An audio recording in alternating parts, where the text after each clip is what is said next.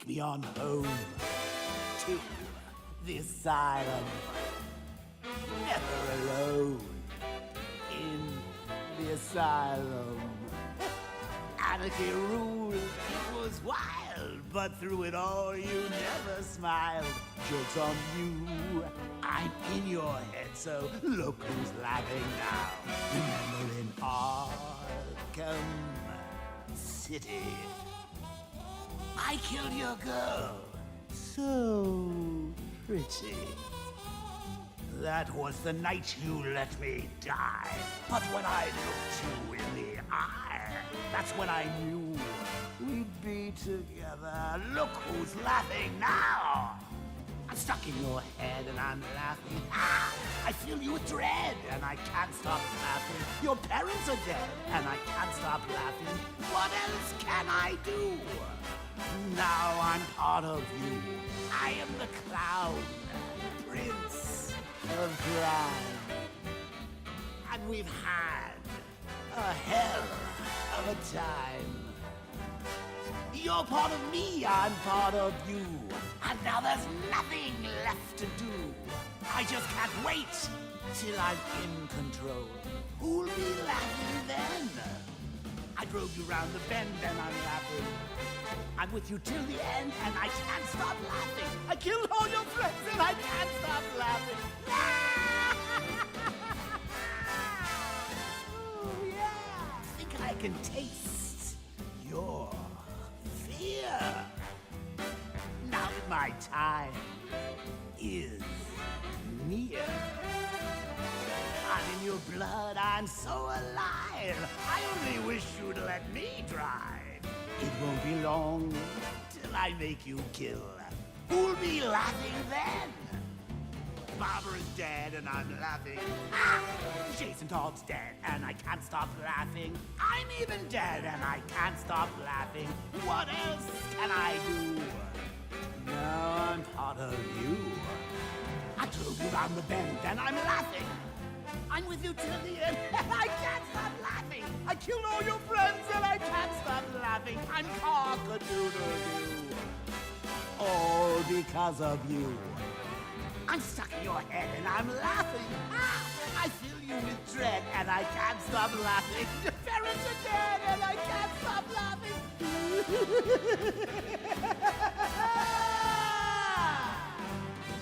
I'm stuck in your head and I'm laughing.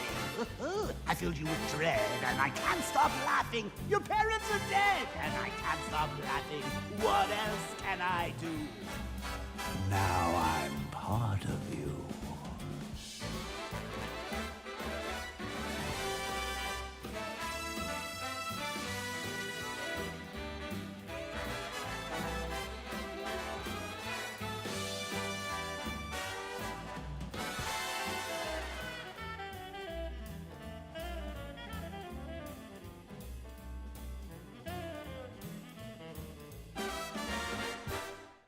Welcome, ladies and gentlemen. It's gonna be a good one. It's gonna be good.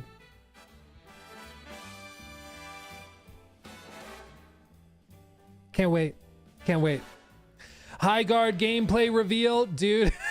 We actually joked about that. We were like, dude, should we just like insert so little background.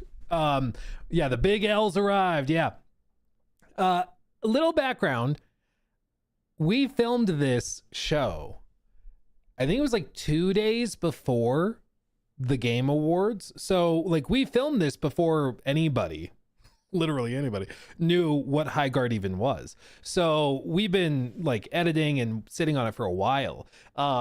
And as a result, like we didn't know about High Guard. If I had known about it, we definitely would have done a little bit of like, you know, I think we would have memed it up a little bit. Just like, and we have one more thing. Just kidding. Like it would have been really funny. But what are you gonna do? What are you gonna do? It is what it is. It is what it is, but it's going to be a really good time. Either way, you should wear a suit for this occasion. Dude, one of the things we were brainstorming this morning in our like group chat of the team that's putting this together, we were brainstorming like, what should we do for next year? Some people are like, oh, you should just go more professional and like go with bigger games and more games and that type of thing. Less rambling, because you're going to see we talk a lot throughout the show. But I threw out the idea that we should just do random stuff like all over the place. So we should do like one year the whole thing takes place around a campfire in the middle of the woods, and then the next episode or next show is us just randomly like in a Walmart break room, and you know, it's just like intentionally not professional. Wouldn't that be fun? Like just totally lean into the fact that we're not like a big corporate thing. I think it'd be funny. Yeah, one year we're all Muppets and we just don't ever refer to it. We don't acknowledge it. That would be awesome, dude. Yeah, realistically that's not what we're gonna do, but I can dream. I can dream. When will the show start? The show will start at in 24 minutes. They're going to start the stream in about 10 with a little countdown, is my understanding. But it should be good in terms of what you can expect today, to just give you a rundown of all of this. Where did I put it? Yeah, here. So New Game Plus tweeted this out. Our official page tweeted this out. What to expect today. Stream will go live 15 minutes ahead of time. Join early to listen to some gaming hot takes. They're going to stream. They asked us a handful of gaming hot takes, and I don't remember what I said, so that'll be fun. Total runtime is approximately 3.5 hours from the start to the finish. Shigurthy, before we even hear it, yes, we know we need to be less wordy and we should cut stuff and trim it. Next year will be more compact. I agree. Game segments of 3 to 4 games broken up with conversations in between. That's the idea, is that we're going to be presenting the games in chunks of trailers, and then we're going to discuss them, sharing what we found out from developers, segments from dev interviews and stuff like that. It's going to be very interesting. Dev interviews in general, game trailers, exclusive looks, and new information on some games that you have probably been looking forward to, and some that you've probably never heard of either. We put together, the team put together this sizzle reel, the hype trailer. And within this trailer are looks at everything that's going to be shown and discussed at the show. So to be very clear, we're not doing big world premieres. There's no Bloodborne 7. There's no Despacito 3.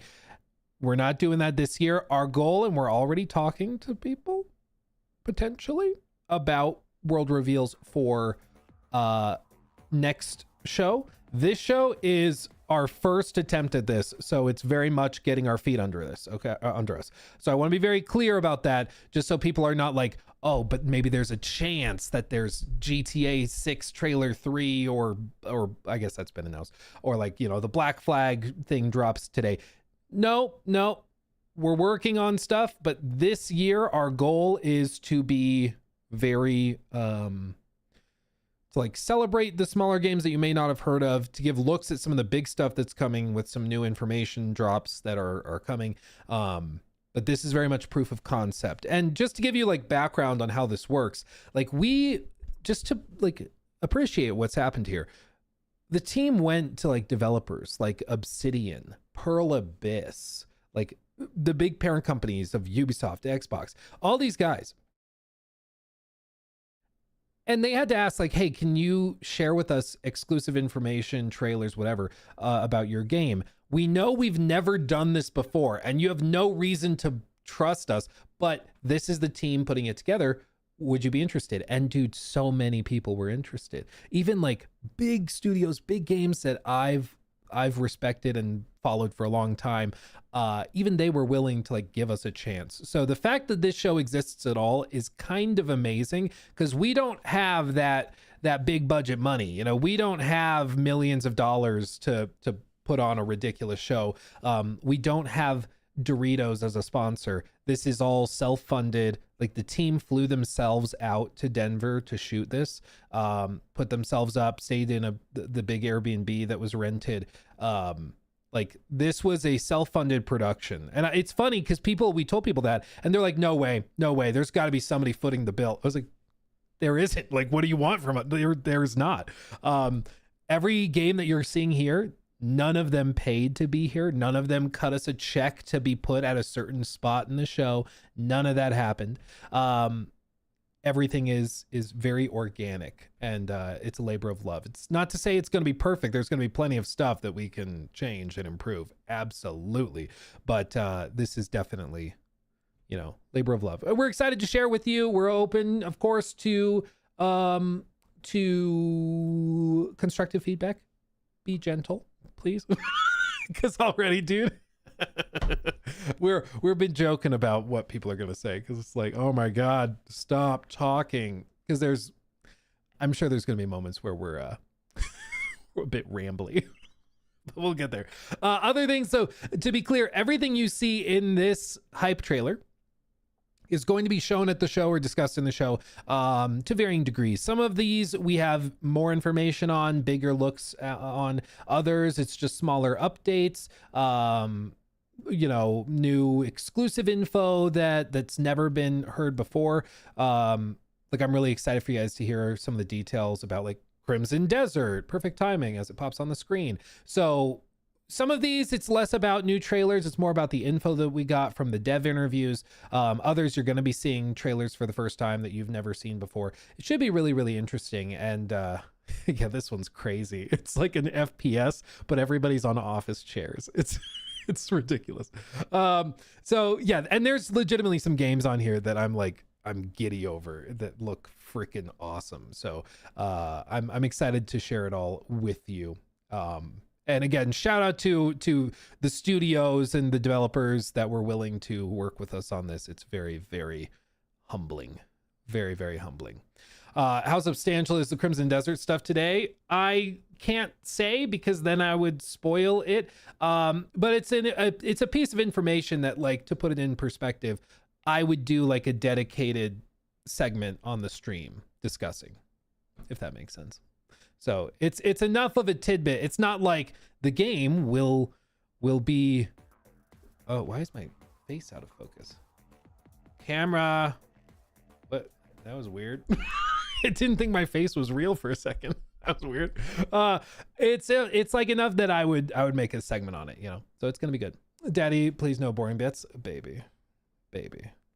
You'll do what Daddy says. You're gonna like it. You're gonna like it. Okay.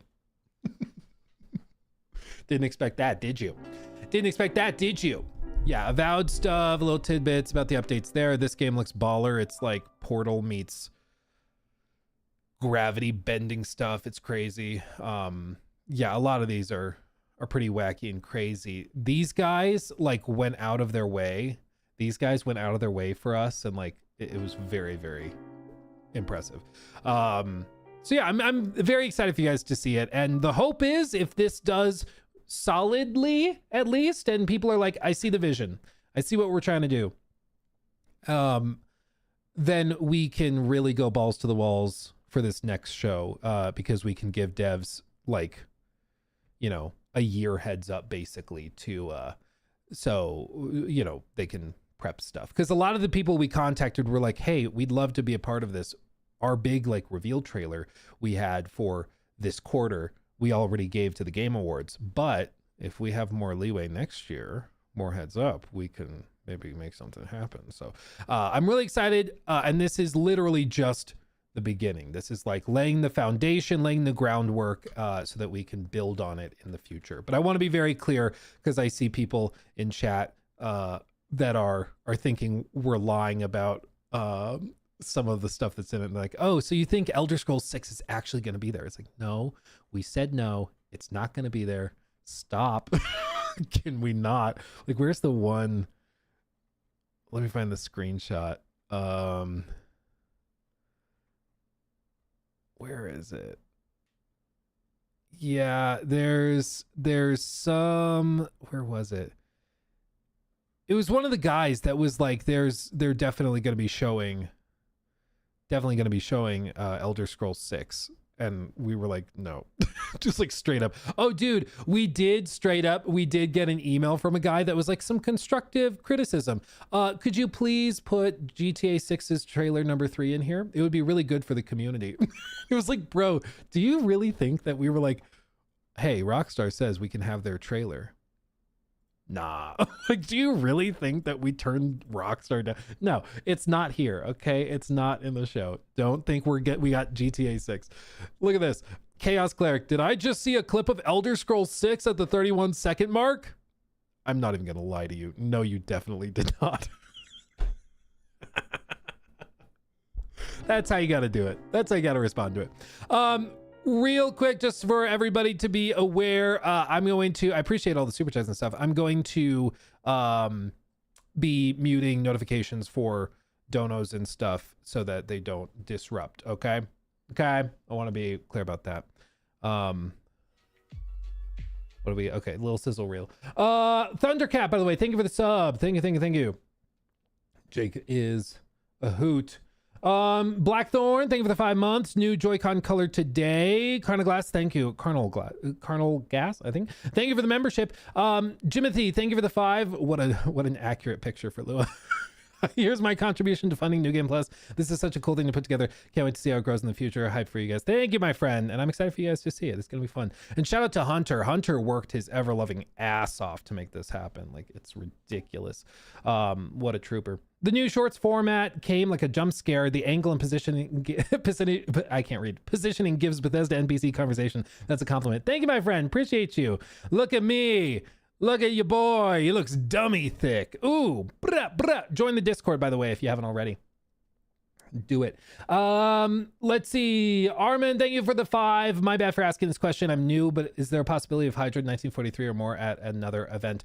Nobody knows what's happening with that game. It's like low-key completely gone. Nobody knows where it is. It's really confusing. It's just like completely disappeared. So to put it in perspective, it was supposed to release last year, and then it was delayed to early this year, and then it was delayed indefinitely.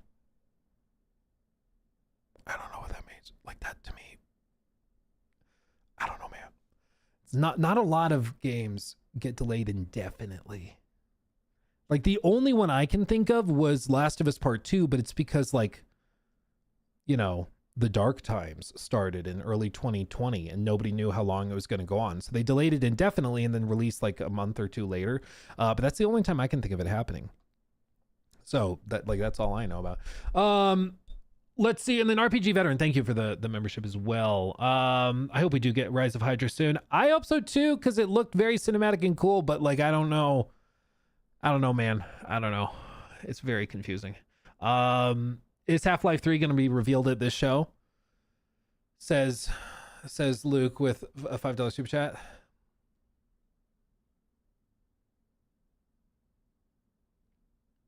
No. Nope. Let's see. I think there's a higher chance of Todd showing up than Elder Scrolls. Unironically, yeah, probably. Let's see. I read that one. Okay, I read that one. Cool. So is this new show once a month, once a week, etc.? And congrats, of course. Our current plan is for there to be the New Game Plus showcase, which happens every December or early January. That's the ultimate vision. Beyond that, we want to turn it into like a larger platform that's creator led, and we want to have a presence at big shows and events throughout the year. So the team will go to like Summer Games Fest, the team will go to Gamescom, and like have a presence there, kind of like old school G4 or IGN, you know, that kind of vibe. But instead of being corporate and owned by Comcast, we will do it ourselves and be much more lean and dynamic, you know. That's my thing. That's my guess. Luke, can you tell us Elder Scrolls 6 is going to be revealed here? Oh, shoot. Now you're going to clip me saying it. Oh, God. Oh, wait. What's our hot takes? It's a better video game than Bloodborne. The RPG category is so broad to the point that it's meaningless. Mouse and keyboard is easier to be good at than controller. The Horizon franchise is very mid. A battle royale would have saved Halo Infinite. A battle royale would have saved Halo Infinite. Multiplayer games are held to lower standards because everything you do with your friends is fun by default. If most of our favorite games launched today, people would call them bad. Hideo Kojima writes dialogue like an alien trying to convince everyone else he's a person, and it's bad. Early access is good for video games. Arkham Origins has the best written story in the Arkham series. Ooh. Nintendo is held to Ooh, different that's hot. standards than other companies. Marathon is a more fun game than Arc Raiders. PC or console? PC. PC. PC. Console. PlayStation or Xbox? PlayStation. PlayStation. PlayStation. Your mom. Mouse and keyboard? Dude, she wouldn't answer the questions. Mouse and keyboard. Mouse and keyboard. Depends for what. Like, see what I mean? Controller. Single player or multiplayer? Single player. Multiplayer. Single player. Single player. Competitive or casual? Competitive. Casual. Casual. Next. Call of Duty or Battlefield? Battlefield. You bastard. Battlefield. Call of Duty. Ugh. Counter-Strike or Valorant? Valorant. Counter-Strike. Counter-Strike. Apex or Fortnite? Apex. Fortnite. I can't gritty with Master Chief and Apex, so we'll go Fortnite. Whatever. See what I mean?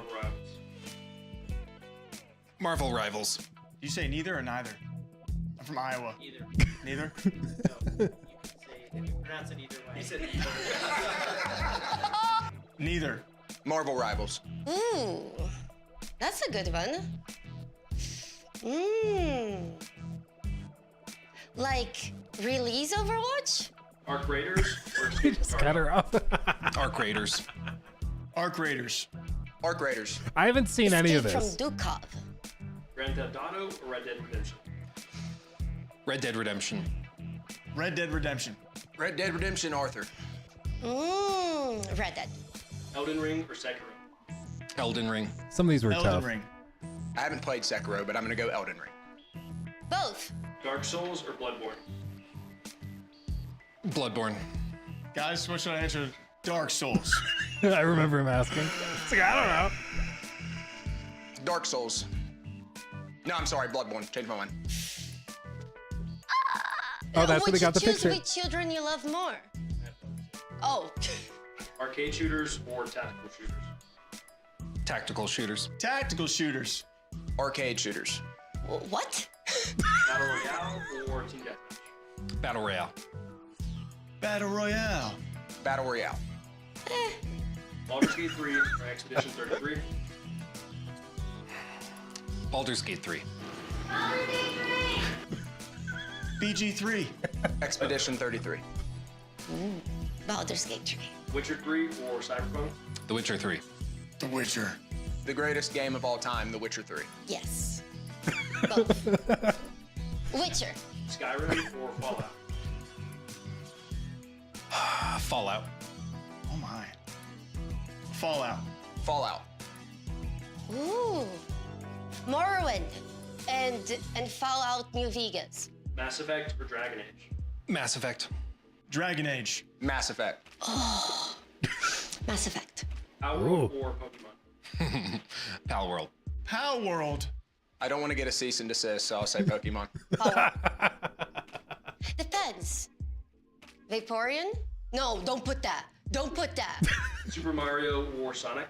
Super Mario. Super Mario Bros. Super Mario. Sonic. Destiny or Really? Warframe. Destiny 2. Warframe. Diablo or Path of Exile?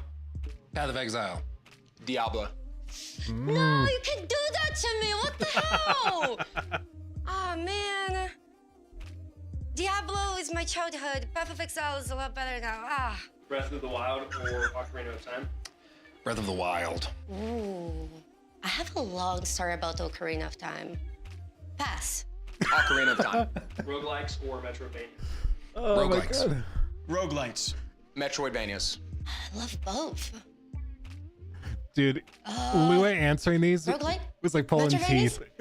So Castlevania. funny. Achievement hunting or multiple playthroughs? Multiple playthroughs. Multiple playthroughs? Achievement hunting. People who only play games for achievements are so low on my totem pole. What was this? Sorry.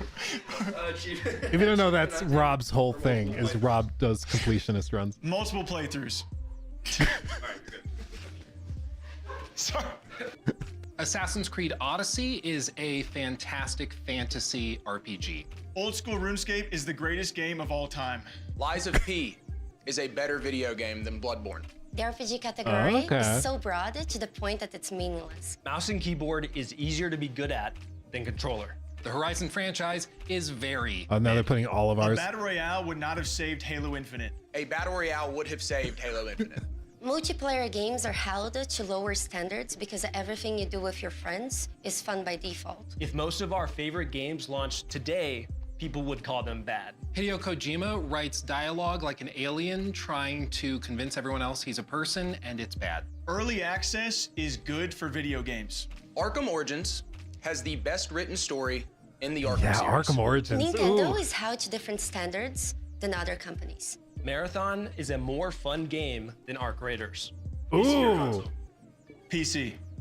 PC. PC. Okay. Console. They're recycling now. That, I mean, honestly, dude, it was so funny because they didn't tell us any of these. PlayStation. They just like tossed them to us one by one. I think Jake went first and then Rob. But dude, Lua's took like 30 minutes to film because they're cutting it out. A lot of these questions they'd ask her and she'd be like, well, let me tell you about the time I played the game. And it was like, Single player. Competitive or casual? Competitive. Casual. Casual. Next. Call of Duty or Battlefield? Battlefield. You bastard. Battlefield. Call of Duty. Ugh. we should have had a question about IGN or GameSpot. That would have been funny. Counter-Strike. Oh, that would have been funny. Apex or Fortnite? Apex. Fortnite. I can't gritty with Master Chief and Apex, so we'll go Fortnite. True. Whatever. Overwatch or Marvel Rivals? Marvel Rivals. You say neither or neither? I'm from Iowa. I'm from Iowa. Just leave it there. I'm from Iowa. You know, from Iowa. Yeah. So it's going to be fun. I'm enjoying these. It's fun to see him back. Jacob and I were working on filming a vlog, like behind the scenes of the production process, and it didn't come together the way we wanted just because of some like technical difficulties that we had with it.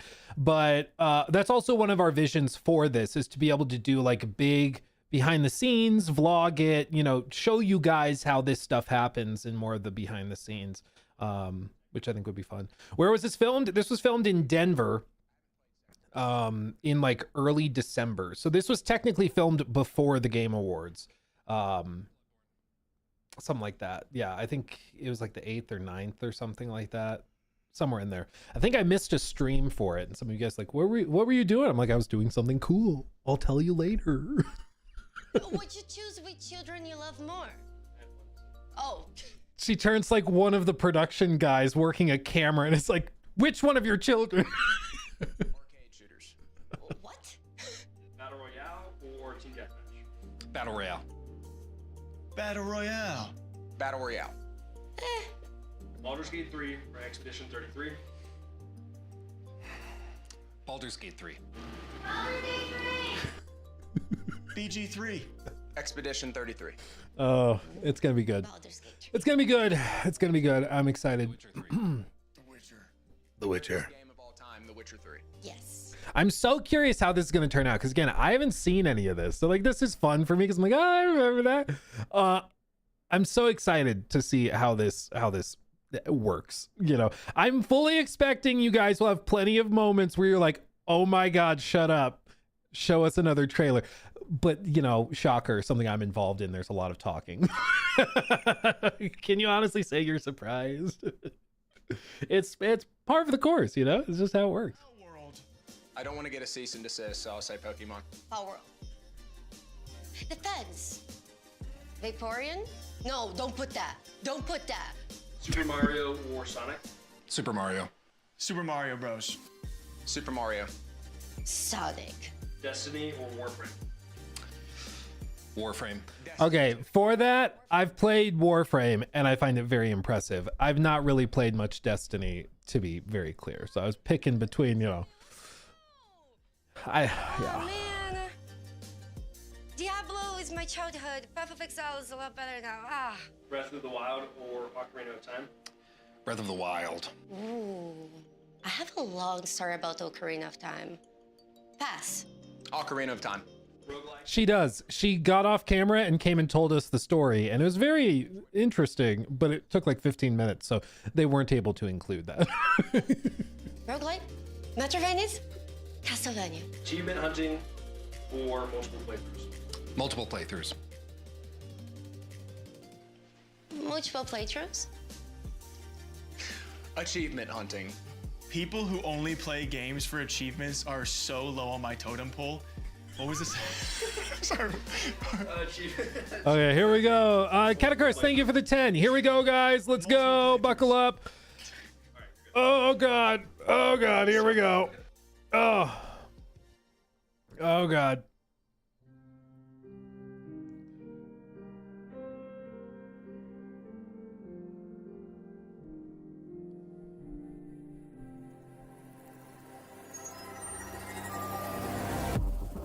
Am I nervous? Oh, always, dude. Like, because we've been working on this for a while, and I'm excited for you to see it. But as with all shows, there's going to be people who, even though we say no global reveals, everything you're seeing in this hype trailer is what the show is. So we're being very transparent. What you see in this hype trailer playing right now is the show. That's what we have. Even still, there's going to be people saying Bloodborne 2, you know, Black Flag. It's like, no, not this year. Next year, we're going to be way more coy and have lots of surprises. This year, we're being super transparent and trying to be very like, keep your expectations in check, you know? So I'm excited for you guys to see it. And seriously, some of these, like, you're going to see games made by one guy, games made by like a married couple that are amazing. Like, you're going to see some crazy stuff that a lot of it you probably haven't seen before. But that's part of what we're doing here, is trying to put these games in front of an audience, games that wouldn't typically get to be in front of a big audience because they don't have, you know, $1 million. Yeah, that one is crazy. You'll see it. Dino Blade!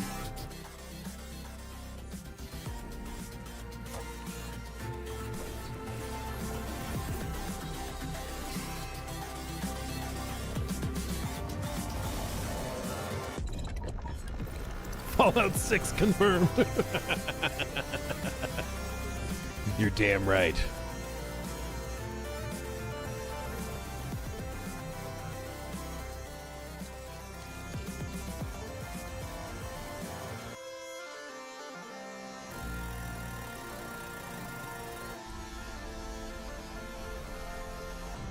Let's do it.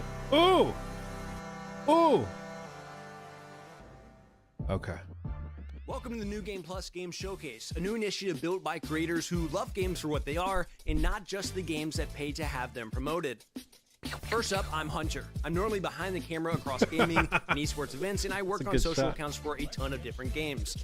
My favorite games of all time would probably be RuneScape, Dark Souls 3, Leaf Green, Black Ops 2, and Star Wars Battlefront 2. Then we have Jake Lucky, kind of the point where gaming, esports, and streamers collide. If you look at him for too long, you'll start to wonder why his neck is so long, and if you look at his Twitter for too long, you'll wonder how much Nadeshot paid him to tweet clips of him every single day. His favorite games of all time are RuneScape, Age of Empires 2, Halo Infinite, Jumpstart Adventures with Bodley, and CSGO. Next up, Luality. A streamer with a hatred of spoons and a love for dragon sex, Lua probably has more personality than the rest of us in her pinky. Her favorite games include Baldur's Gate 3, Cyberpunk 2077, XCOM 2, Witcher 3, and Mass Effect. Then, Luke Stevens, the mind of a critic with the heart of a fan.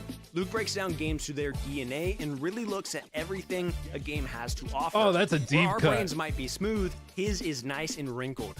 His favorite games of all time are Elden Ring, Kingdom Come Deliverance 2, Last of Us, Witcher 3, and Batman Arkham City. Oh, baby! The fifth and final in-person member this year is I Am Rob. Rob came from the hell of making Call of Duty videos to the other hell of platinuming games. His favorite games of all time are Witcher 3, Halo 3, Batman Arkham City, X-Men Legends, and Call of Duty Modern Warfare 2. not to be confused with Call of Duty Modern Warfare 2 or Call of Duty Modern Warfare 2 Remastered. Then our final member is Blue Thunder, the man who is always spotlighting the next hidden gem before anyone else sees it coming. He just had a beautiful second child that luckily takes after his wife, so he's not here in person but was a major part of the showcase. His favorite games of all time are Resident Evil 2, Silent Hill 2, Elden Ring, The Last of Us, and Metal Gear Solid 2. Together, we're pressing into how we think game showcases should feel: conversational, authentic, and transparent. We are here to celebrate what actually excites us. Incredible worlds, creative devs, and stories behind those games that we love so much. There's no paid placements, no marketing scripts, just pure passion and excitement Damn for what's right. coming up in gaming. You can expect a wide range of content, including new trailers, fresh gameplay, developer interviews, behind-the-scenes content, and even some updates to your favorite games. So sit back, grab your drink of choice, and let's dive into some of the games that we think I have are that worth cup. your I need that attention. cup. This is the New Game Plus Game Showcase. Yeah, also, who picked the name? New Game. It's a work in progress. Wait, what's the name of New it? Game Plus shows the showcase. New plus a game plus a showcase. Have we trademarked that yet? Because I don't. Oh, God. Well, we have cups. We That's already most of it. got the cups. Sick name. The cups are done, We dude. might have to cut our losses. There's no changing it up. Cheers. Perfect. I don't know. It's great. I like the wide angle, like behind the scenes shot. All right, guys, so first up, we have 3 awesome games. We have Blind Descent coming from Owlcat. We have Deep Dish Dungeon coming from Behold and Raw Fury, as well as an exclusive interview with the Don Walker creative director.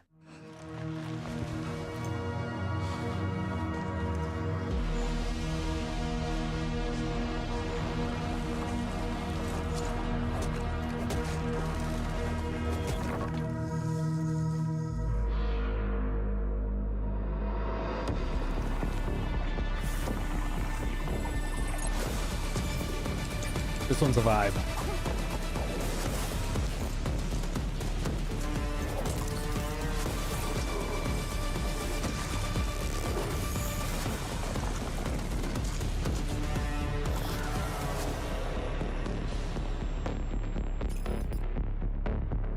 Blind Descent.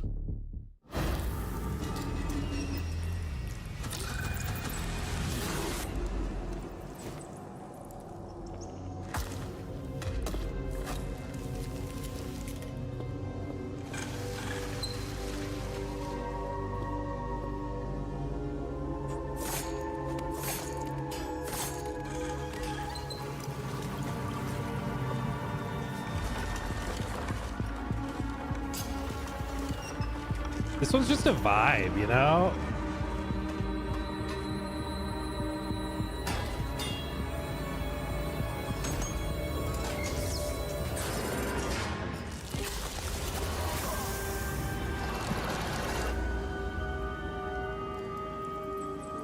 Deep Dish Dungeon.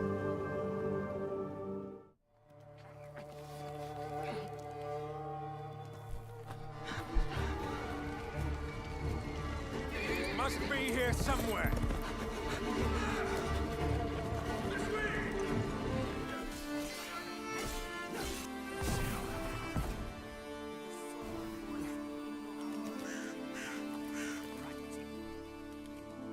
A Dawnwalker is like a special kind of being in our IP. It's neither fully a vampire nor a human. It's something in between. What this means is basically that you, as a Dawnwalker, you have underwent a transformation. You used to be human.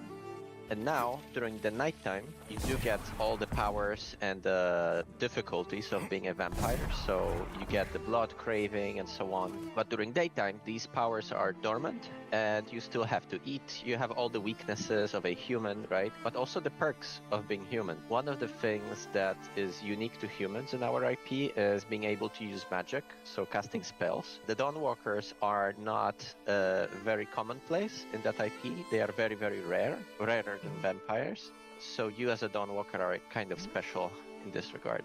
I would say the short-term things that have immediate impact on the character development are you have to feed on, you know, either animals or humans on blood suddenly, right? So you get these cravings, you get these like weird, eerie experiences that you didn't have as a human. Brentsis and his clique of vampires actually caught him on his low point when he was vulnerable. He has used specific traits of vampiric blood in order to cement his position in the valley. Because, you know, as you might imagine, having a bloodsucker as your lord might be a tough sell. However, if the alternative is getting sick and, you know, dying in thousands, actually it doesn't sound as such a horrible thing. He tries to kind of distort the religious beliefs in order to install himself as a savior of the valley. We do explore this in the game, so you might see, like, for example, statues erected to Brentsis, new iconography shown in the local cathedral, for example, and in the castle and so on. There is this whole cult of personality he builds around himself. So he basically shows himself as something better than the old order, right? We do have a mechanic tied to shrines that are erected across the valley, and Brentsis puts a lot of attention to kind of twist them to his own image, and these do have a functionality. When you play the game, we have assigned specific functions to them. Generally speaking, one of the things we wanted to achieve in this game is to have Brentsis being this active antagonist. You know, in a lot of games, the antagonists are out there to be defeated, but generally speaking, you have free reign, you do your own thing, and it doesn't really, change much in how they approach you. In this game, what we wanted to do is to have Brentsis react to your actions as you complete different activities throughout the valley, as you maybe undermine his operations and so on. It's kind of like his seal of approval. Exactly. So it's like, so basically the way you can think about it is like the more you do in the valley, especially if you undermine Brentsis, you will gain notoriety. The more notorious you are, the more edicts Brentsis will pass in order to thwart you. So, for example, he might send out more soldiers to patrol roads and villages, right? He might, in some extreme cases, maybe even initiate a lockdown of the city to basically hamper your ways of traversing it, right? There is a number of these edicts we have prepared, and each of them is designed to kind of twist and change the general open world gameplay. It also has benefits. There are factions in the valley that dislike Brentsis, so the more notoriety you gain, the better standing with them you get, like they actually like that. There is a number of plot lines that you can follow if you want. You can also cut them off because we have added these systems where, for example, you might lose control over Cohen when he's a vampire if he was hungry. You might kill off some important NPCs and then the plot line just cuts off basically, or you get some alternative version. There are some ways to enter the castle in the open world. You can ignore these side plot lines. You can level up Cohen and decide to attack the castle on your own, right? Out of curiosity, is there romance in the game? Romance, yes, of course. We do have romance options, yes. We didn't delve deep into like with whom yet. Okay. And, Romance confirmed. I'll leave that for the future to talk about. However, yes, you can expect to build relationships with characters. Like I said, there is like one main goal, very varying ways to get to it. These different ways that you pick will impact, what happens with Veil Sangora in the end. And it's all up to you. And I think I really recommend experimenting with this stuff and having fun with it. First one, Blind Descent, Martian, survival, co-op, adventure. Gives me Subnautica vibes, and in the best way possible. I really like it, but like more with land exploration, which is really cool. I honestly can't wait to try it. We're also going to see a lot of survival games today. So I think it all comes down to what the ultimate depth of the game is. I'll also just let you know real quick, we will have the full quality version of the show, not compressed by streaming, whatever. And it'll go up right after the show's up, so you can watch it without any compression. Like you said, a lot of survival games, but I think it's popular right now, and I'm hopeful that a lot of them do it right. But this is like going underneath Mars and has aliens. It looks interesting. I like it. I'm intrigued about the variety of ecosystems and aliens and plants that they bring up. Well, like you said, it's popular right now because people like them. And so they share a lot of things mechanically, but for me, it's usually the vibe. And this one has a vibe. Yeah, it's a good vibe. That's why I wonder how that gameplay loop goes. Like, how far down can you go? What kind of biomes are you experiencing as you continue to go down? And like you said, with survivals, we see like a lot of the same loops. So how can they? Are there trees you can cut? Yeah, like again, we're gonna talk about it a lot, but if you can cut a tree down, I'm good for survival games. I'm like at that point, I'm the target audience. Then we have Deep Dish Dungeon, co-op dungeon crawling, a survival game, handcrafted dungeon. You gather resources, cook to strengthen your party. You can party up with friends. I'm excited for it. Speaking of vibes, this thing is a vibe. Like, I don't know what you'd call that art style, but whatever it is, like injected into my veins. Retro, right? It's like pixel art, but then they also have like some voxel type tech for digging and breaking things. I don't know, whatever it is, I like What's it. What's voxel type tech? Okay, so when Luke said voxel, I used a word. That's big word count number 1 of the day. When I see that, I'm very basic. I'm like, that's got to be some form of pixel art, which is definitely coming back. I feel like we're seeing more games kind of pull back that old view, that old like Minecraft pixel art, whatever you want to call it, voxel view. I will be honest with you guys. While you guys are talking about pixels, I'm thinking I hope I can kill my teammates in funny ways.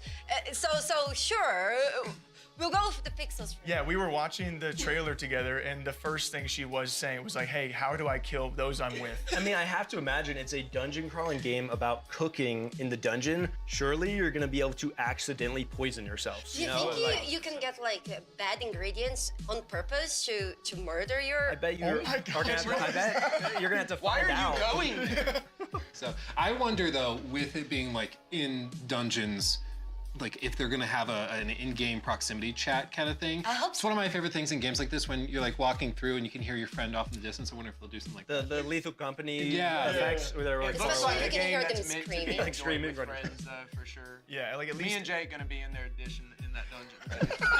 like at least a co-op. He's across the world. I'm like, Rob, you there? There. I'm dishing, baby. I'm dishing. I'm dishing. making Can you bring a carrot? What are you making?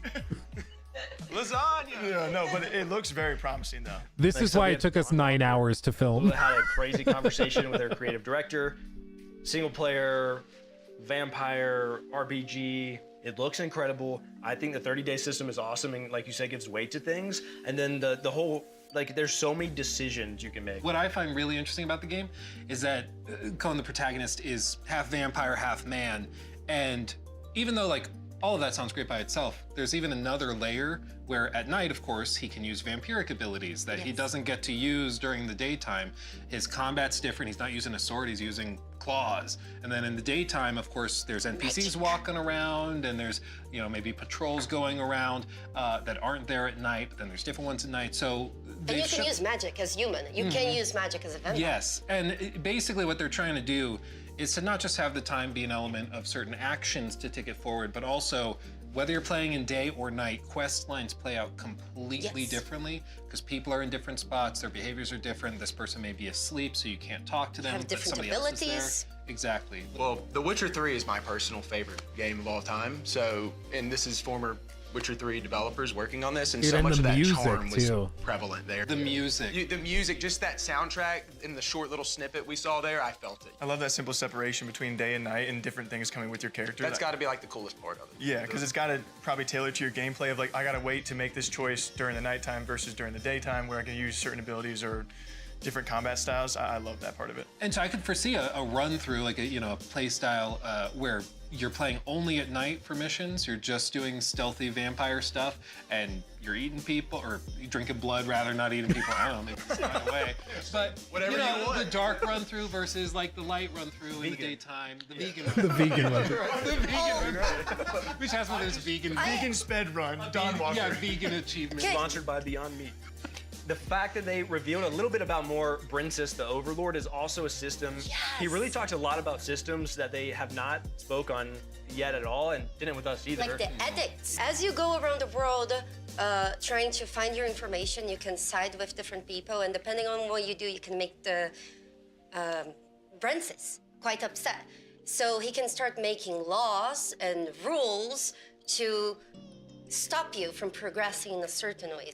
I also like that Brensis as an antagonist is not just like pure evil, doing all sorts of horrible stuff. Like he is helping the people in some ways, in order to, get control of them, but he's like curing them of the plague. Like he offers them something they aren't getting elsewhere. So he's doing bad stuff, but there's nuance. And that typically makes for really, really good stories. Harder choices to be made, perspective, and never a clear-cut good or bad. Yeah, because I bet you there's gonna be a moment where it's like one you of could the stop charms. it, like his influence in an area.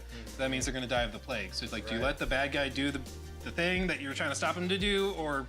And it's also about perspective. These people were ruled by a very tyrannical leader before. So even though Brent is a vampire to them, he may as it's well worth it. be a savior, right?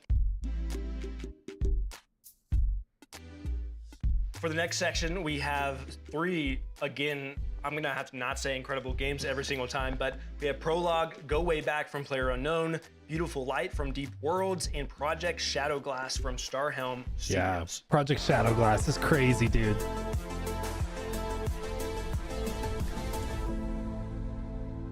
It's just an infinite map generator with some game loops on top of it. So you have a survival loop, which is pretty hard.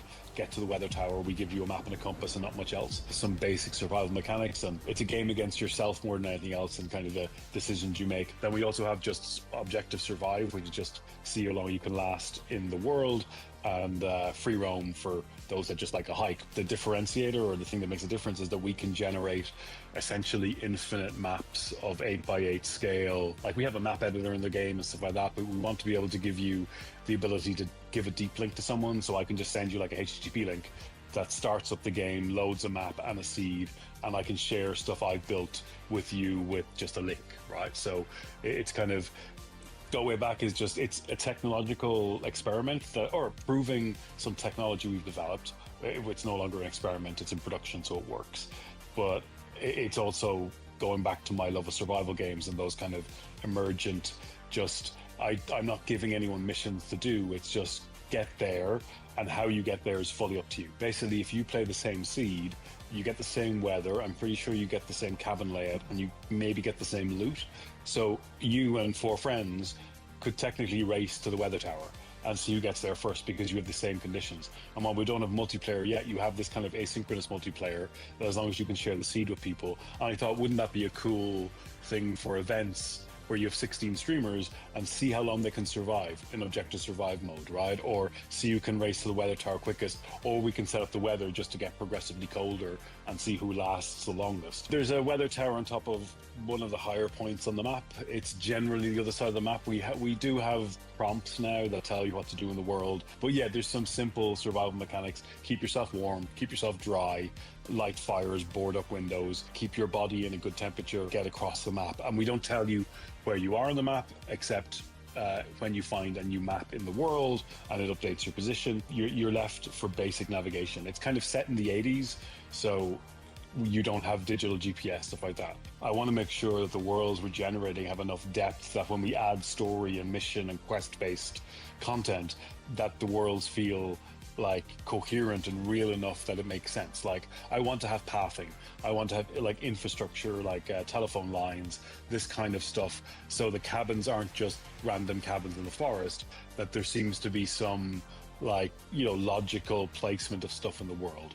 And once we have those in, then we can more easily go, well, okay, you need to connect all the substations to bring power to the weather tower so you can get a message or go and do various things. Right now, there's a bunch of cabins and there's survival mechanics, but we want to add a lot more depth to the environment. Preface is a tech demo. That I always said I wanted to release a free tech demo of the engine we're building, and that's what Preface is. And the kind of poetic thing is that my last game will be Preface, because it'll just be a visualization of what's possible with our engine at that time. And it's more like Minecraft Survival, that it's an example of what you can do with the engine, and it'll be open source and free for everyone, so you can do whatever you want. So having this kind of digital space, like an internet in 3D, I don't see anyone working towards that. I see small bubbles, but I don't see anyone really trying to do Earth-scale terrain with millions of people. And that's kind of the bigger goal, and that's why we've broken it down into 3 games. The aim is that you should be able to do anything. This is hard to understand. 100 by 100 with 5v5 or 100v100 relatively easily and not have any problems. We will build, because it's maybe like an Earth brain scale melting terrain, maybe smaller, with hopefully a network layer that supports millions of people. That will be kind of a survival civilization MMO type game. But again, that's just one layer of the world. Like, I want you to be able to just jump around the world and see what's happening, because you should be able to, like, I think if you want to interact with the world, there should be a layer of survival you have to do, or a layer of gameplay in order to kind of leave your impression on the world. Yeah, the dude's brilliant. And what he's trying to do is like create like this dynamic survival game where you can generate your own maps that are like miles and miles and miles wide. It's like crazy.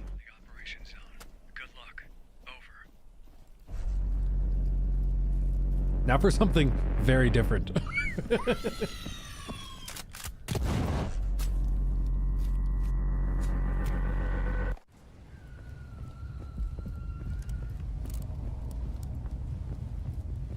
Dude, I love UI that's not disruptive like that. Like,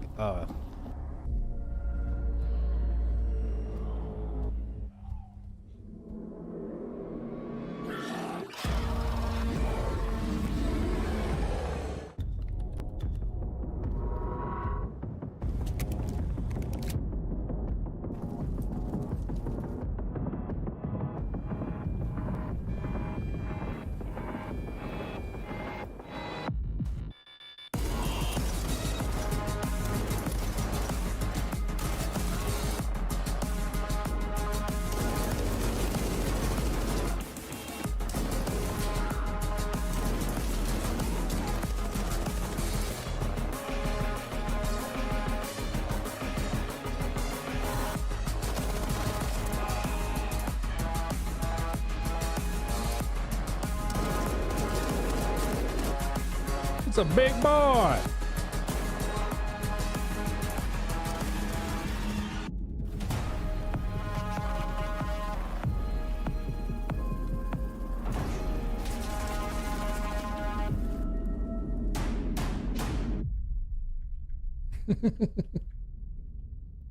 I just remember one of the things that's, yeah, you'll see. You'll see in a second. In a world where pixels were once only 2D. You remember this? Now, there's 3D. Oh, I'm just with you. I'm Dominic John, the dev behind Project Shadowglass, a 3D pixelated RPG that's a love letter to classic immersive sims like Thief and System Shock. This video is a series of prototype rooms that I've been working on some of the core systems in. No art, no assets will be generated by AI. This is all human-made, hand-placed, made by me and artists like me because we love what we do.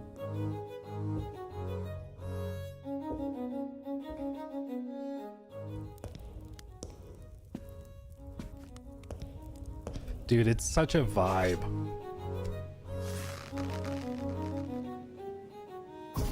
He also has a YouTube channel where he shares like the behind the scenes of making this, because this art style is like ridiculously hard to do. And there's a lot of ridiculous math to do it. I would highly suggest wearing them. All the audio in Project Shadowglass is going to be 3D, and not just 3D, but simulated. The music emanating from this orb is going into the left ear and the right ear, but as I change the size of the space,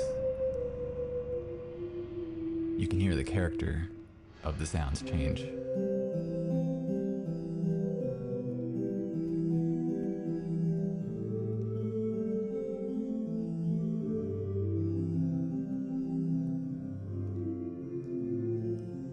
And if we go around the wall, we can still hear it coming from the opening in each ear.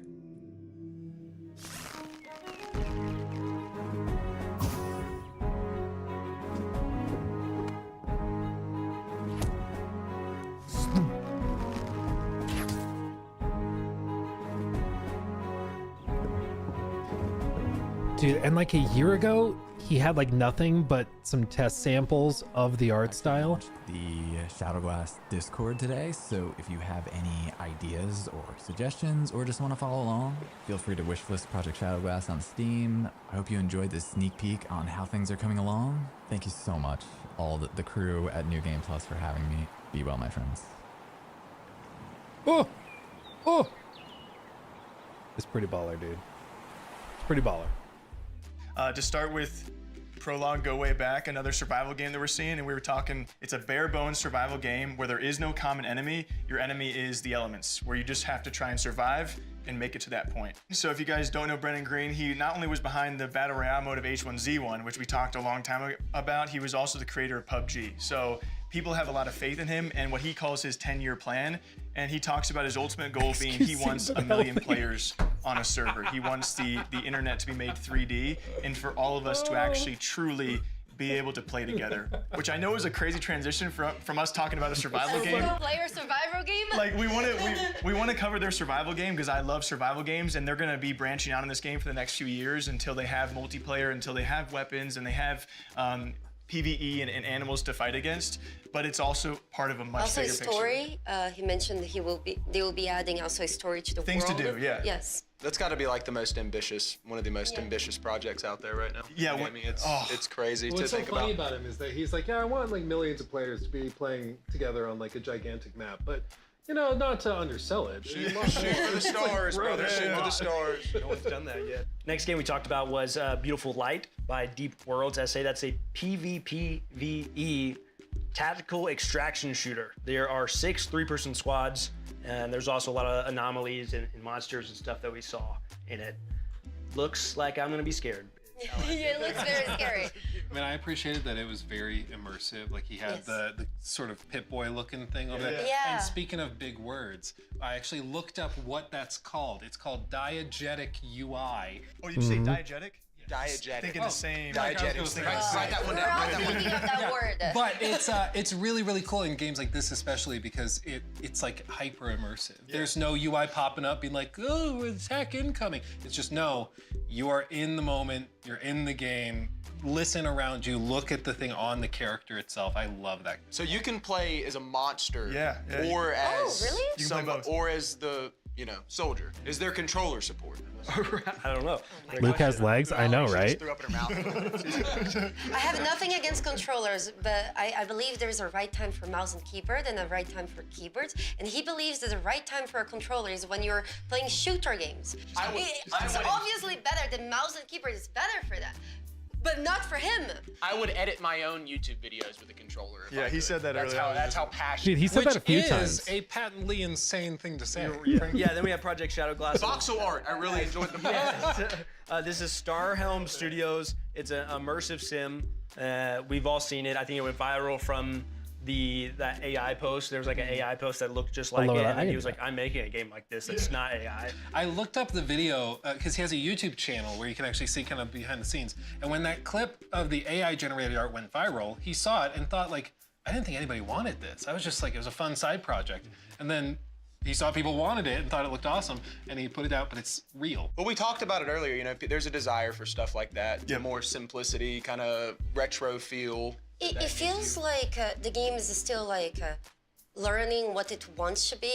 Like he's working on the graphics, the basics, the music, and as like they have a bow and an arrow, and hopefully as they work on the project, they start feeling what it will grow to be, what kind of game it will develop itself into. Yeah, my understanding is right now it is just Project Shadow Glass, and it's gonna eventually become like a video game, but right now it's just kind of proof of concept that the art works, the crazy math behind it works, and like it can grow to a game, but it's certainly very, very Well, I wish him nothing but success. Yeah, he seems like because it seems like I awesome just dude. love a good passion project. Mhm. You can tell there's a lot of heart in that.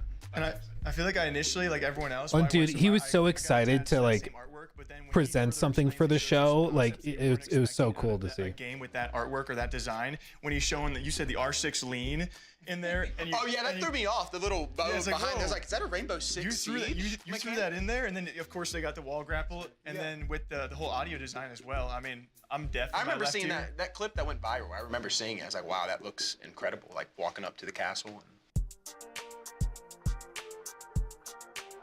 This section we have 3 what I would consider kind of sci-fi games Ooh, a little baby. bit, but we have Aphelion from Don't Nod, which we have an incredible look behind the scenes of the music with the composer themselves, as well as The Expanse Osiris Reborn from Owlcat. If you're familiar with The Expanse, super exciting, and also Distant Shores, Brittany. Oh.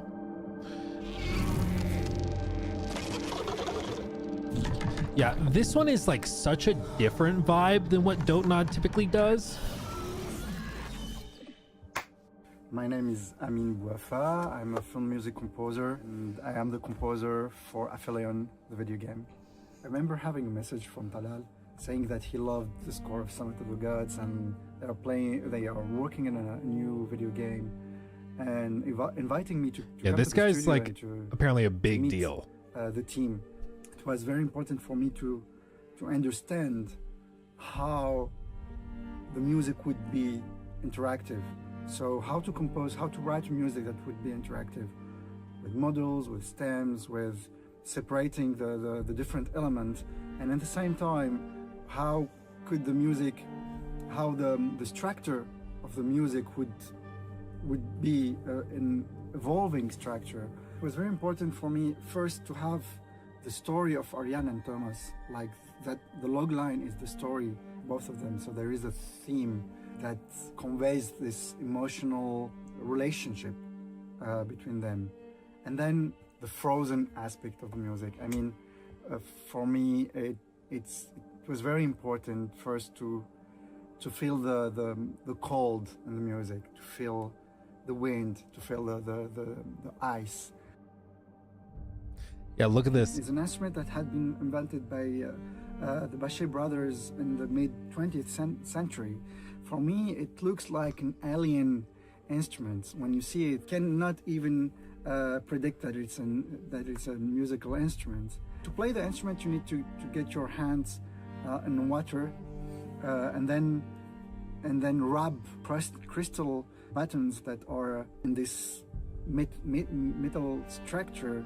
Could convey this frozen identity of the score, and at the same time having this magical sense of in the score.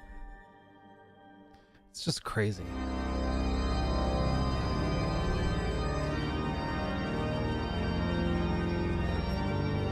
Uh-oh. There is a sacred feeling also to this planet.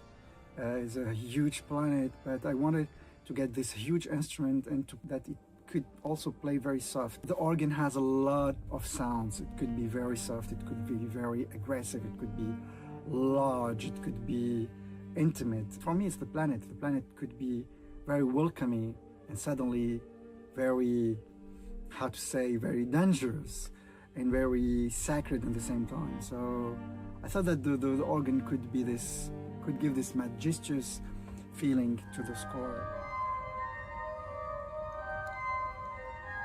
Like, how crazy is that?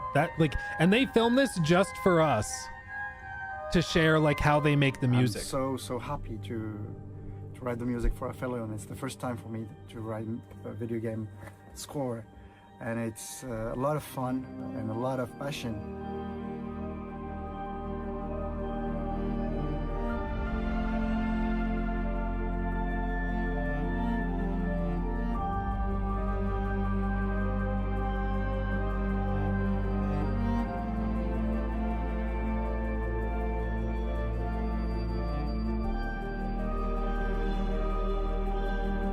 And a crystal Bachet, I never heard of that instrument, but dude, freaking cool.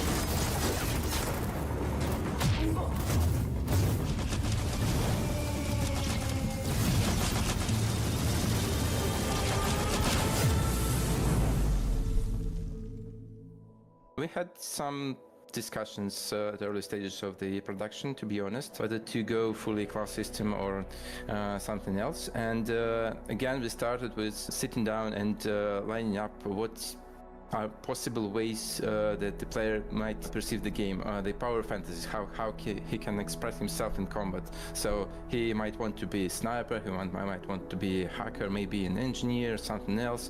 As we designed those play styles, we thought how to mix it up a bit, how to let player to experiment with what he encounters during the game. So, for example, when he finds a neat shoulder cannon, as we shown in the announcement trailer, even if he's a sniper, he might want to experiment with that. Why not? It fits the universe, it fits the playstyle. He might want to see how it works. And so we decided why not to give him the possibility to do that. That was the idea behind the playstyle. So playstyle is basically the starting preset that kind of gently guides you towards the certain direction of your power fantasy of how you play the game. At some point, the player will need to commit to his choices. So again, it's an important part of the choices system. You know, if you just can switch everything on the fly, that kind of makes your choices less important. So at some point, you need to stick to particular guns, particular gadgets, and you just build around them. We give you some time to experiment, but you will need to commit. During the character creation, you will have to choose between three major factions. Your origin, so you will be either Belter or Earther or Martian. Facial customization, appearance, you can choose your body type.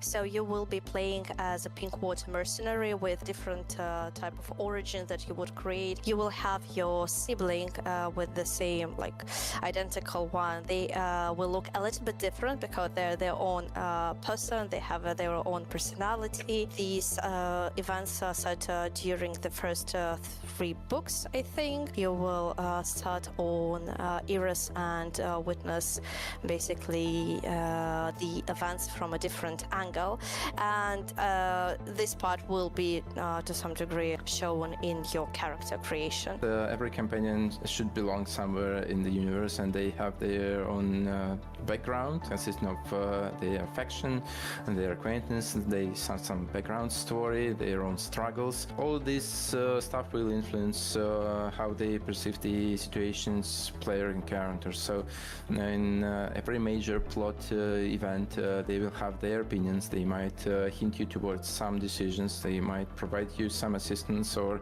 maybe even some crucial contacts to go for help, for advice, for military support, maybe. Of course, they will have their own stories, their own struggles, and you can choose to help them, or maybe to ignore their own stories, totally depending on how you want to be invested in this particular companion. The choices you make for those companions also will matter in long term. Yep, some of them will have romances, and you can see on our background companions. Perfect, We cannot thank say who is going to have romance, but there will definitely be romance in our game. It's a small crew on the small ship. You know, the Expanse, it's a universe where everyone flies in very tight spaces for a very long time. So there is a dynamics in the crew as well. We have a few layers of the combat system. First of all, it's obviously the gunplay. A few classes of weapons that you can use, and mostly you do it from the covers, so it's a cover-based gunplay game. And the second layer of the combat system is that's your abilities, that they might be more like offensive ones, maybe something like a grenade or a shoulder cannon, or maybe something more defensive like a shield, or maybe a protective drone. A lot of gadgets that you can choose from depending on your play style. And as Julia mentioned, there are some play styles that are mostly focused on using your gadgets rather than using your weapons. Third layer, but still very important, that's obviously your companions. They have their impact on the combat. They have what we call combat opportunities. That's particular situations when you can order your companion to use an exploit in the arena, in the environment, to gain a certain advantage in combat. We decided against the management, the gameplay part of the survival stuff. So you won't be counting your gallons of reaction mass or how much water you need to recycle before it dries out. Nothing like that. But still, the expanse universe is very dangerous. So in terms of narrative, the survival will be a part of the game. You will have a tremendous enemy. You will have a lot of very dangerous situations that you will have to get out somehow. There will be a lot of survival in terms of your player experience, just not as a particular mechanic. You will be able to fly around the solar system. Nice. You will be able to visit various planets. We mentioned it before that we have Luna, Mars, Ceres, Io, and some other cool places to visit. And some of those places will be like major social hubs where you can just walk around, meet other people, drink at the bar, shop for better equipment and stuff like that. So you will have plenty of places to go and to visit and to look at. The Expanse universe is cruel, and some characters might die because of your choices. Stay tuned for more. We will show more very soon. They were so cool too. Cooking. I hope you will like it. They were so cool, and like we talked for an hour. We trust your flight was smooth.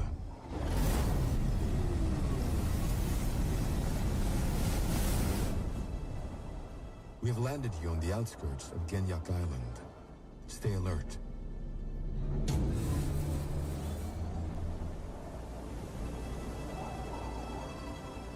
Hey, Aaron, it's Thomas. You know, your brother. You said you would visit me here, but you never did. Look, bygones be bygones. Just find me in the West Zone. I'll be waiting.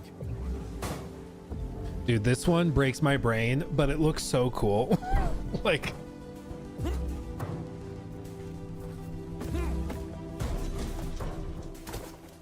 Sometimes I dream about what's under the ocean. A distant See what I mean? Waiting to be explored. How crazy. And they have like puzzles and boss fights with it too.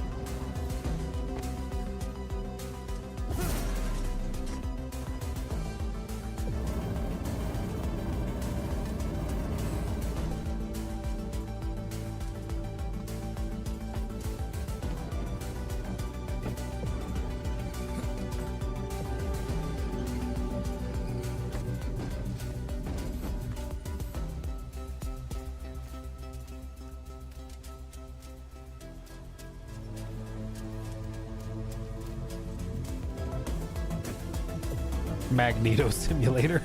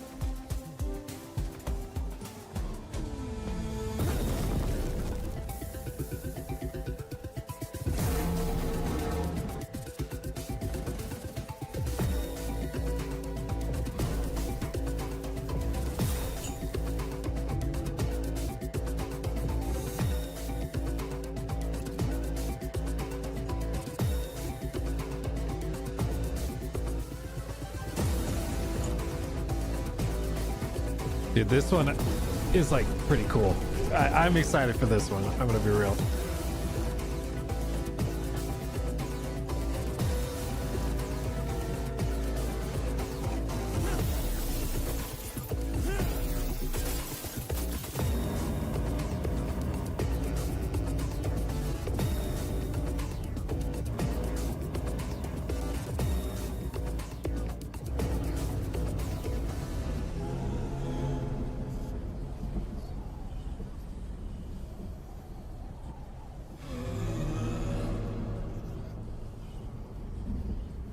It's us, Poopy.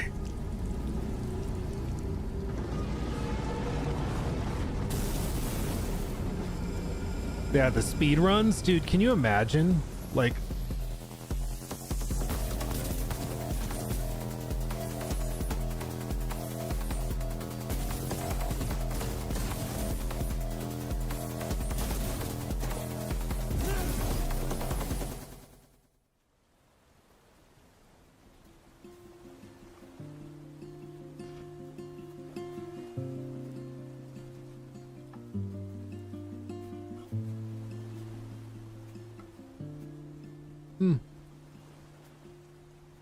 Slipping boats on the far sea. Such a peaceful place to be seen. It's a wonderful way to be free.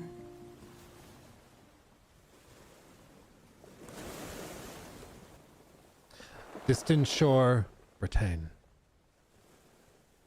Let's start with Pavilion. My understanding is it's a dual protagonist game, so you'll actually be swapping back and forth as they sort of work together. And I'm sure there's parts where you're separated, parts where maybe you're together, working together. Very emotional story. There's so much potential for stories like that. The dual protagonists, seeing it converge in the end. You know it's going to be an emotional game, especially when they put so much emphasis in the music. I feel like music is a tool to catalyst emotions, so it's definitely something that We were actually talking about that earlier today, music and video, and not just video games, and art in general, and media. Good music changes It changes everything. From a game being a good game to a memorable game. A game that So we talked about the Crystal Bachet for like 10 minutes. I wonder how much they cut.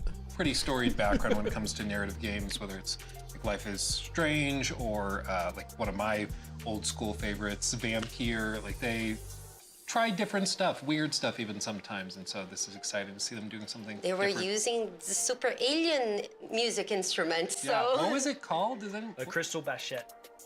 Crystal Bachet. Oh, you're talking about the hand winding one? Yeah. You're really into this hand winding. That's like the only I thing kind you of want took to away. try it, honestly. I mean, How do you discover that technique of like, oh, that makes that, yes. that this is an award-winning Where's Blue composer Thunder? of the Summit of the Gods as well. So what I find super impressive is just, I feel like people sleep on music so much in games, and then you see behind the scenes of this entire, like, they're in a famous church in Paris playing the organ. actually has been a blast to see video game music evolve during the years. Blue Thunder had his wife had a baby like It's one of those things when it's working. I think 2 days before we filmed, so he couldn't come. Music is really good. Oh, in a you're game, thinking you about? don't really think about it. But then when it's exceptional, like an Expedition or like the Witcher vibes, you know, then you really remember it. But a lot of the games you play, you probably don't look up the soundtrack, even though the game is pretty good, you know? Ironically, my Spotify rap this year was like mostly video game scores.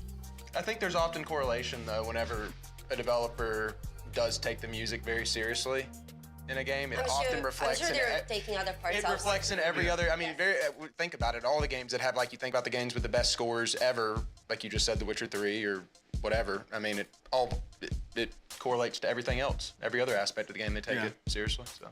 Another sci-fi game that is probably one of the most anticipated sci-fi games for a very long time. Seriously, is don't The sleep Expanse: on Osiris Owlcat. Reborn, which is from Owlcat as well. It is a third-person action RPG, obviously set in the Expanse universe. The Expanse is a book and a show, so they're taking inspiration from both, but at the same time, it doesn't require previous knowledge of either for you to be able to enjoy this. In this game, you're going to be living more or less through what happens in the show. However, from a different perspective, from a different side, with your own group of people, with your own environment, that you got to make your own choices. I think an important thing to frame all of the Expanse game with is that coming from Owlcat, they are a studio that did like Rogue Trader, for example. Their bread and butter is intense, gritty narratives with unbelievable levels of roleplay depth and choice and consequence, complex systems that interweave. And so seeing them go into this, which is of course a third-person cover-based shooter with many, many RPG mechanics. It's a different road. And I asked him about that in our interview and was like, how did this happen? Because typically they do sort of an isometric thing. And they just said when we decided we wanted to tackle the Expanse, it required that cinematic flair, and that's what they tackled. And they're doing a phenomenal job. I mean, the game looks beautiful. It looks very interesting to me. It looks kind of like Dead Space meets Gears of War, It's kind more of like Mass gameplay-wise. Effect, It did. Yeah, Mass Effect as well. The choice and the reputation you have with your companions will change, because your companions, they told us, will disagree with some of the stuff you do. They'll get upset or They will have their pissed own about it. opinions. They'll have their own opinions, and they also, one interesting tidbit they mentioned was that when you are making choices in the game, they're not necessarily going to tell you if that was a big moment, if that, what you just said to them is going to seriously affect this thing over here.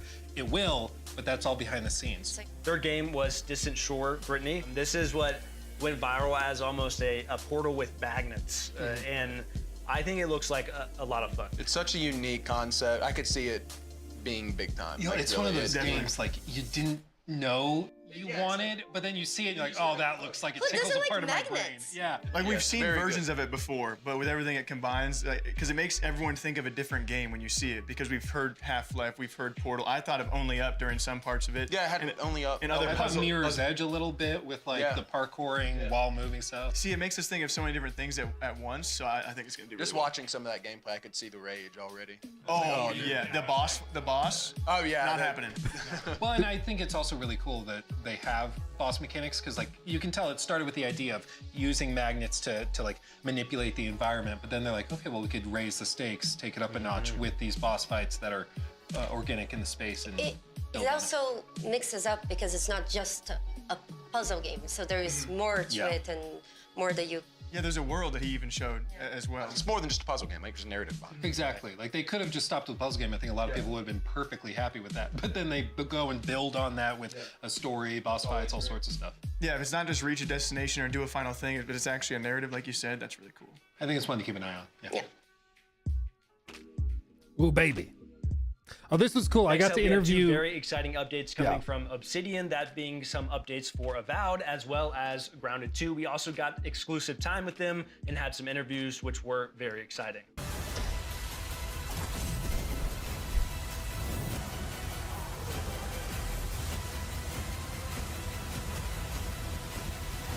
Avowed is a Obsidian first-person action RPG set in the world of Pillars of Eternity, where the player plays as an envoy sent by the Emperor of Adir to the Living Lands to investigate a mysterious plague that's kind of spreading throughout the lands, causing chaos, and you play as the envoy trying to figure out what's kind of going on down there. Do things that affect it in positive ways, negative ways, or in between type of ways, with that type of choice and consequence. In terms of, the post-launch things we've been supporting on it, like we've gotten a bunch of abilities added to the Ranger and Fighter trees to kind of more fill it out comparatively to the wizard tree. Aspects about it that are like arachnophobia mode, that was like a big community requested feature, as well as, changes to progression, improvements there, gear improvements, and as well as bug fixes and crash fixes. And you can play now as the different species. Yeah, we've added different species.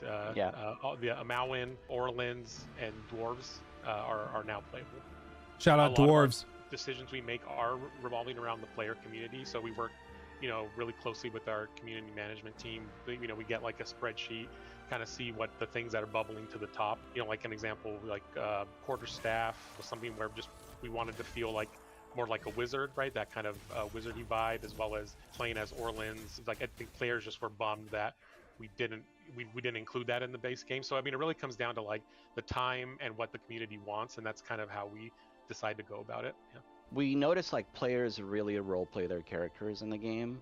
So we always want to give them as many options as we can to like customize their features or character, to kind of have this fantasy in this world as they journey through the story. We just wanted to give them as many possible options as they can to really make the character they want to make and just make it just their own. Stuff like all the playable races, we discussed it early on in Avowed. It's something to both previous Pillars games had. It's a lot of work and a difficult thing to really nail down, especially in Avowed with its parkour systems and its combat mechanics and all the weapon types and stuff like that in the game.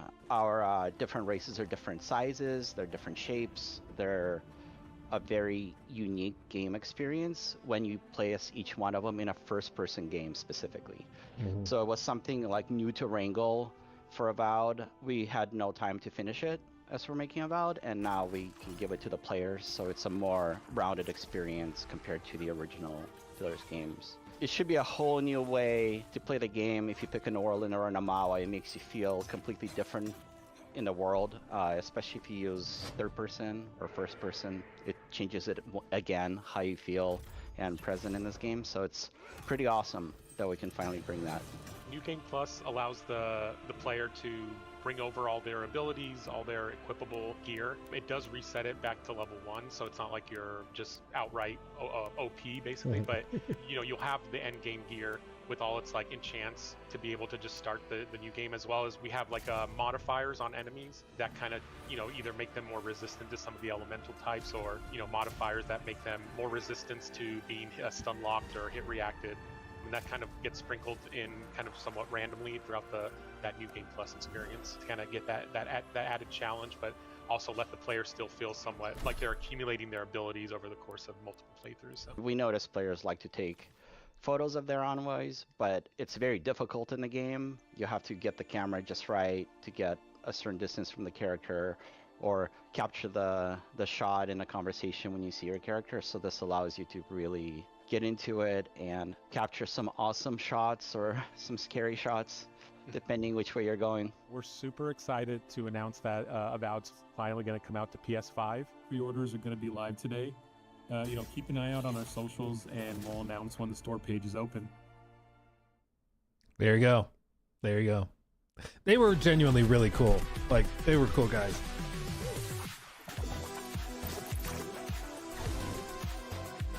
Bugs, the game.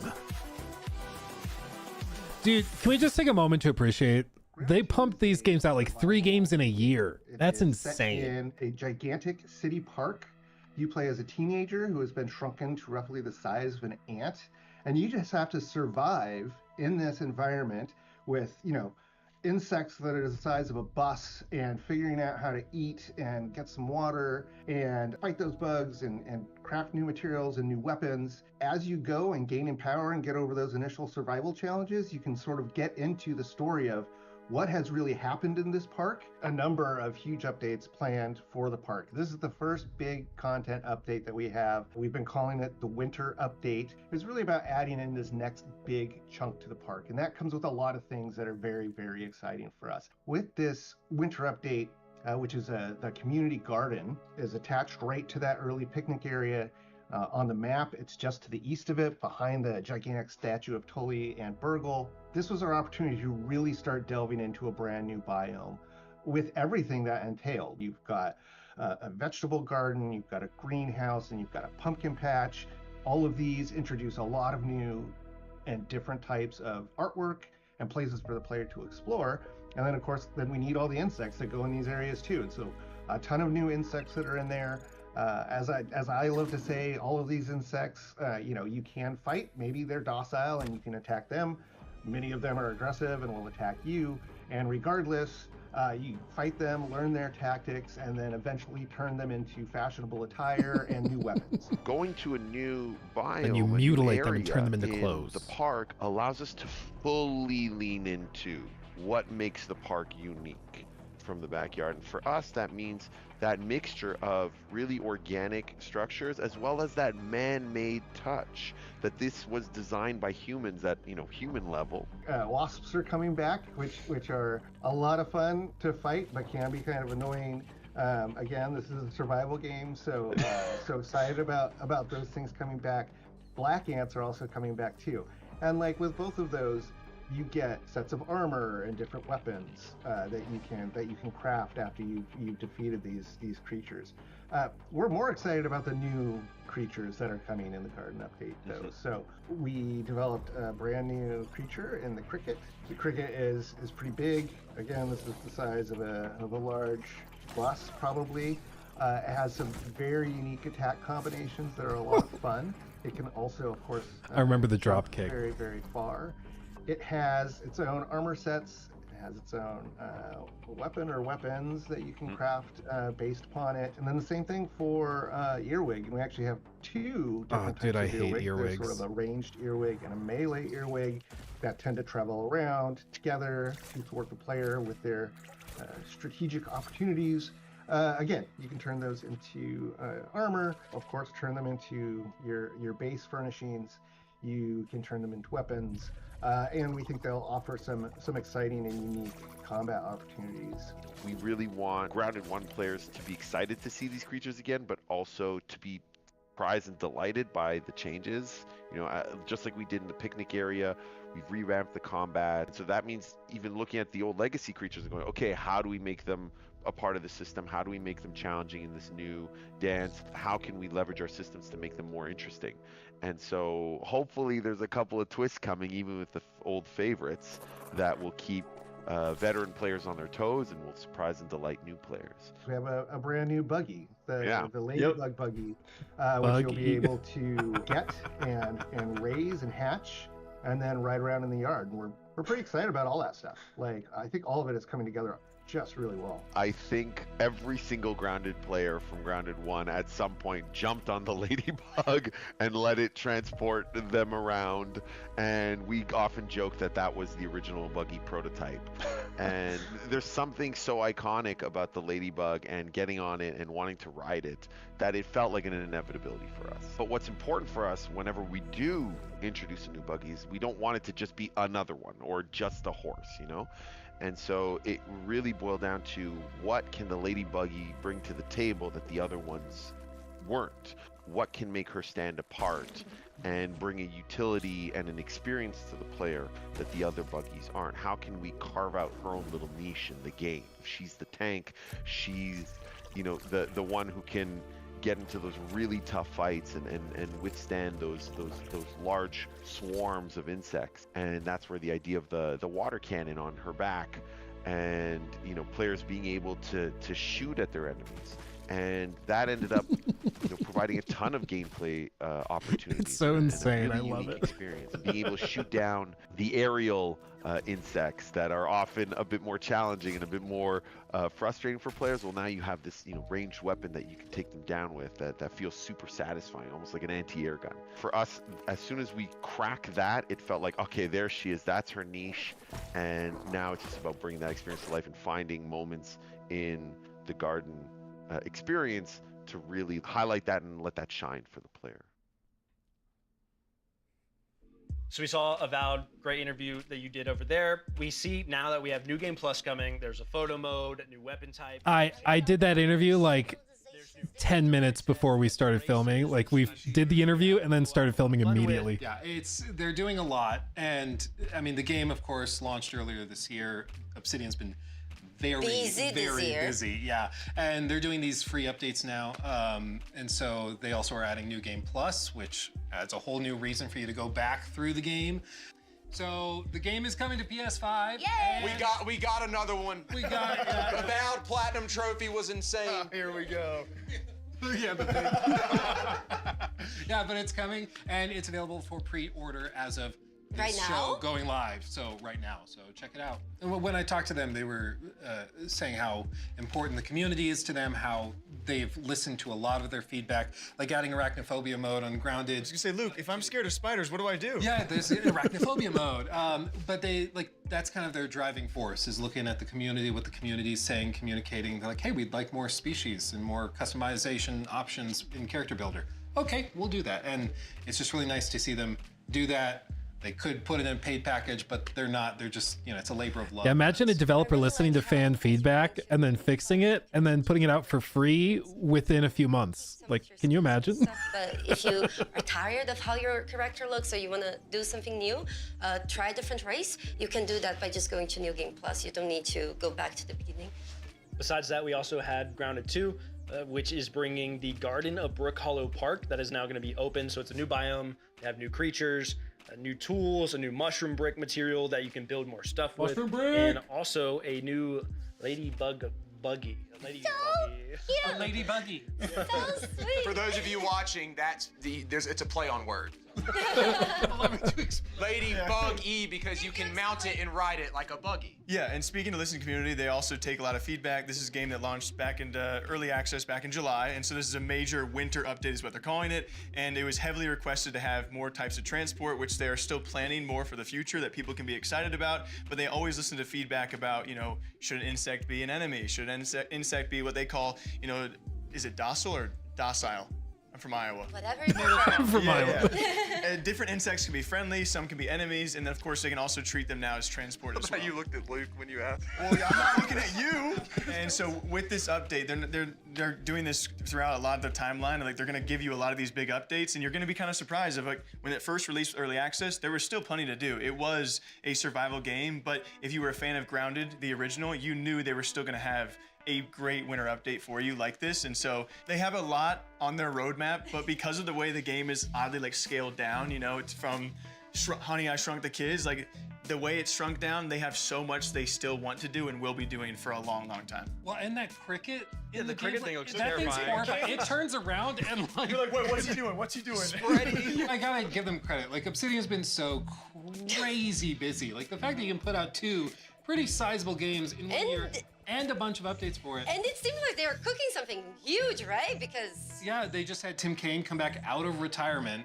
He's one of the creators of Fallout back in the day, and he didn't he also was some of the original creators of Vampire Bloodlines? I think he did. I think so. Yeah. Yes. He's kind of a legend of the industry. He in 2020 went and started doing consulting work with Obsidian, but he was, in his words, semi-retired. But he's actually gone back to Obsidian to work full-time in office, moved to the studio on some project that's unannounced, and he said, "Don't bother guessing. You will not guess it." So, new IP, something crazy. Who knows? But they are. Or busy. he's trying to throw us off. It's hard to not see like hope, at least for Fallout stuff, because you know the TV show being excellent and everyone itching for more Fallout. So Outward, Forsaken Next up, Realms, we and have Dragon 3 Twin. fantasy RPG games that are looking very cool, as I would say. This is going to be Hour 2 from Nine Dots Studio, a follow-up to their other survival game, Let's Hour, get it. obviously. We have Varen's Call by Titan Rock, and then we also have Dragon Twin by Draconic Interactive. She's always getting cut off. Dude, I'm not joking. Her average answer is like 15 minutes long. So they had to do a little, you know. Outward is an open world RPG, which for once you're not some kind of special superhero or the last child from a prophecy. You're just a dude or a dudette. And the reason why we are downscaling who the player is because they want to be immersed more than they want to be powerful. And that was the big change in our approach. And we made all of our design decisions to be in alignment with this vision. If you were just a regular person and you wanted to think like a human would, but in a fantasy world, it's when you are aloof, when you're just like, that's not so dangerous, I've done it before. And that's when life just snaps back at you, right? In real life, that's like that. It should be like that in the design as well. So one gigantic thing is the character creation. In Outward 1, like we had very ugly protagonists and we didn't have a lot of options. You know, you had like 3 skin colors, a handful of faces, a handful of haircuts, and that was it. It feels like really drawing yourself into an RPG. You choose a background, you choose traits, you have a very granular system to modify and customize your character to your liking. One of the big thing is you choose one of 3 starting locations. So as a regular person, what justifies throwing yourself into danger? How do you become an adventurer? Well, we have 3 different quests depending on which city you choose. So if you are in Simeon's Bastion, you are a homeless person, you're desperate. In Tramontane, you are a miner and you're trying to like improve your status and your quality of life. In Haboob, you are just a clerk who just bought a house. What could possibly go wrong? You know, and very mundane situations, like you're not special or anything, but something special happens to you, and then you have to live up to the situation. We want a weather system that is very dynamic. So now we have a year-long calendar with seasons, and you just go through all that. So it's going to be winter, and then it's spring, and then summer, and does change like what kind of stuff can be found, what kind of armor you need to wear. Dual wielding is gigantic. So now you can combine anything that goes in one hand, and that opens up a lot of possibilities. In Outward 1, like you had your offhand could only have a set amount of things, and you had your main hand. Now you can just interchange. You can have 2 shields if you want. It sucks. I don't recommend, but you can. Of course, like just visually, You and the can. fact It that sucks, it's much but more yeah. lush. It's more build, it's more visually vibrant, that's going to be something that people will notice very quickly. Just like in Auto 1, we have 8 skill trees, and all those skill trees have some exclusive skills. So if you take one, you can't take the other, and you have a maximum of 3 breakthrough points. So there's only 3 skill trees that you can learn from to the maximum of the capabilities. Otherwise, you have like the first few layers of skills available. One thing we added are the attribute points, the core stats, so strength, agility, constitution, willpower, intelligence. We added those. We're gonna track a lot of different things that you do. They're all gonna have like different thresholds. So let's say you dodge attacks successfully a certain number of times, you unlock a node that will give you a passive trait and increase your agility. So very small incremental changes. We start with very simple things and it expands us in more and more circles. So you won't be able from the very start to unlock all 3 skill trees just because you have the cash to do it. You will have to have experience. You will need to have practiced the life of danger in Ori to be able to understand, like get to the next level of the skill trees. Other than that, well, I think it's important to note that all 4 regions are new regions. So it's really just completely new environment to explore. Yeah, they're doing a lot. Today, we're going to be taking a deep dive into our upcoming action RPG, Varen's Call. This one's cool. The world of Leda is entirely shrouded by darkness on one side, while scorched by endless sun on the other. These incredibly hostile areas are known as the Forsaken Realms, which, as you may have noticed, is the name of the universe we are meticulously crafting. Your first steps within the Forsaken Realms will take you to the Vale of Varen, a city on the brink of collapse, and the first of our narrative-focused adventures. You'll step into the boots of a lone mercenary, seeking to answer Varen's call for aid, and maybe earn some gold and glory along the way.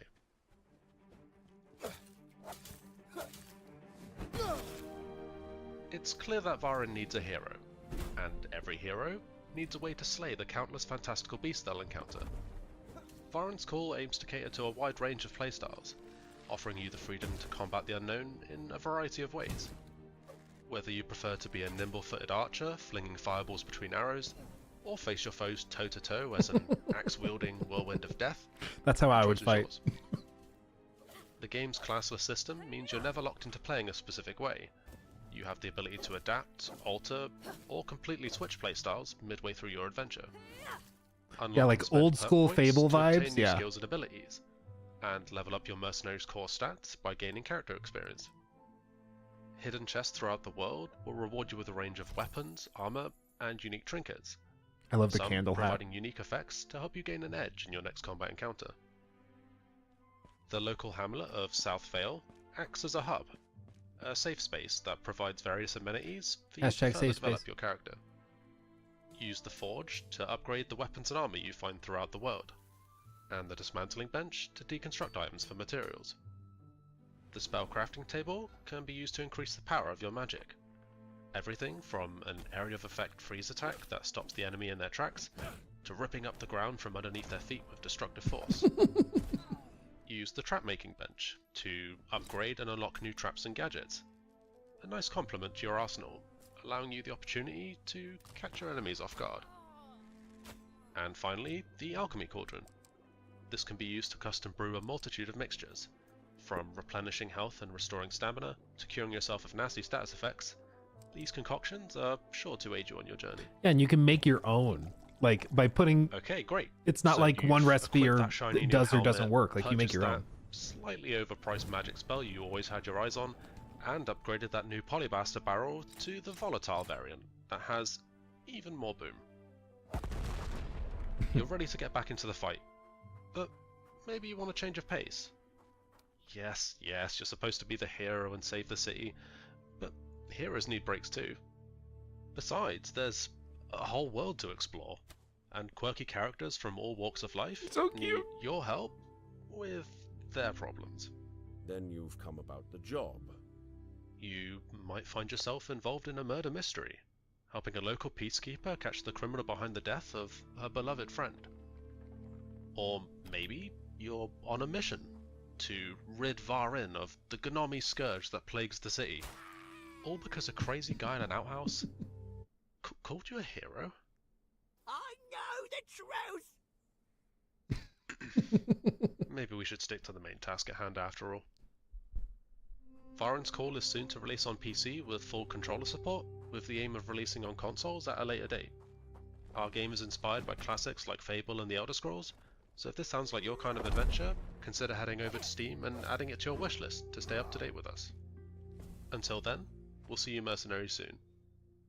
Dude, that one's such a vibe. I'm so into it.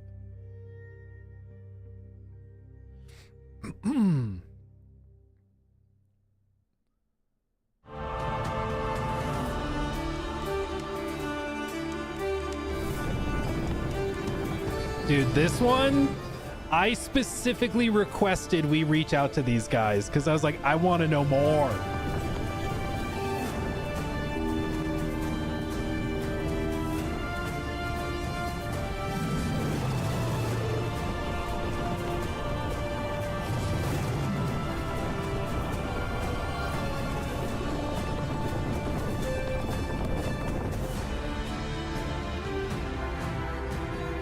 Dude. Right?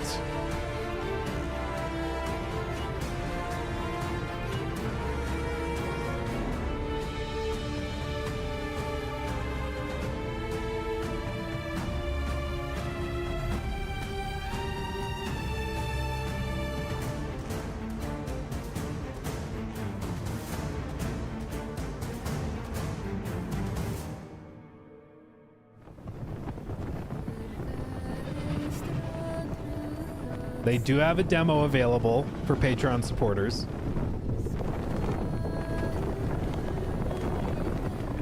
Like, it's so crazy to me. I just, oh.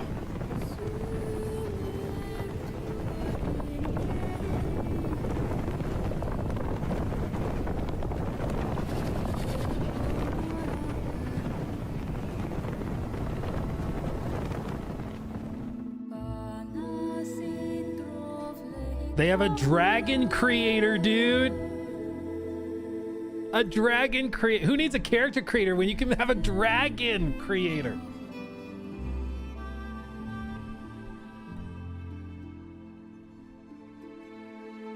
Like, I didn't know I needed this until I saw it. And I was like, okay, that's fire.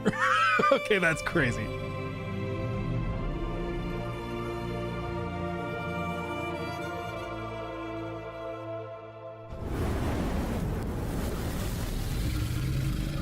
Draconic. Yeah, that First one's question fine. I had was, how hard is this game going to be? Because the most common question about the original Outward was, okay, this is like, does it have to be so hard? I actually got to play the game in the alpha version, and I got my ass kicked. I'm glad. Deserved. But it's actually amazing. Like, I actually really enjoyed it because exploring this game felt very rewarding, and there's like a camping system, so you can camp like right outside like the enemy zone, and then you prepare like your weapons and everything to wreck the enemy, because if you don't prepare, oh, you're in trouble. It's known to be a very, very hardcore survival. And when I was talking to Guillaume, he was like, oh, no. If you die, it is likely your fault. And we all heard him say, like, it's not hard, but it is demanding. And they always at all times want to live up to those words, which is really awesome. And they will have a pack mule, which he said, of course, shocker, can die if you don't take care of it. Of course. But it's, one of the big struggles was with inventory and spacing along other struggles that players had to really try and, play out this game. Like you were saying earlier, you can't dilly-dally in this game. You have to really know what you're going to do, and eventually you'll get a hang of things.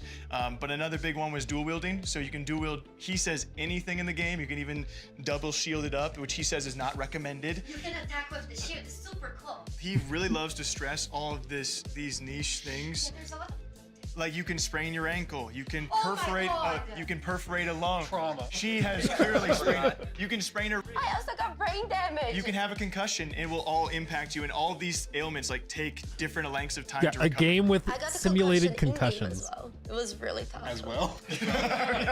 What were you doing out of game? It was kind. No. It was just kind of like a play on, because whenever I told people I got a concussion, brain damage in game, a lot of people in my chat was like in game.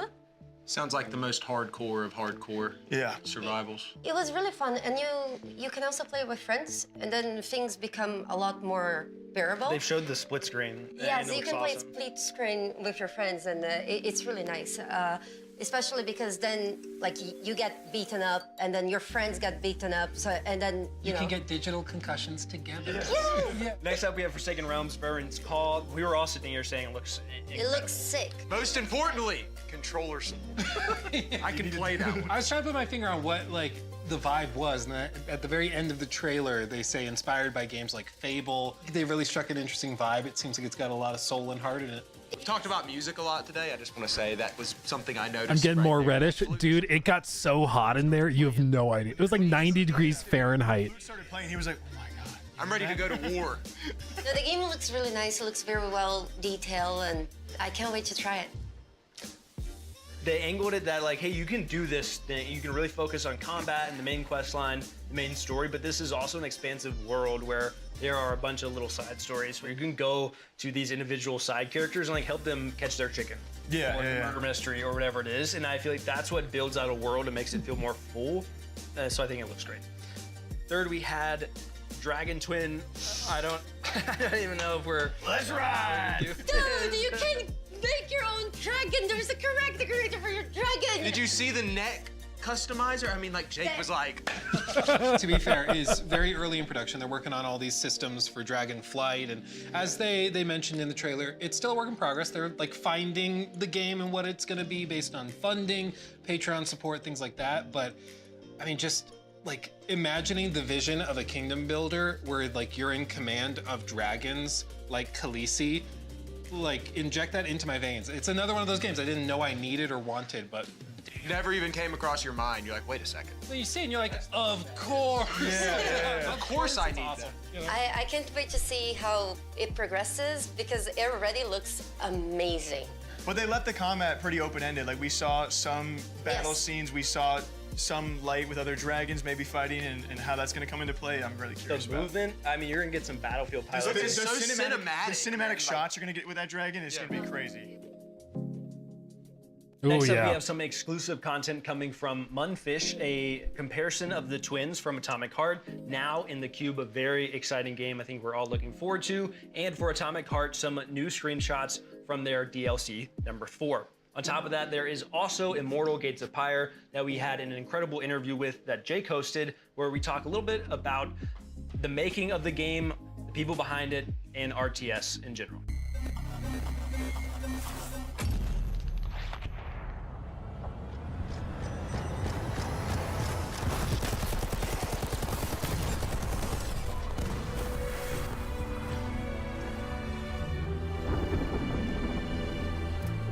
I just realized it's uppies.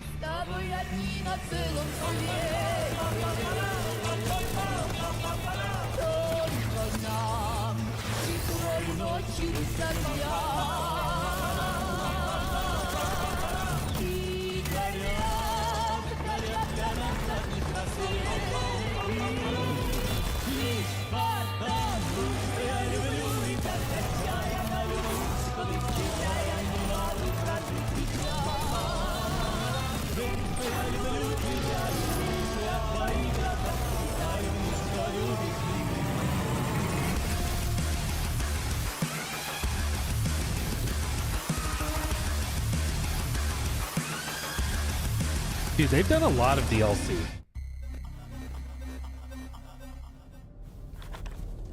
Is it recording? Yeah, it is. It's in the sky, a giant cube.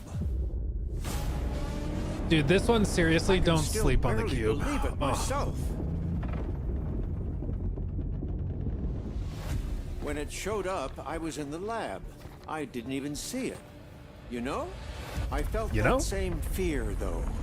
A terrible sense of my own powerlessness.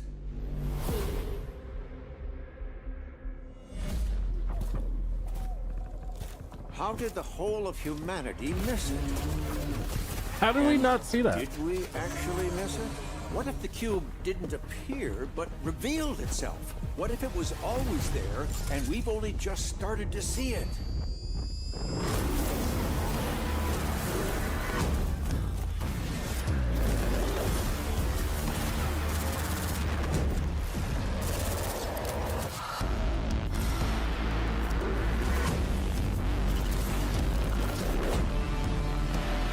The twins.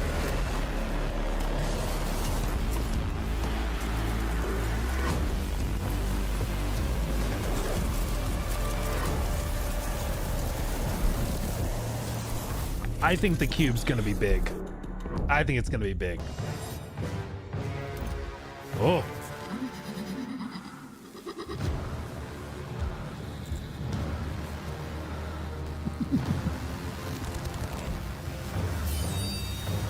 I could do that.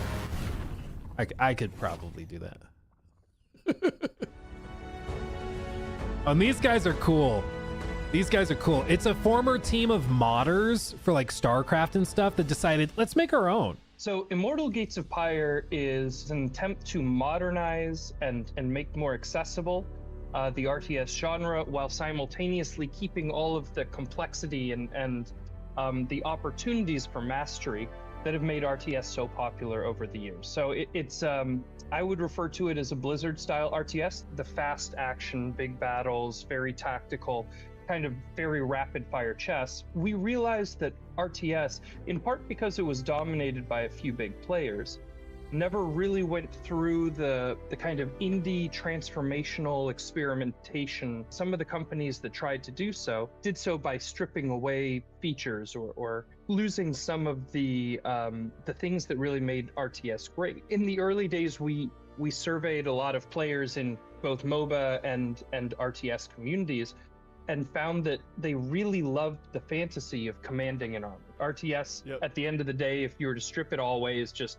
you're commanding an army, another guy's commanding an army in real time. Yeah. Right? Because you get individual unit control, it can be very overwhelming. And because you're also building those units, because you're building a base, because you're having to do so much macroing along with the microing simultaneously, that for most players, it just gets overwhelming and complicated. And so we worked through it kind of line by line, trying to figure out what are the rote tasks, what are the things that players are required to do that are not really decisions, that are more just chores, right? And how do we make more and more of the complexity in the game, but optional, opt-in. We refer to it as opt-in complexity. And then simultaneously, how do we create a world and experiences and game modes that people want to be a part of? We want to take this genre and show people this genre isn't dead. People want this fantasy, they want this experience. A lot of it has to do with things like the UI and the UX, the unit design, and a lot of that opt-in complexity. So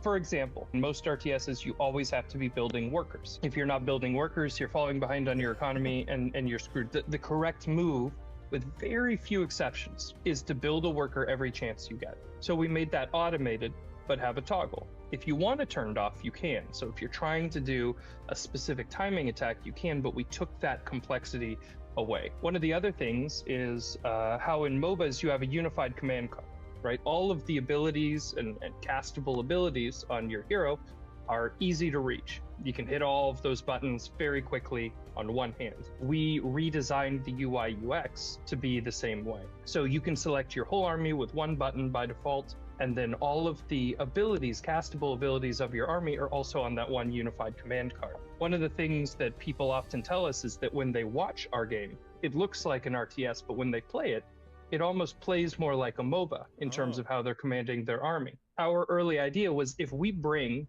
the top, 10 modders within generally the strategy gaming space, if we bring them all together and we say, if we were to come together and build a game that truly is the next generation of RTS, what does it look like? And that's what we set out to do. The 1v1 or 2v2 PvP experiences, they're similar to a StarCraft or a StarCraft 2. Maps, we did redesign the maps and we redesigned the mechanics in a way that 2v2 is actually really, really fun. It's a core support gameplay mode. And players, including pro players, have actually really enjoyed doing 2v2 tournaments. But the ultimate goal is to destroy the enemy's town centers, and so it's kind of a tactical back and forth with counters and strategic snipings and using immortal abilities in clever ways. So it's great for mastery and laddering and skill gain. Ultimately, or at least the goal, is to have other PvP modes that are more casual or more playful, kind of some chaos modes, auto battler modes, things like that, where If you just have 10 minutes and you want to have a beer while doing it, and you want to do something that's a bit strategic, but you don't want to get that sweaty, we want to have those experiences too. That's a big part of the target market. Dude, that we're drinking during an RTS, like that's to be baller. challenged mentally, but don't necessarily want to try to do the crazy APM and don't want to get too invested in the competition. We want to do a full grand campaign. The inspiration for how we kind of want, or how we see the ideal campaign, if we can build it, is very similar to Dark Crusade. It's a grand campaign. You can be kind of any of these different factions and conquering territory and building new and unique stories. Yeah, I mean, that One that of one's the super better cool. trailers that I think we all saw back around SGF last Not year. a new trailer that we're showing with this. Of course, the twin comparison is new, which is very cool to see the twins for the first time in this universe. The If you Cube? like Atomic Heart, but the trailer itself for the Cube, So nothing unique. new. The potential for that game is like unmatched. It is a They're crazy so concept. good at cinematics, and also just like the concept of playing a game like that with the map constantly changing, the biomes changing. It like breaks my brain to think about, but in a fun way. I think. Like different terrains, different weather. Yeah.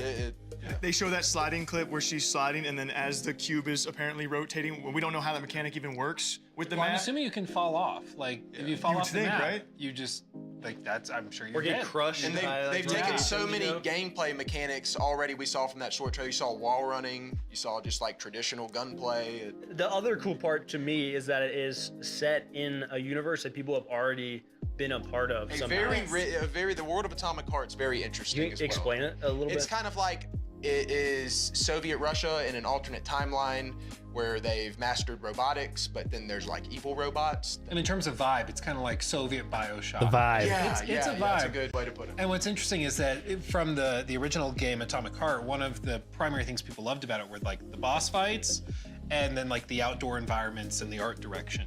And that is just the cube. And then they're adding in this multiplayer component as well with like, it seems like PvE elements with bosses that you'll fight against together as the cube rotates. I can't wait to find out more. I love how open-ended they are. Munfish is like, we are all curious because we don't know the exact direction they're going and where it could end up. And I was trying to pinpoint like what game I was looking at, because we are gonna flow into Atomic Heart, and I love that tie between those worlds. But I honestly saw a piece of like the finals and the first destructibility and cube movement we saw when the finals first released. There was something about that aesthetic that I also saw, and I was like, okay, now I'm instantly locked back into this. The DLCs people love. There's already Atomic Heart 1 and 2. This is their fourth and final DLC for Atomic Heart. And when we saw the trailer, we saw the screenshots, it adds new environments and it looks good. Yeah. You know? Then the third game on our list with that one was Immortal Gates of Pyre by Sunspear. Jake, you had a great conversation with Ian. My boy Ian. It's a game that's been in development for a long time. We're gonna probably talk about how it's a group of modders, and so they've hired a lot of modders, and they have that DNA for this game and a lot of the concepts they want to plan out for the future. They've had hands on this for almost 10 years, but they've been working hard on it for about 5, is what they would tell you. And they really want to try and combat, as we all know, like the RTS genre is really hard to get into because High barrier of entry. I agree, because it's like you see these games, you know RTS games, and you're like, I don't want to do that. I don't want to work on micro, macro, and all those movements per second and whatnot. And they want to try and combat the pillars that have already established themselves in the RTS genre. We know Age of Empires, but we also know StarCraft is the one that people kind of go to. And he was saying they've had these games in the genre that blew up so early on that it's been hard for companies like this to make a new RTS and survive and branch out and be somewhat unique to what we already have kind of attached to. I do like that they're kind of emphasizing accessibility because I think it is pretty intimidating for new players. That's why a lot of people don't want to, are kind of They turned seem to off have a by good strategy. RTS. It's just so overwhelming to look at. It's awesome. I'm one of the people who haven't played RTS because I don't want to go against Sweaty Joe, who's been playing this his entire life. I have no. He lives. Yeah, I don't have any clue how to do it. I live for micro, macro movements, This is bro. cool. And then you can have the sweaty experience if you want, or you can have the experience where you just sit at home Jake and said, "I'm have a beer. I did, when he said that, Natty I was like, Light. that's my guy. Exactly. This game was made for. But I do want to really support him, and when it comes to cracking through whatever the current, stigma. the current stereotype in that genre is, they're trying to innovate, they're trying to do things differently. And one last thing, they are very, very community focused. So like a lot of the devs we've spoken to, they love their community, they found their diehards, and it really has shaped the project. And so I hope we see it in the near future. Oh, dude. A couple of these are really cool. What I'm calling kind of a Western section. We have some new footage from the game X Killer. That's going to be Paradark Studio. There is Far Far West from Evil Raptor and Erosion from Plot Twist.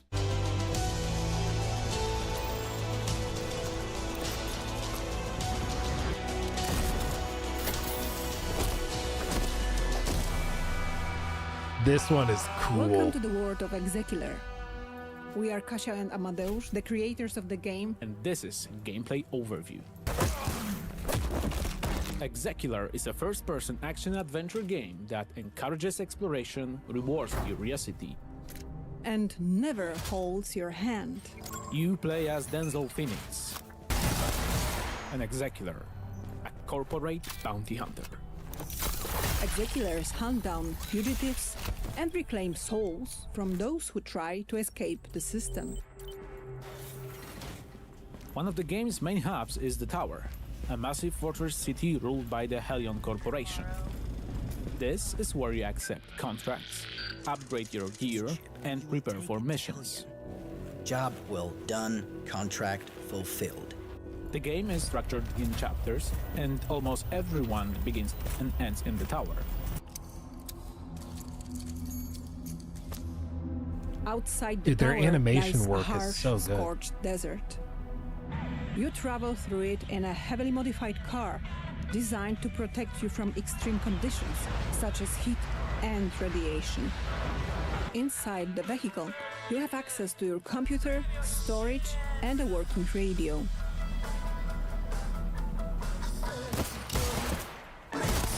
From your...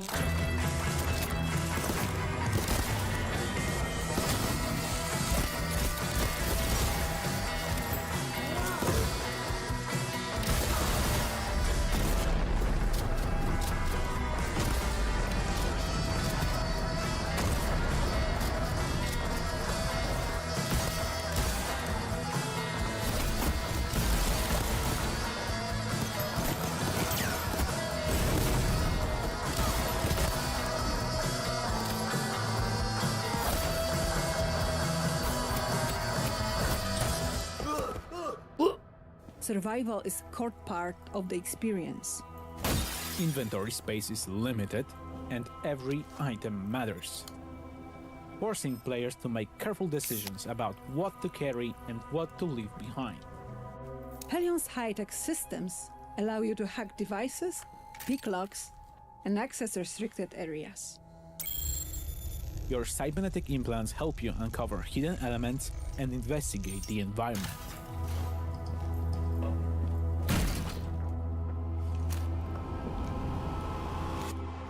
Missions and level design are fully non-linear. There's no single way to complete a contract. Stealth, dialogue, and combat are all valid approaches and can be freely combined. In Execular, every decision matters. What's it gonna be? Plata or muerte? It's like Western Wishlist cyberpunk. Execular on Steam. Hi everyone, Robert here from Fireshine Games. I am the Senior Product Manager for Far Far West, developed by the incredible 6-person team at Evil Raptor. Far Far West is a 1-to-4 player co-op PvE first-person shooter where you play as robot cowboys in a weird Western world. Work together to kill bosses, collect bounties, and cleanse the lands of the evil enemy invaders. Today, I'm going to talk you through a short, single-round session of Far Far West. Here, we're exploring the Far Far West hometown, an evolving space where you can upgrade your weapons, spells, and character. Dude, it's like robot Western Sea of Thieves. Once the team is geared up and ready to go, we can pick the bounty we want to hunt and drop into the game.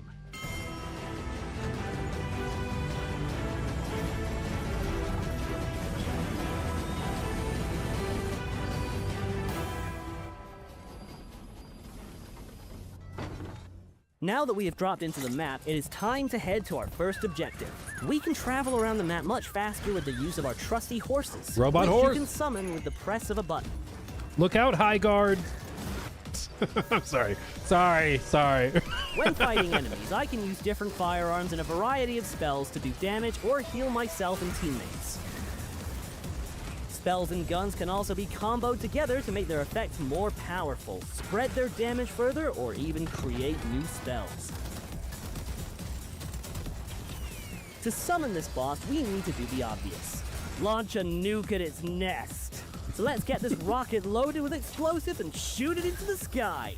When playing co-op, you have to work together as a team to complete the objectives and defend yourself from enemy attacks. Right now, we're throwing sticks of dynamite to my teammate for him to put in the rocket, of which he is actually only catching a few. While carrying out objectives, you will attract the attention of the enemy hordes, who will try and stop you. Now we have the rocket all powered up, let's launch it at the boss nest to really make it angry. This bounty is far from over. Now we have to take the beast down. Let's summon the boss and get this party started.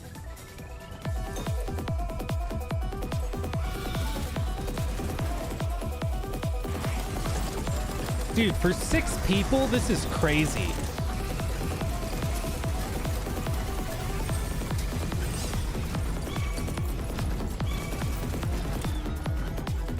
We won and the boss is dead, but we aren't safe yet. So let's get to the station to get the last train out of town. When the train is called, we have to stay alive for its arrival, which is easier said than done when the whole of the far west wants you dead. We made it out alive. Well, some of us. Which means we get to keep the resources we found along the way. These will allow us to upgrade our characters even more and be stronger for the next bounty. This was just one simple game of Far Far West. There are multiple bosses, maps, objectives, weapons, spells, upgrades, and cosmetics, all unlockable through play. You can play the playtest with your friends right now. Oh baby, right now.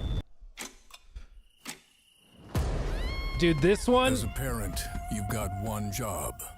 Protect your family. Whatever happens, you do it or die trying.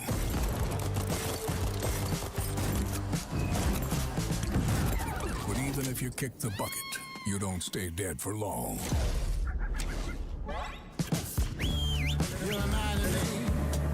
You reminded me of that this morning. My father, he looked on by. He passed on to the next line. Oh.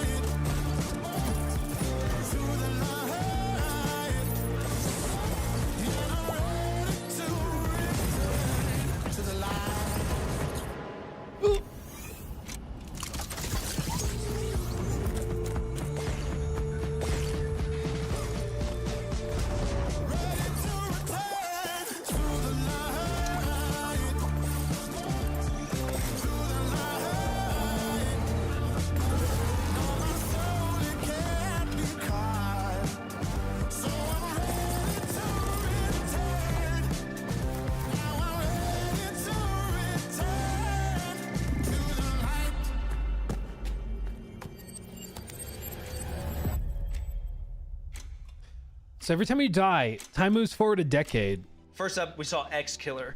Like, that's coming from Paradox you Studio. save your daughter, but she's old. It's kind of, I mean, the vibes look great to me. It was reminding me a little bit, you disagreed, but like a cyberpunk in the wild. No, in the I West. just see it. I just see it. And the animation work was crazy good, like the world building. I think the way it's described is a post-apocalyptic Western-style FPS with a bounty hunter vibe. And so we even saw in the trailer they were picking up bounties.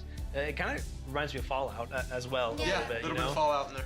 So I think it looks like a lot of fun. That could be a new kind of like staple in those types of games, to me at least. I think that one's gonna be big. Yeah, it's a great combination. I mean, it looks fantastic. The vibe? It's The stunning. animation. It's coming from such a small Sci-fi Yeah. cowboy, I'm in.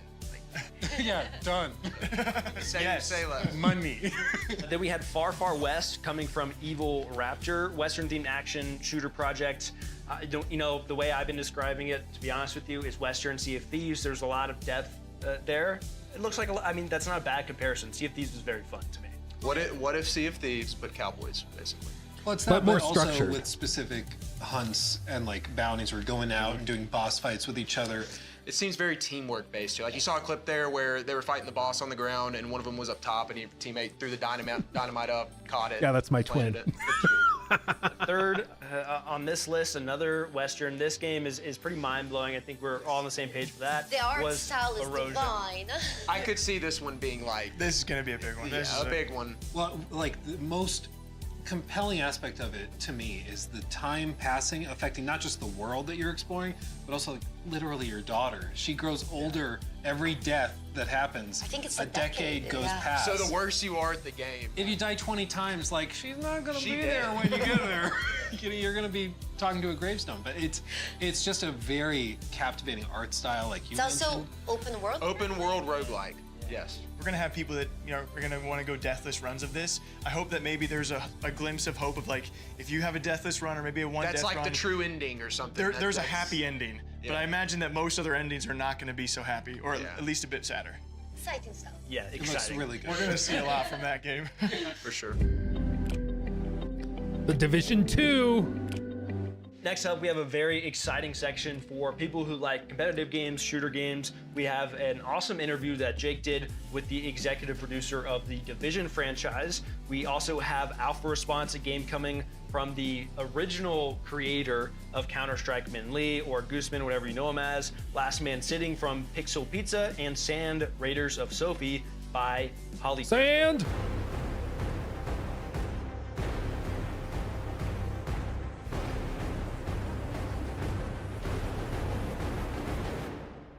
If you imagine a real world location, the most important city in the United States, Washington, D.C., completely ravaged by a pandemic and struck by the strongest, worst blizzard of all time. And you are going to have to survive and extract the most valuable resources. And of course, that leads us to survivors. So what are we doing? Like, we can't rest on our laurels, our 10-year-old laurels from survival. So we're reimagining it. We're bringing this snowstorm, this weather change to Washington, D.C.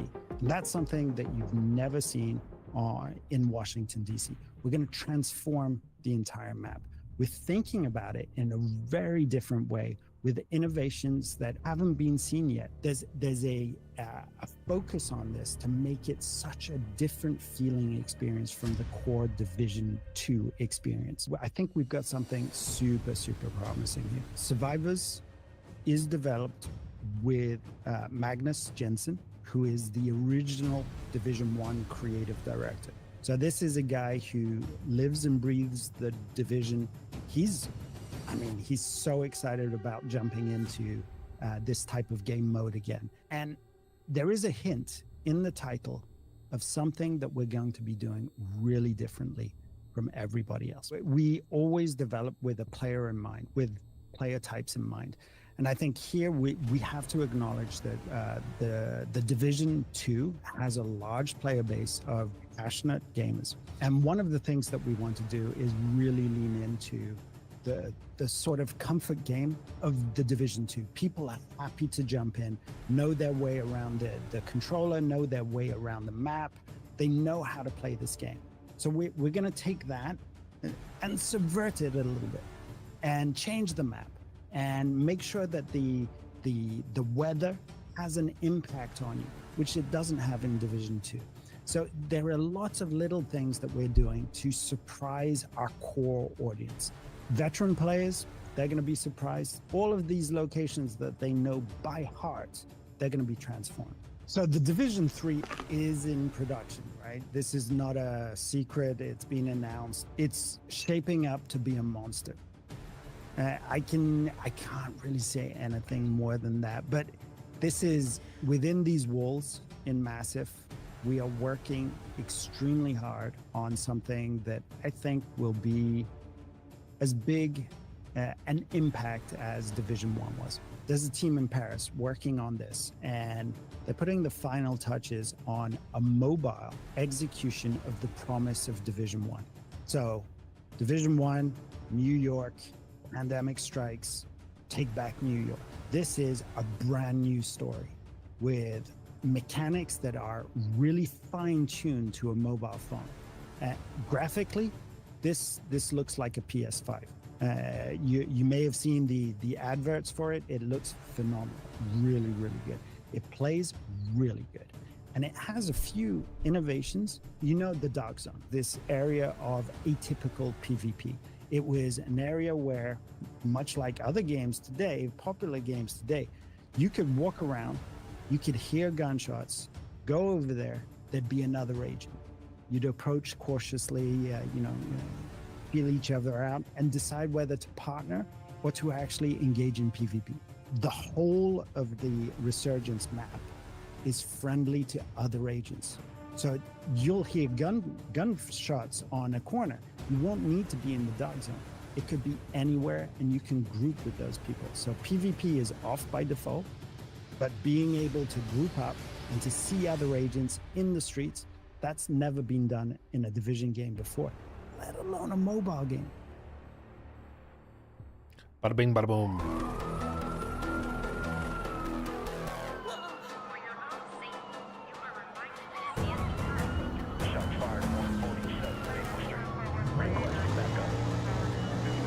This one's wacky.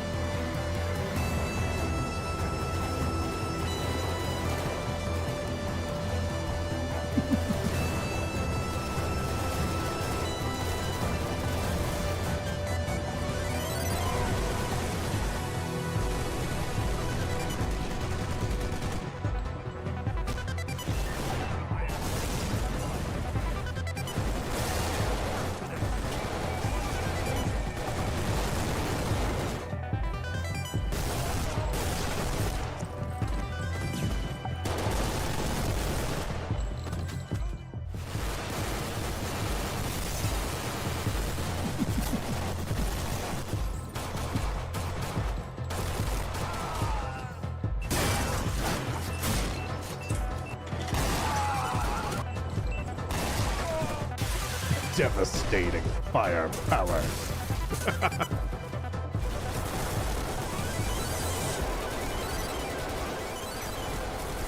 Yeah, we got a noise complaint.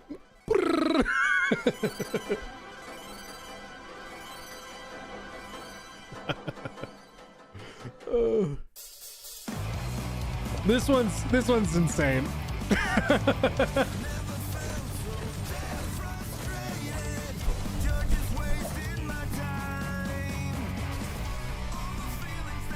They're like, what if we had a shooter where everybody is on office chairs?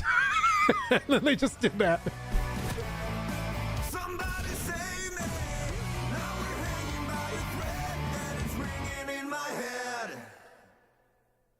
It's outrageous. It's crazy.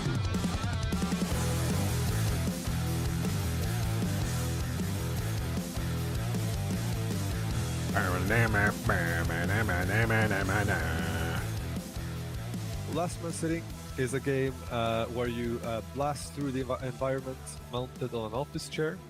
So you're always on an office chair, and you also have a freaking gun. So movement-wise, it sort of feels a bit like you're skating, but it's also most definitely a shooter. And you guys also described the game as a battle royale. So does it lean BR? Is it more shooter? Is it a mix of both? How's that go? So many years ago, there are early like prototypes of the game. It was a battle royale game. And it sort of went viral and got like a lot of followings based on some short videos of the game. But then as we developed the game more, we found that we wanted to gravitate away from that a bit. So we saw some limitations with the battle royale gameplay. Eventually the game became more like more of a 4-player chaotic PvP shooter, more like a shooter version of Super Smash Bros., which is like one of our favorite games at the office. There's like different maps. There's different modes also. We worked on the PvP mode. We also made a PvE mode, which is more like maybe best compared to Swarm survival games. So it's more like a lightly narrated story where you go up against your manager and you like go up in the floors of an office building. You have to survive for a certain amount of time. There's more and more enemies coming that become more numerous and more ridiculous as time goes by. There's mini bosses, there's main bosses, and you level up, you get power-ups. And this is where like you can get even more power-ups when playing the PvE game mode. So that's when it gets really ridiculous. Okay. And you can unlock, of course, new weapons, new characters, new abilities. You can upgrade your chair, so you can. That was one of my questions. So we looked a lot at this like early 2000s aesthetic, which we thought was like really cool. Especially like when we started designing the user interface, we felt like, you know, what if the whole user interface just felt like Windows Millennium Edition or Windows XP, and you have that those little square windows, and you have the font that we all remember. So eventually the game sort of became more of this like 2000s nostalgia type game. We also have a lot of like Counter-Strike players at the office. So that's definitely something that I think has had its imprint on the game as well. Imagine it's 2002 and you're listening to punk music and you're playing on your Windows XP computer. That's sort of the feeling that we want the game to have. Dude, how insane is that? Just crazy. A Clippy skin? Dude, that'd be fire. Sand!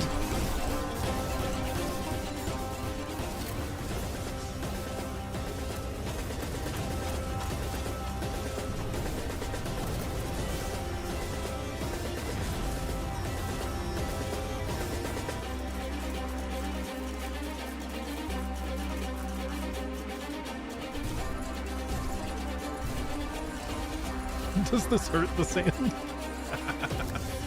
Yes. Yes.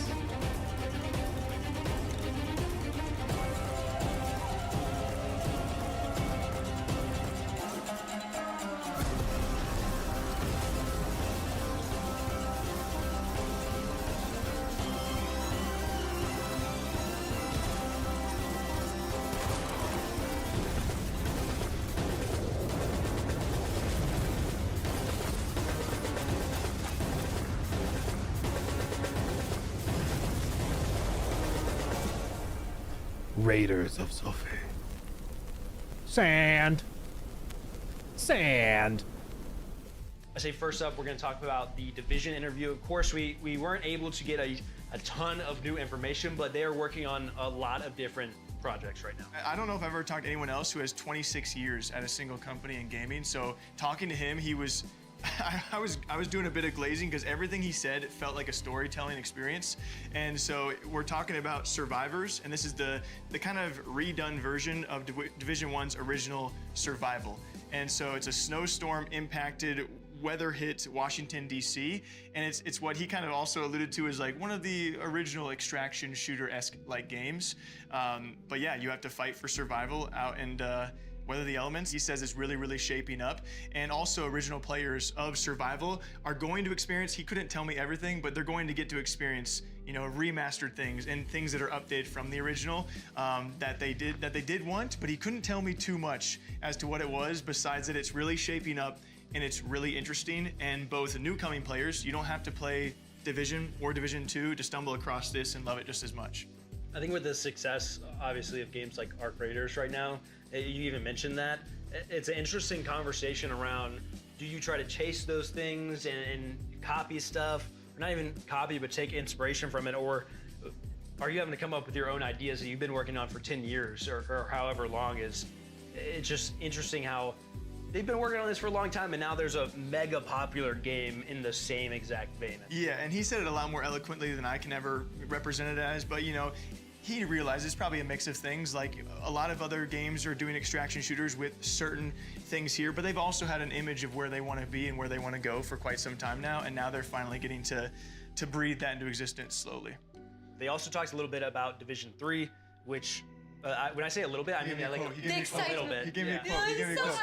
He gave me a quote. Julian said this. He said, "It's shaping up to be a monster." And I said, I'm gonna clip that, Julian. Thank you very much. I would say a highly anticipated game that they can't share a lot about, but we were excited just to hear that it's a monster as much as people love these other games. Next up, we had Alpha Response coming from Min Lee. For anyone who doesn't know Min Lee, the original creator of Counter-Strike, I love this guy. We've had the chance to meet him on a couple occasions, also sit down and talk with him. He went to his first Counter-Strike major this past year. It was an incredibly rare experience to see like such a notorious dev get to see what his game has truly become, and he was there since the very, very beginning. And then to see like an esport develop out of it was crazy. Not to go on too much of a tangent, but he still has that shooter DNA in him, and so this is kind of a mission-based shooter, might you, and you also play as law enforcement, but the goal is to complete a series of missions, and yeah, definitely remains true to the whole shooter Gooseman DNA. It looks like Counter-Strike meets Payday, but you're the good guy. I mean, you're the law enforcement. Then, speaking of Counter-Strike, we talked to a guy who was highly inspired by Counter-Strike, which is so cool to me to have in the showcase. So, like, we have the OG who made this game, then we have a guy who's inspired by that guy.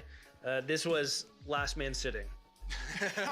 It's so ridiculous, and I love it. We need games like this. It feels like a mixture of like Tony Hawk's Skater Pro, but replace the skates with chairs, and then And give them all weapons. and give them some guns. Why not? The clips are going to be insane. Yeah. You're going to see some wild stuff come out of this game. The things people are going to be doing. And they're still working on a lot when it comes to PvP versus PvE, but at the core base of it, they want it to be PvP based. It's going to be a round based game, and so I believe 4 players, so super competitive lobbies, but I think you can It's also a chaotic shoot. very, very chaotic, and it progresses round by round. So their unique feature in competitive balancing is it's the first player to win 5 rounds, but if you lose a round, you get a power-up. So you get an ability, and that is their way to balance. Even the odds a little bit. You can even upgrade your chair. Yeah, so by the end, which you can, and by the end, it's gonna be pretty hectic because, of course, if everyone's taking their turns and winning 3 rounds, 4 rounds, whatever, by the end, you're all gonna be super OP, and so the ultimate goal is to win that 5th round. You're gonna have to beat some pretty high-powered people. My favorite part of the interview is hearing him say, you know, we're inspired by Counter-Strike, Super Smash Bros, the Call of Duty era. He just wanted to see people 360 no-scope others and like made a game out of it. In an office chair. And if you see the trailer, you'll see the agents or the characters, and you'll be like, oh, that looks like Counter-Strike, and he'll say, yep, that was kind of, we're all big You just Counter-Strike know he fans. grew up on the quick scope montages, 360 trick shots. Well, and I love the idea of like they're sitting brainstorming the game, and he's like, I want to make a shooter, but what's our unique spin on it? Wait a second. Guys, get in here. You're never gonna believe this. You might want to sit down. It'll make sense. Then finally, in that section, we had Sand Raiders of Sophie. The developer is Holly Griff as well as Tower House, but the publisher is Tiny Build, who we're all very familiar with. This is a co-op action adventure. You're in a desert world. Honestly, it reminded me of another, I don't remember it. They were like sailing in the desert in some other game. But this, my favorite part about this is that you could see them building your ship. that you're then like traversing the desert It's kind of and like a fighting base people. building. Yeah. Well, it kind of reminded me of Sea of Thieves meets Base Builder. Rust. Where you're like, yeah, you're building your own Rust. ship. Yeah, it's very cool. Rust on legs. There's also normal gunplay too as well though, which I found. At first I was like, oh, it looks cool, but then I saw there were like normal guns too. So. I like it's a new concept. I feel like where they were probably, I have to assume, fans of Rust or fans of different types of games. They're like, okay, what if we make a moving base in the desert, and then you can explode people's bases? Or I'm curious. We didn't see it in the trailer. I'm curious if you can raid other people's bases. I'm pretty sure you.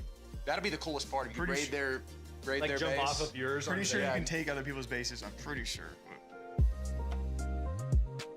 Okay, this was Jake Next up and is a Hunter's section that a section. couple of us They are love definitely gonna be RuneScape. Very excited about.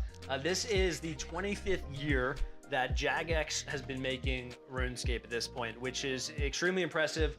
I know Jake and I have been playing it our entire lives. We've got old school RuneScape, we've got RuneScape 3, and we have Dragon Wilds. The Trinity! Right, so 3 games, massive games that have been around for a long time. A lot of people have heard of. I think we should just give the room to Jake. I love it here. Use the bathroom real quick. This is my favorite part for all you RuneScape fans. When we all arrived here, the first thing I saw was Jake on his laptop and RuneScape was pulled up next to Twitter. Sometimes you gotta do what you gotta do. Did you see how Hunter has like a side monitor just He does this. Really? I didn't know that. That's Yeah. cool. These guys are real Lower level? fans, Yeah. though. Yeah. I'm north of 1800 now. I'm over 2100. I knew so that's why I didn't want to answer, because I knew you were going to lead into it. Anyway, Jagex has given us a variety of exclusives across all 3 games. We're super happy to talk about it. Like, done a lot of very I'm not impressive joking. things I over the walked past into year, the I would say. house and he has RuneScape pulled up. And then later I saw Hunter working on his laptop, like video editing, and he had a second monitor. I didn't realize what it was. Apparently he had RuneScape up on the second monitor he brought specifically for it. Fun. I played that one. They also added sailing most recently, which is the first new skill ever in old school RuneScape. Had a lot of back and forth. My favorite part about it is the fact that they listened to the community a lot with the release of it. The exclusive they gave us was this new logo reveal for the next league season.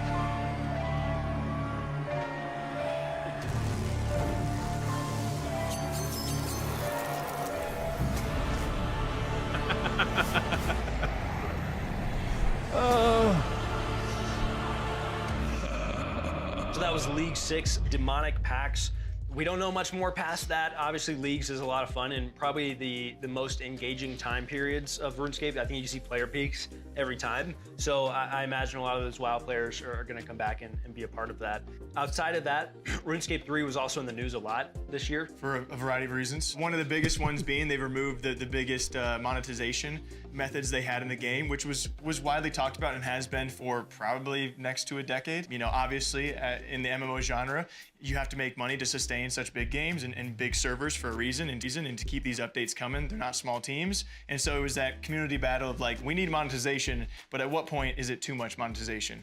And they finally reached that breaking point. I think we also have some reveals of some of the areas they're revamping, which is very cool. They're trying to declutter the entire world because right now the game, if you, as an old school player, log on, you're probably like, what is going on? Yeah, most of the time. So that's very cool. They also gave us the image of their anniversary cape, which looks fire. Isn't that beautiful? And I actually have one behind me. This is Jake's Avengers Endgame.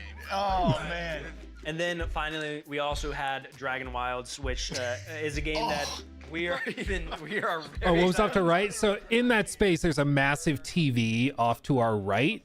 And so before we talked about each game, we played the trailers that you saw. And so we could kind of refresh our memory of what we're looking at. They're in early access, but they talk a lot about their 1.0 release and everything that's coming.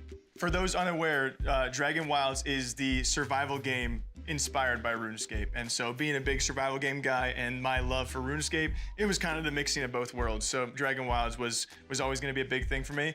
And as you said, it is early access, still developing. They are aiming for that full release though. It's still a great game and getting better and better.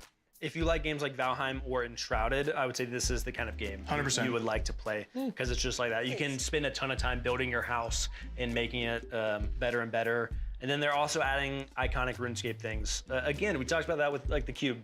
it's cool to see a world you already love in another format. The fresh twist. Yeah. They already have released their roadmap, but we have a lot of cool stuff that is coming to the game that RuneScape players will recognize. New skills come out at each time, so fishing, prayer, agility. You're gonna get mithril armor, rune armor coming out. There's 3 new regions next year coming with the 1.0 update, like over time. And then we got the first look at Dowden Reach, which is their next region. You're gonna recognize these Black Knights, which look a lot scarier than from, he's not gonna make it from through this. RuneScape. If this is the Black Knight's fortress, it looks absolutely incredible. Incredible. I think it's gonna be a lot of fun. Right. I don't know if I'm gonna continue after this segment. You guys have heard me and Jake talk way too Can you much imagine about he this. just leaves? We He's like, also okay, have I'm a done. message from a couple of creators that you might recognize from the RuneScape community. RuneScape and Jagex has just turned 25 years old. And the recent year has actually been incredible. And what is to come over the course of 2026 and beyond is something that, as a player myself of RuneScape for 23 years, I am so excited. I mean, I think the game right now, old school RuneScape, is in the best place it's ever been. But Jagex as a company is turning into potentially being the best they have ever actually been. In 2025, over old school RuneScape, we didn't just have many different pieces of content, such as sailing, Balamar. I think I have the same glasses. That came to the game. We actually also hit an all-time high player count since the game actually released over a decade ago. That is crazy. It's absolutely incredible. But that is not the end. We still have 2026 to come, and the things that are coming in 2026 are going to be crazy. We have the Blood Moon Rises, where we're getting more info at the Winter Summit, the finale, potentially, of the Mauritania questline, but personally, the thing that I am the second most excited for, behind Raids 4. Now, No, Raids they're not the 4, same I know ones. nothing about right now, so I can't really say much, but that is the thing I am the most excited for and have been the most excited for years to come, as of right now. And if that is not everything, we have Leagues 6. And I know one thing about League 6, and that is League 6, Demonic Pacts. All I can say. That's Like, all I'm sure I get why people like RuneScape, and I know some people devour it like it's their whole life. I have friends who play RuneScape. Of course, Hunter and Jake play tons of RuneScape. I just like, I never got into it, so I have no connection at all to know what any of this means. Player or ambassador of RuneScape 3. I am more on the old school side, but there is a massive update that occurred earlier on that I was able to get behind, and so did all of the old school RuneScape community and basically anybody inside the community. And that was the removal of a microtransaction called Treasure Hunter. And finally, RuneScape Dragon Wilds. I played it when it first came out with Ashenvale, I believe it was called. And then the most recent expansion, Fell Hollow. I recently have played that one as well, and I have completed it. And Dragon Wilds is a game where it's not even fully released. When I say that, 2026, Dragon Wilds will be fully released to everybody, completely done. But you can play it now. Can you tell that Hunter and Jake were like some of the editors on this? Because like the RuneScape section is like way bigger. To the entire thing when we get the entire world, the entire universe of what's going on there.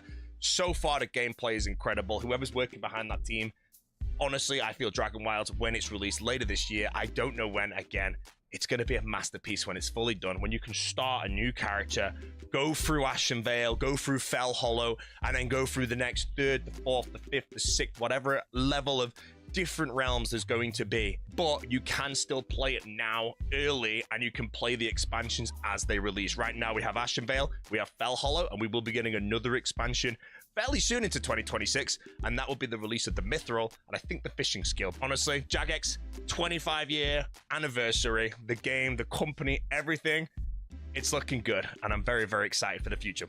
And if you guys haven't yet, make sure to go play RuneScape, one of the greatest games of all time.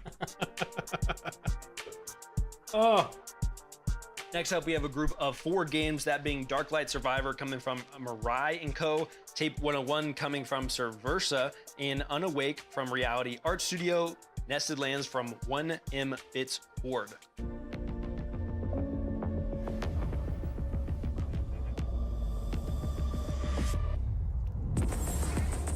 This one's crazy. You can change the perspective and art style. Like, see?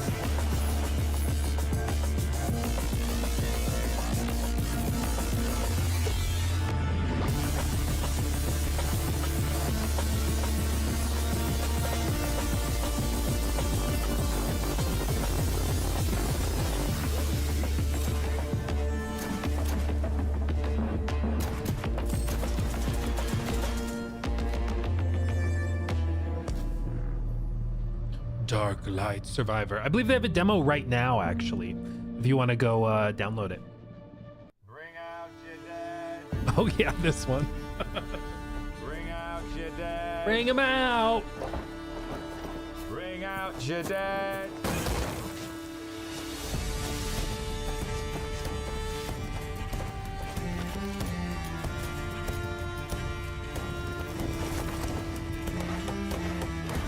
You smell like shite.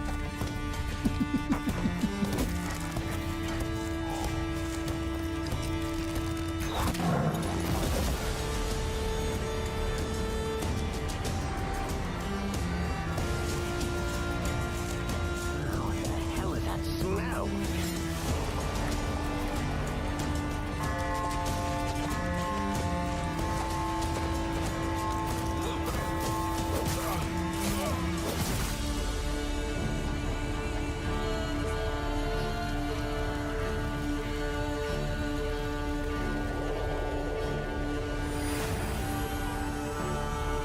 Bring out your dead.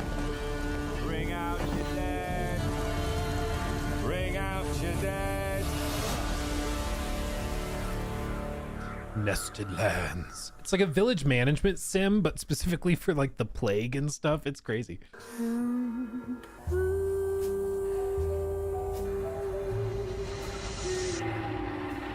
This is so liminal.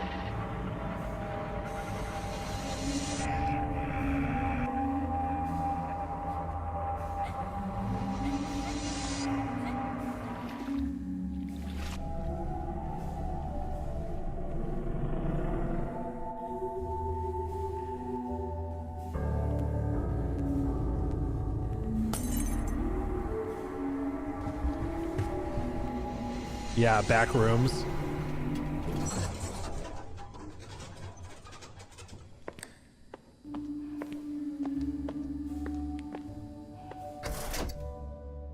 They have a demo right now. For eternity, I struggled to become an aspect of courage, freedom, and honor.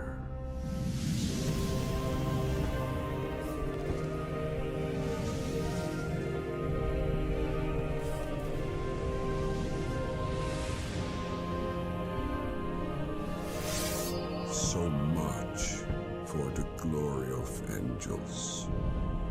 Let it in. Let it burn your flesh. Let it burn your soul.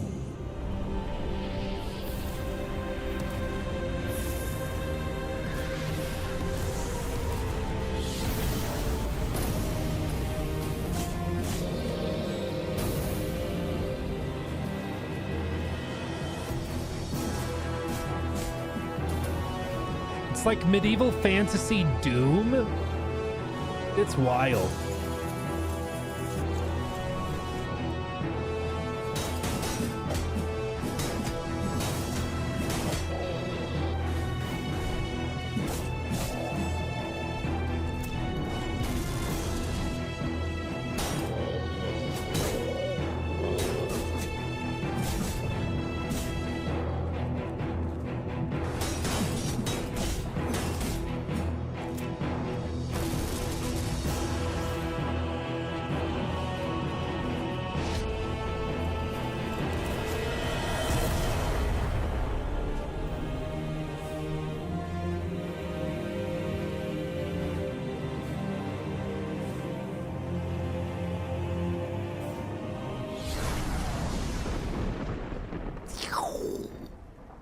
They let me do the sound effects. First up, we saw Dark Light Survivor. Maybe one of the games we've seen that kind of blew our mind a little bit. You had top down, you had third person, and something else. Oh, the instantaneous switch, of course, between top down and third person, but then the pixel art, being able to instantaneously adapt yeah. to. That's it's insane. really sick. Yeah, combining both those features, because you said it and I was like, wait, is that what it's doing? I had to. Yeah, you can sort of like just toggle it. That's such a crazy. My understanding. Such a crazy feature. So it's a game like a roguelike game. Yeah. And a little bit kind of like Vampire Survivors in the style of Megabunk. So you can either have the top-down view, first-person view, whatever you prefer, and you swap all the time. Sick. I think it's interesting to think about the strategy element of that probably that comes into play, like when you're fighting certain swap. things. Yeah, maybe some Maybe if bosses. you're it's seeing a useful boss to Because swap. on the surface, it seems like it's just like it's a personal preference thing, but it might actually have its place in like the gameplay loop. Like Yeah. if you're in a certain situation, like, I should go top down. Or maybe real quick. depending the skill that you use. Yeah, because you may think that it's just like a gimmick for a different viewpoint or filter or whatever, but the idea that you could use it tactically as a gameplay mechanic too is really cool. Aiming for early access in late Q1 of 2026. They already have a demo out that a lot of people have played, and we've said this a lot of times. One of my favorite parts about these devs already is that they have listened to their players who have played the demo. They made it a point to tell us, like, we've made 6 patches in the demo based on player feedback, and I think that's super important, especially for a game that looks as good as this, because it can be a lot of fun. You know, roguelike survival with mechanics we've never seen before, as far as I'm aware, so it should be fun. Next up, we had Tape 101, a game that's probably too scary for Jake to play. If I had to, I had to literally cradle him while we were watching that. I thought he was gonna. All these things are true. Yeah, you guys know me so well. What I appreciated about it is it's not a jump scare game. Yeah, they've stressed they don't want to do jump scares. It's specifically psychological, mind melty, unnerving horror. You will not have jump scares, but you will have nightmares. You know the thing is, that sounds like something that a developer of a game that has jump scares in it would say. Yeah. You know what I'm saying? Like, there's no jump scares. Yeah, there's. They sound like my chat anytime I play a scary game. No, I feel like you just have trust issues because of unresolved problems. You're 20 hours in, that's when you're gonna finally see the jump scare, and it's gonna be one big gotcha. Honestly, I would kind of respect them for doing That that. would be awesome. I was definitely unnerved by just the music, whatever's going on in the background. They did a great job. But there's cool little twists to the Luke's background. like the only one twisting the other way. I'm an individual. Hallucinating because of like the camera. Well, it's angle. like video camera, and Yeah. you were in an RC car during certain points, like exploring it. We had nested lands as well. It's a village in survival, like village management in survival type of game, where obviously very medieval. A lot of, I mean, what was the last shot? Like throwing bodies on a fire? Yeah. Bring out your dad. I will say, I love management games. I love management games and sim games, village management sim games. Like this is right up my alley. This feels like Manor Lords meets survival. So it has a different viewpoint, and you got to take care of not just yourself, but everyone around you. If you don't, your entire village is just gonna be. Yeah, they even show you the burning Burn bodies. Like, yeah, sorry, we lost some of your peeps. Yep. Better make Done. better decisions. What I liked was Make seeing the better blend of, like, decisions. obviously you're playing as this person and you have to survive, and he was like hunting stuff and like that, but I imagine you're also recruiting people for your settlement as like the king, and then you have to like choose who to recruit and, they show build grown out a out. village. Initially, it may start with you doing the micromanagement, but you eventually can assign villagers to go do the forage, go Kind of like hunting. in Power World, how your pals become Exactly. your workers without a wage. Exactly. Yeah. Then finally we had Unawake, a game, a first-person action game, mixed kind of a little bit of fantasy. You're battling hordes with melee, ranged weapons. It's hack and slash. It's roguelike. Looks like kind of like a Doom Skyrim to me. I mean, honestly, that the description. art direction was beautiful. Yeah. Like, those environments, you see them, and it's just. It's very pretty. No, but something about it, I don't even know if I have a comparison. For some reason in the back of my mind, this probably won't make it. Mordor-esque, like. It's like this won't make it. Mordor. Very dark version of Mordor, but The atmosphere. Yeah, that's That's like A bummer version of hell. Some notes they gave us: expected to launch early access late 2026 as well. They are designing the game to be moddable after release, which I think is really cool. People who like Path of Exile, they specifically called out it's a central skill and stat tree that is similar to Path of Exile, but more approachable. So it's not going to break expect it. a skill forest instead of a skill tree. Skill Force, lots of complexity, lots of interlocking skills, layers of progression. So I think a lot of it's going to be a game for people who really like their builds of things and like, okay, how can I specialize in this? oh, dude, I'm doing this all day. Just Did you know that Do that for me one more time. Just show me the and then the double sword grab they were doing. And the fact it's moddable, I would love to see the direction that goes. Yeah. Oh, yeah, well, there's so much potential. You could have modders come in, do additional levels, boss fights, romance. Unironically, you could add that if you want it. Like, lots of potential. I think it's the world is too dark for that stuff. Well, with that attitude, yeah. But maybe with romance, it Love wouldn't can be so exi- dark. love can exist anywhere. A mod could brighten the world up a little bit. Oh yeah, Next the up, we have Warhammer a very section. exciting segment where we actually got to sit down with the executive producer over all of the Warhammer 40K series, Dude, he as was I so cool. understand it, Anatoly Shestov.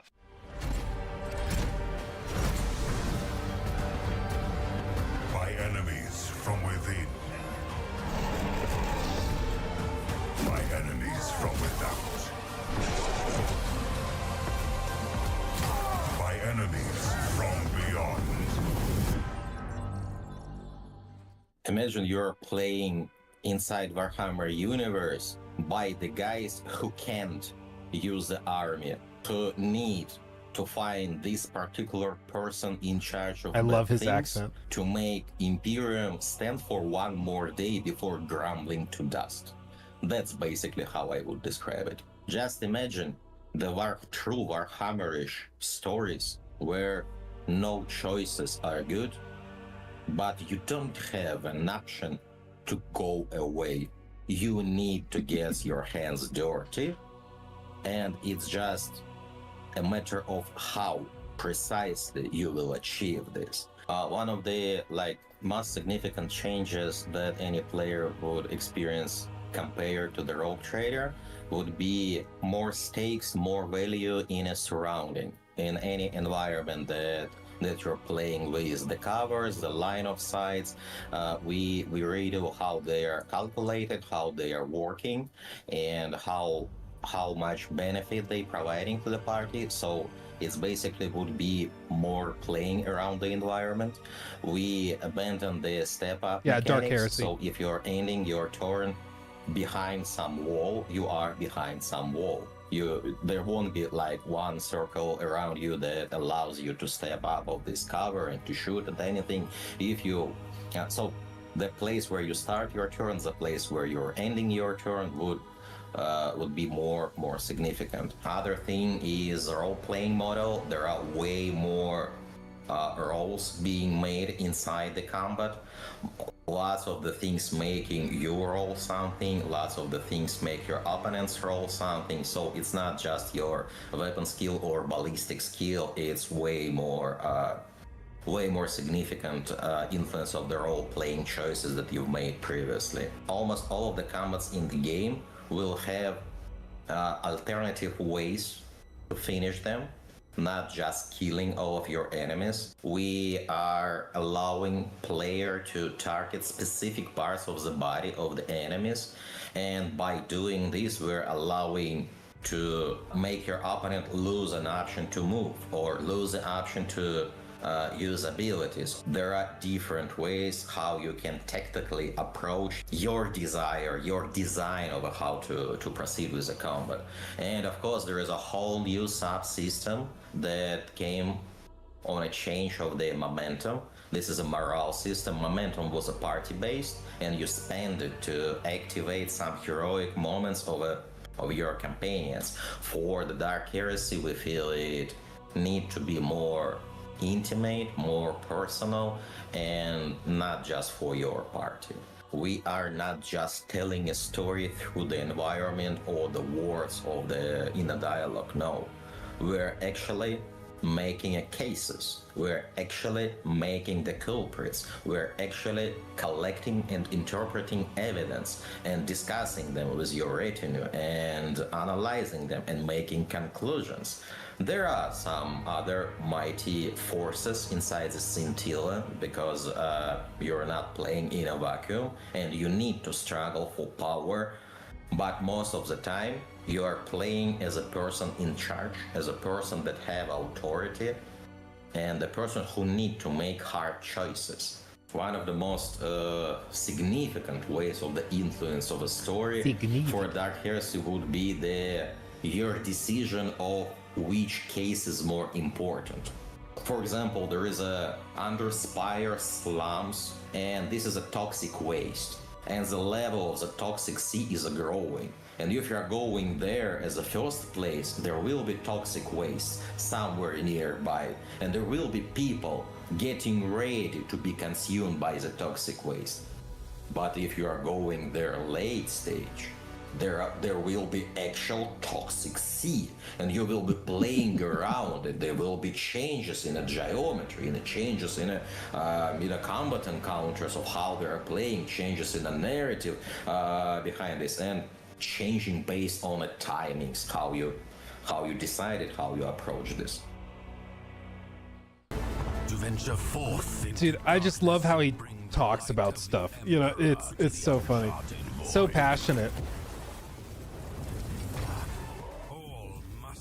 Like when we interviewed him, it was fascinating because like he was very, very stoic and quiet until we started talking about Warhammer, and then it's like about like new factions, new notable characters, or iconic Warhammer 40k lore. There would be Trezen, I don't know, most iconic thing that you can potentially name and encounter as a rogue trader, as a Trezen. It would be some interesting takes on Astra Militarum. I won't share specifics not to spoil the fun, but it would be there. And there would be some brand new systems, like augments ones. You will be able to replace some parts of your body with interesting pieces of Imperium technology. There would be some elaboration on a story of the world behind the main road of the Inquisitor Kal Kassar's shenanigans. Let's say it like this. It would be some interesting dive on a past of the von Valancius dynasty, even further than Theodora. There would be some new takes on how dangerous wildlife can be.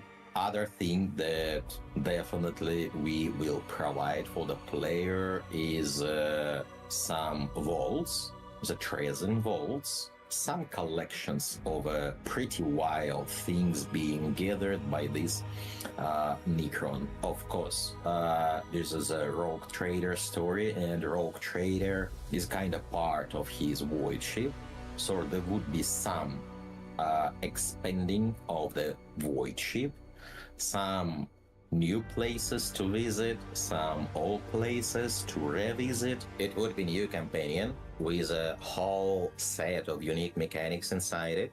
It would be the general system of augmentations provided to the players. So if you always wanted to replace the limbs of the Heinrichs with some like pretty adamant ones, you will have such an option. Not just Iron Hands from the Biomonsi, but the real Iron Hands. Yes, that's an option. It's the first DLC that allows us to expand the late game parts of the Rogue Trader, and expand it not mechanically, but expand it in a 100% of the different aspects of the game.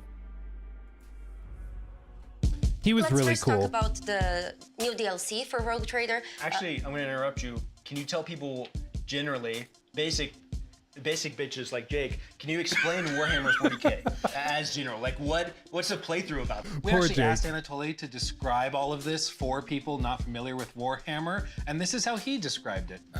Imagine you're playing inside Warhammer universe by the guys who can't use the army, who need to find this particular person in charge of bad things to make Imperium stand for one more day before grumbling to dust. That's basically how I would describe it. There's a new companion, and there's also, this companion has unique mechanics, and They're also doing things like new environments. They're revisiting previous environments and then overhauling them. They're altering and they're changing, not to get too specific, but they're changing things about the late game to extend that roadway. This DLC alone offers 12 to 15 hours of additional content. Like, there's a lot of meat on the bone. so I'm very happy. I was extremely happy when he said that, yes, this game is going to be fully voice acted. And I'm really excited because it helps people to, have like this depth and this, to understand how the characters really feel, especially in a world that's so heavy and difficult. Dark even at times. Yes. But to be clear, Dark Heresy is not, it's not like a sequel to Rogue Trader. It's Yes, a separate it's a system. separate- It works different mechanically. There's different things going on, but my understanding, and speaking with Anatoly, was that it's going to be a very narrative focus, That's the primary concern. Not that Rogue Trader was not a focus, but that's where a lot of the effort is going with the voiced cast throughout the entire thing and many other aspects of it. The narrative is like the central component. One of the things that I really enjoyed that he mentioned was you can target enemies' specific body parts to sever them during fight. That was the coolest part that I'd seen. So it's really nice because if they have like a they're very fast. So you want to target their legs to cripple them and so on. Not only that, but you know how sometimes you get into a very awkward situation where you're crushing the combat, and there is still that one guy that, in spite of all his friends being dead in the battlefield, he's still trying his. That's not going to be really a thing. Enemies can surrender. They can run away. They can try to sometimes maybe even negotiate their way out of this, and it's up to you to decide what happens to them. Yeah, hearing all those combat options was the coolest thing to hear him talk about. Like, you can render your opponent useless in whatever different limb you want to actually target, but you can also make them blind. There's so many different unique features to the combat where even when I was listening to talk about it, I was like, okay, wow, I've never played a game like this, but it sounds really intriguing. Yeah, and it was just interesting to see Anatoly describe how the team wanted to revisit some of those things that are taken for granted in RPGs, like the concept of just an enemy. Well, you fight until all the enemies are dead, and that's it. But the team went back and was like, that doesn't like necessarily make sense. Like sometimes the guy would be like, you just blew his head off, you just exploded that guy. I'm covered in John, you know, like I'm gonna run away now. And that just makes sense. I love that description he gave. Yeah, I love that one. It's lovely. So question for the group that I want to spin off of this. How do you play these games? Like, okay, now we know this critical system, you can blow their arm off, you can maim them, and they will surrender, maybe. We know how she's gonna play it. So the choice, like... Make it as miserable as possible. Let me take one arm, and then feed him that arm while I take off the other arm. Oh, are you surrendering? I can't hear what you're saying. Too late! Yeah. I think he understands me. There are some things that are really exciting about this game, and I cannot wait to try it. So I hope you guys are as excited as I am for this one. And I can't stress enough, Owlcat Games, they know what they're doing when it comes to CRPGs. Like, they are not to be messed with. They know what they're doing, and I think this is one to keep an eye on for sure. Next up, a few games I would consider kind of couch co-op games that I would have fun. Now for something much lighter. Family. This is going to be Towerborn, coming from Stoic and Xbox Game Studios. We have Sprint City from Double Dutch Games. These are the creators of Speedrunner, and Dinch Attack, coming from Undercoders. Yeah, they're like overhauling the whole thing. They really are. Yeah, Anatoly was super cool. We talked with him for like an hour, and like I told you, when we first booted up the call, he was like very calm and quiet and stoic, and I was like, oh no, does he like hate us? Is he pissed he's here? But the moment we asked him a question about Warhammer, he just went, and he would do like 10-minute answers. Super passionate, super cool guy, and executive producer of like all Warhammer stuff. Compensate for that by finding nice little gear and little pieces to put together to eventually build my brawler skill set in. And I find myself kind of going back and forth as we play test between like, oh, I'm finding something that's a little difficult here. Well, what can I do with my gear set in order to tweak things, or like, is there a different skill that I should pick up for this particular encounter? And then be able to go dive right back in. The player is an Ace, which is a deathless defender of humanity, which is currently sequestered away on the Belfry, which is McLaren's background over there.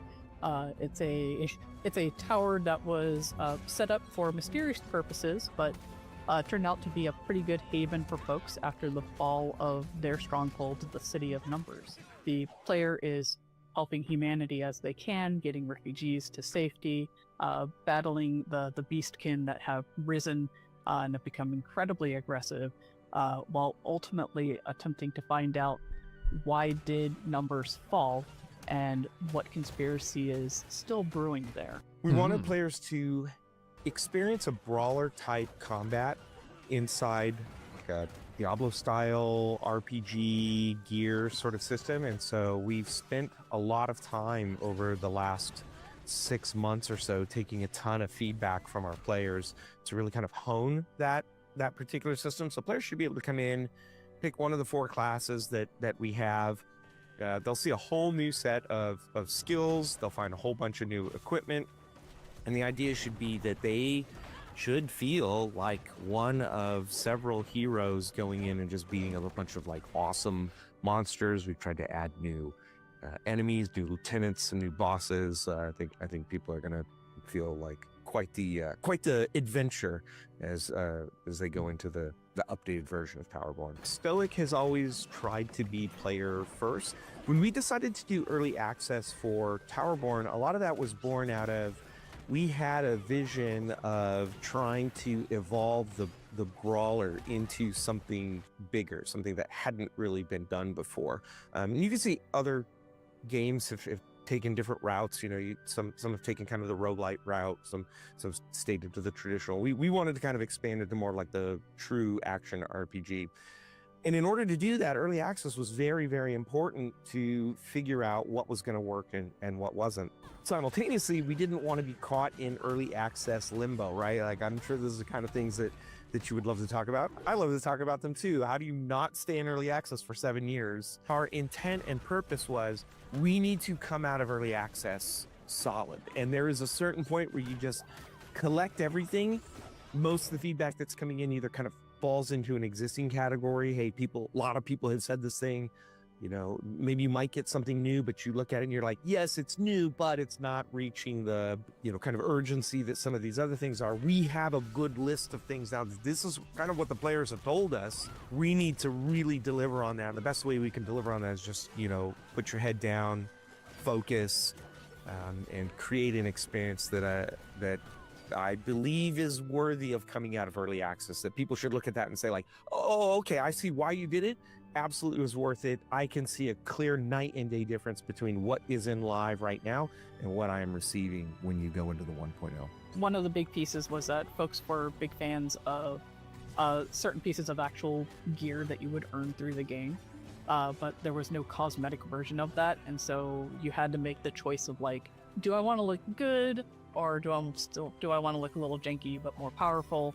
And so we added the ability to be able to create a cosmetic version of the gear that you earn through writs, which are earned through completing adventures. And so the idea initially with Towerborn was we just want to make a fun beat 'em up with a light story in the background. We weren't really going to lean into kind of the stoic narrative strength that we have, and we just kind of wanted to take a bit of a breather. And we had expected, perhaps incorrectly, that the community would see it for what it is and be okay with it. But it turned out a lot of people were like, wait, you have something very interesting in the background here. We actually really want to know what's going on. We really would like something more clearly leading us through. And so we've spent a very significant amount of time and resource to put a narrative from the jump. And so there's an arc now. There's a primary antagonist. It is really cool that they got feedback that like, we'd like more of a story. And instead of just being like, no, suck it up, they're like, okay. 12 to 20-ish hour story arc now in the game that players can look forward to and feel like there's a resolution. Yeah, they launched in early access, and I think a lot of people saw it, tried it, moved on, but they've actually been like totally overhauling it for the last however many years. Oh yeah, this one's crazy. They made this video for us. I had no idea what the game even was before this, but they made this explaining it. Spoiler, it's insane.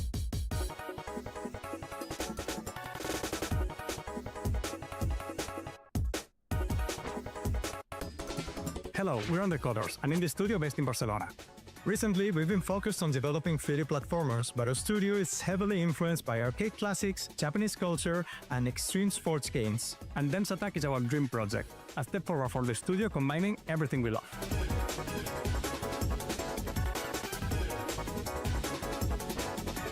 In Dem's Attack, you'll discover a not-so-distant future Japan in which local railways have been abandoned and are now used by underground gangs to compete in illegal contests of train acrobatics. You'll have to rack up points by chaining tricks, explore huge levels, race against rival crews, and uncover a wild story as you travel through Japan taking the railways back. we are making a game that is not just about what you do, but how you do it. It's expressive, stylish, and totally up to you.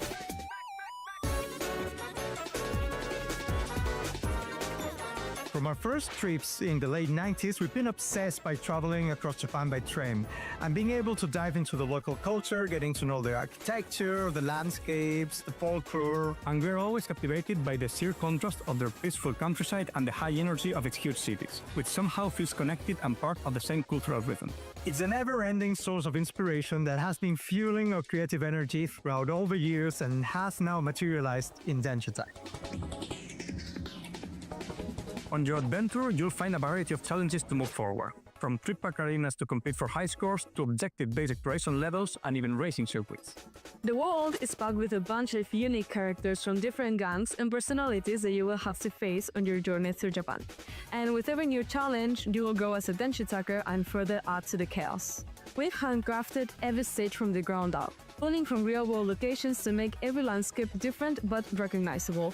You will go really fast, but if you look closely, you'll catch references to every corner of Japanese culture. You'll be fighting wild boss battles against gang there's leaders, boss which fights. will test everything that you've learned.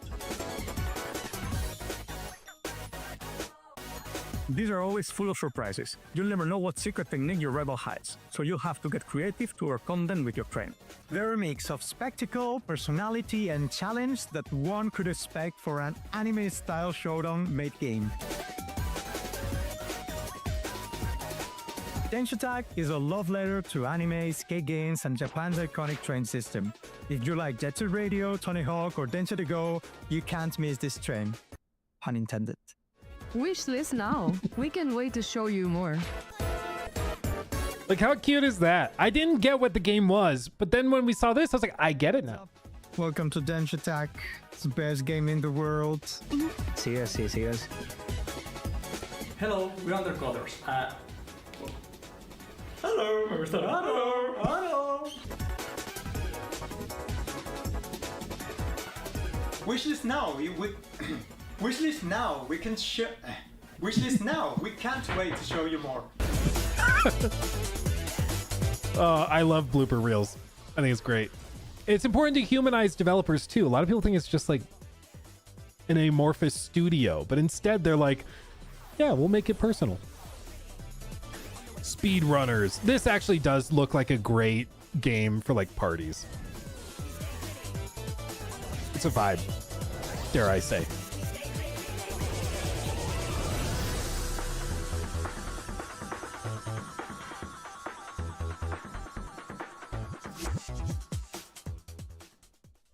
Talked to McLaren and Shayna, and they were awesome and very chatty about their game, and for all good reasons. They were an early access game. It's they want to focus more on the RPG side of things, but technically speaking, looter, brawler, side scroller, like you said, meant to Kind be. of like Castle Crashers. Yeah, that is definitely the most common comparison they get, but along those lines of couch co-op, you want to play with a buddy or play with whoever's next to you, and they are actually an early access game, now going to full release.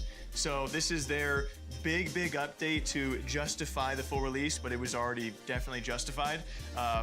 Upon full release, we're looking at 170 plus missions. What they say is probably around 20 plus hours of content, and they also want to focus on these builds, which lead to an ultimate replayability. So there's also a difficulty bar they're going to be adding to all of this. They have a level that is going to be called, I believe, Brutal. And from what I'm being told, it will be extremely difficult, but the game is meant to be replayed plenty with you focusing on. We're almost there. You can see all of our faces are turning red because it's getting so hot in the room. Gaming right now in a world of like online multiplayer. I feel like that's kind of a lost art. You saw successive games like Yeah, Split Fiction. we're almost there. Don't worry. For We're those almost of there. you who are lonely without friends, I relate to you. I actually played this game by myself every time I have played it, and I still had a blast. And for those who haven't checked out the original, with this big update though, also introducing a new biome. You have new bosses. The They didn't have AC? No, they did. It's just you can see it in the behind the scenes shot. They had like an 800 watt light bouncing off the ceiling. They had 200 watt lights all around us. They basically had like 5 space heaters to light the room, all in like a pretty constrained areas. So there's just like, there's nothing you can do. It's just going to get stupid hot. Devs know how to listen to feedback because those are their diehards, and they have definitely done that. Next up, we had Dinch Attack. I like trains. I love these. I like tried trains. to steal it from me, but I was taking that. I love Who these doesn't guys. like trains? I love these guys. This is my favorite Japan-inspired game ever. I had seen this game before, but I didn't really understand what it even was. But now I understand what it is, the inspirations. Like, it makes sense. As weird as it is to say that an acrobatic train game makes sense to me, it makes sense now. Yeah, because we were talking what, like Temple. That is a game for the new generation. Like yes. Temple Runner X, like TikTok. Yeah, you Slack. see it's under a Joe Rogan clip on TikTok, like to keep people's But attention. but in the best of way, because also I love doing this kind of format because you see a different side of those devs. Like they went out of their way to send us that stuff, and we get to see a different side of them, and to see and connect to the faces behind it and see their enthusiasm. They're kinda, so fun. Yeah. How could they not make a fun game? Yeah. It's impossible. The boss, the mecha train the mecha thing. train and, like, boss So is when I sick. heard there's gonna be a boss fight in the train acrobatics game, I was like, what do you mean? At first But it glance, works. you're like, what is this? And then you realize you see more of it. I Like, can't wow, wait there's to a know lot the more to this. storyline. Exactly. So it seems fun and engaging, and then there's like, oh, there's a story behind this. And you're there's like, real oh, bosses and real inspirations. Like So they, it's a they Souls- show you what has actually inspired them to make this Japanese style game. Yes, I think. Lovely. Train out of 10. Next up in that group, we had Sprint City. That is coming from Double Dutch, which was the creators of Speedrunners, which is another very popular, couch game that people have played for a very long time. They have Speedrunners 2 already coming out, but this is a whole different game, but from the same creators. This looks like a game that, in a good way, would really piss me off to lose to other people. At. It looks like a game that would ruin friendships. I would. like it.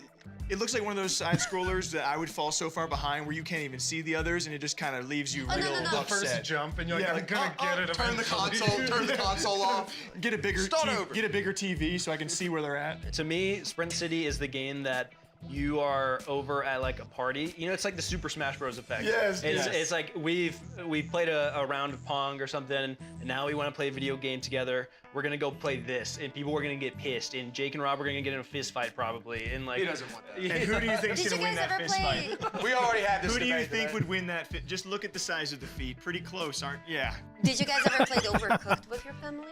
I did not, but I've watched people and I've seen it ruin relationships. I feel like. It can. It's the ultimate test of communication. In this case, my understanding is the game is much more competitive, where you're playing against your friends, not really working together. But yeah, these types of games, I just. It's momentum based. It's Sprint City, literally, in like speedrunners, and so I feel like it's one of those games that's also probably very satisfying to be good at. Yeah. And to be like. Once it clicks. But you can't be too good. Once you're hitting all the Yeah, the but you proper can't places. be too good or your friends won't play with you.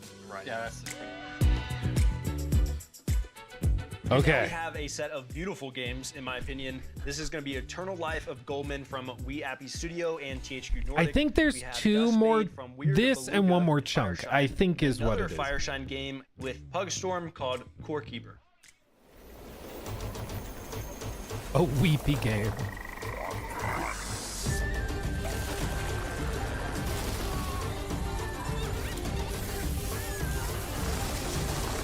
I'm so excited for this one.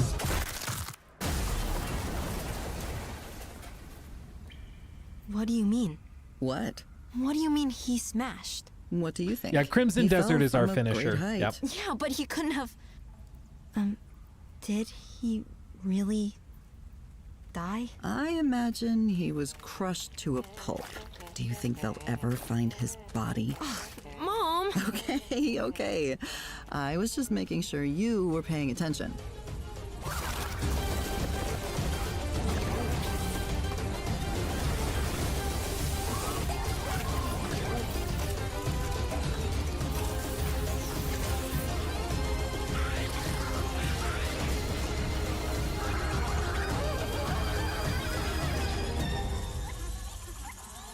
Oh, it looks so good. And a free demo's coming in February. Wasn't quite ready for the show. It's okay. I forgive them. Pugstorm. I still love the name.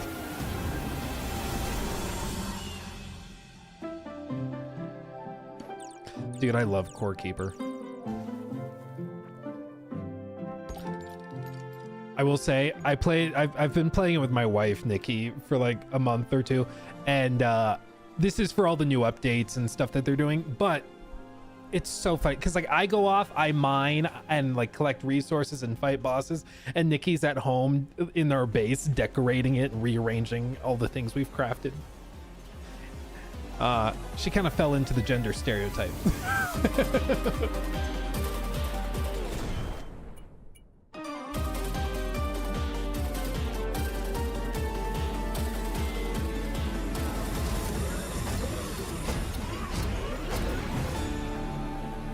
Oh, it's really fun. It's up to like 8-player co-op, I believe.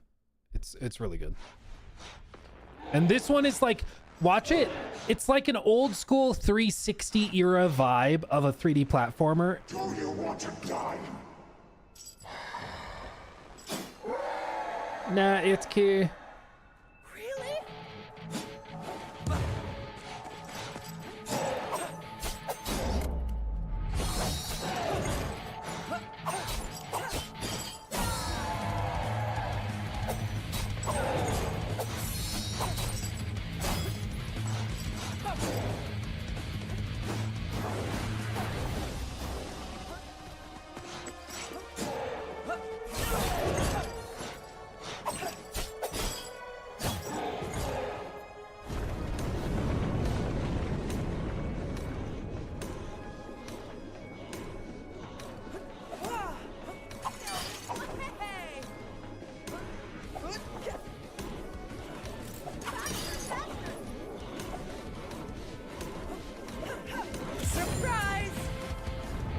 Skadoosh.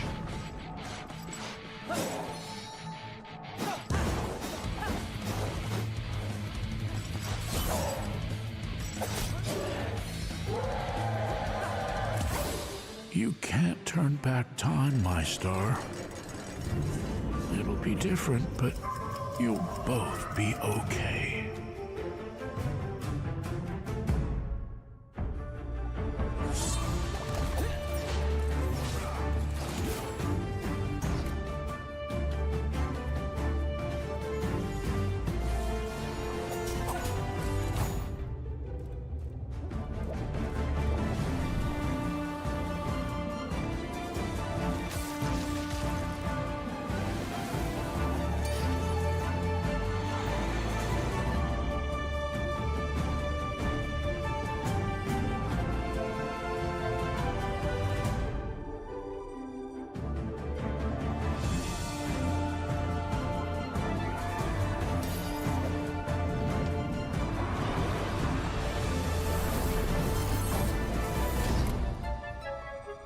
Dusk Fade. First, we had Eternal Life of Goldman that we just watched that trailer. It looks so good. Art style is crazy. I love the hand-drawn vibe. Oh, Huge Hollow Knight. It looks like those Huge Hollow classic. Knight vibes. It looks so good. Classic animation. it gives me also Cuphead too. Cuphead, it's like Cuphead, Hollow Knight. Yeah. Oh, and the so they've had a previous trailer that was very unsettling because the narrative, Yes. the narration went from like comforting, Happy, and then it got kind really to like dark. dark and scary. This one, it was much more. I miss the murder lighter-hearted, vibes. but like I it miss worked. the It was so murder exciting. It vibes. looked so good. It's gonna be emotional. It seems like an emotional game. Yes. That like people are gonna get tied to. Like you said, Hollow Knight. What was it?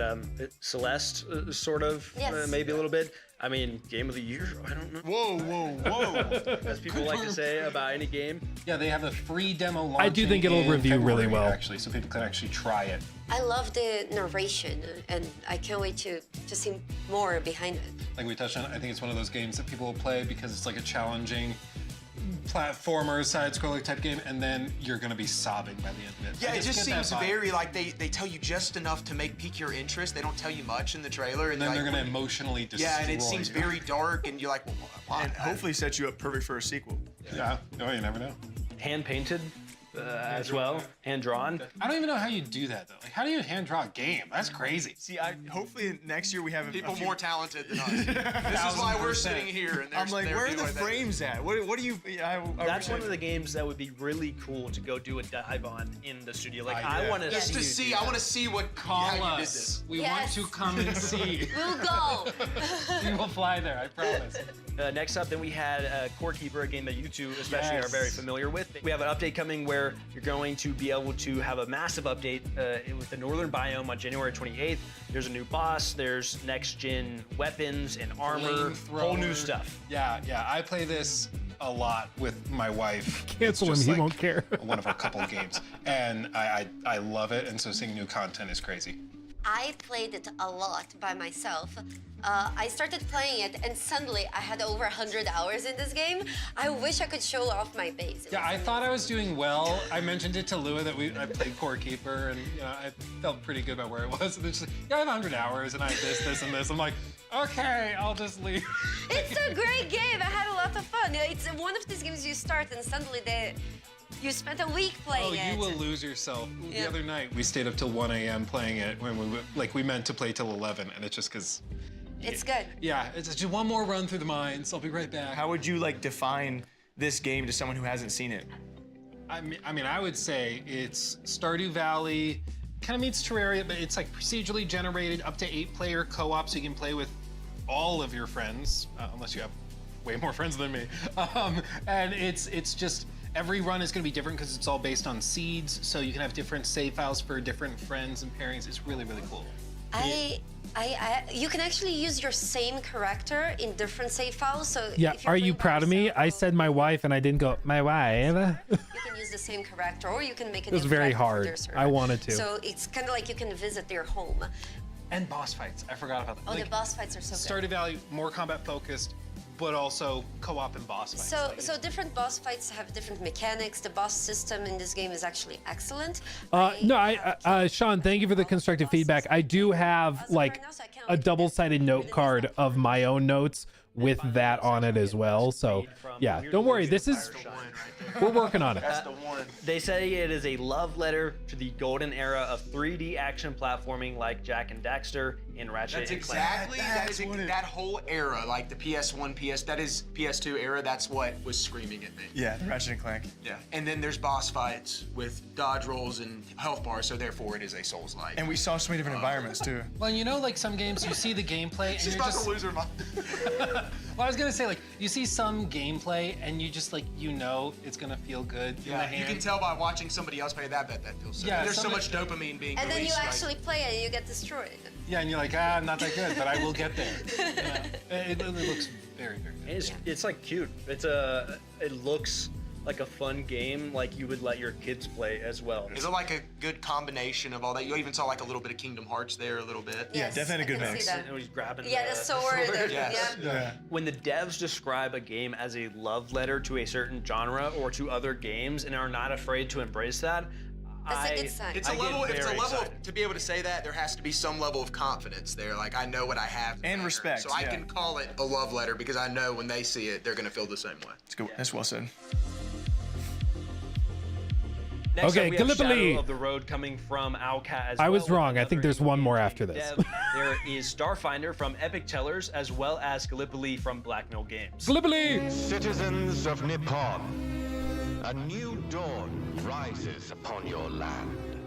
Through progress and technology, we bring prosperity to all. Your nation ripples with mutiny. But our technology will protect your peace.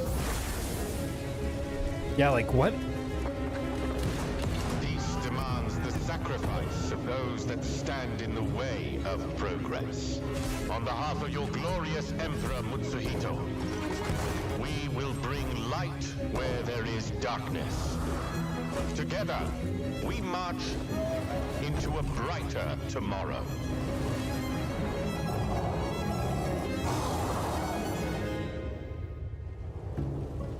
For peace. For progress. For the Empire. it's like a top-down, like tactical game, turn-based combat, but then it's also like got the Japanese meets like sci-fi steampunk. I am the co-founder at Epicteros Entertainment. I'm here to tell you about our first game, Starfinder Afterlight, licensed from Paizo. At its core, Starfinder Afterlight is a party-based RPG in a universe that mixes technology and magic. We focus on creating great storytelling inspired by movies like Guardians of the Galaxy or shows like Firefly. Firefly mentioned. While in the game you will create your own character, in the demo you play as one of the companions, Sterling. So you give orders? Naughty.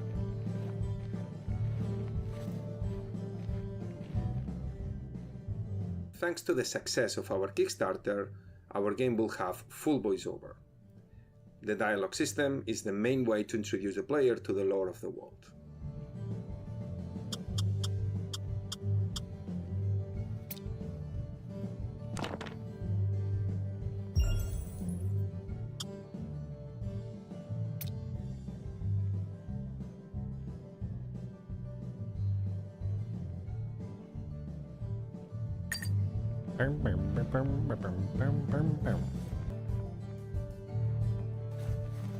If you have the sudden, weird feeling of being naked, it's Lou.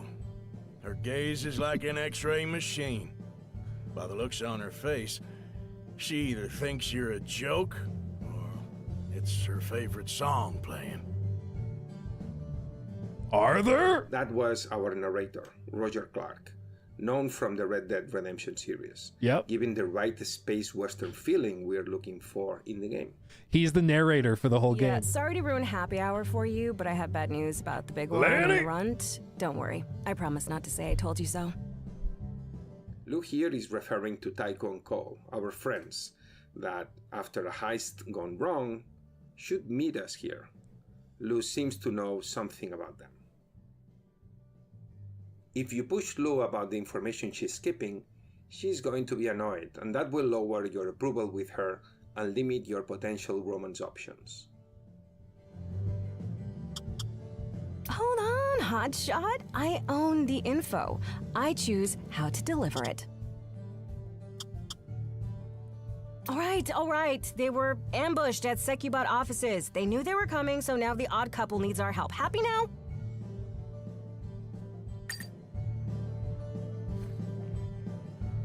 Is it just me or does Arthur Morgan sound a bit like Roger We Clark? start the combat right away. The security robots are looking for us and are waiting outside the bar.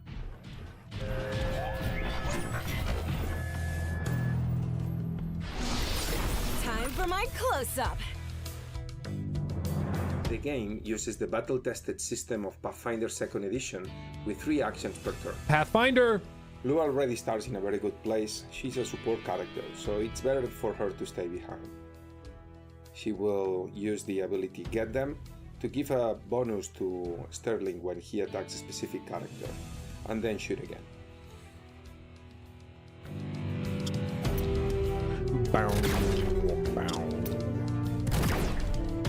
Dude, I'm mainly a D&D player, but I know people who like love Pathfinder way more. Energy weapon. I think it's just because get more actions.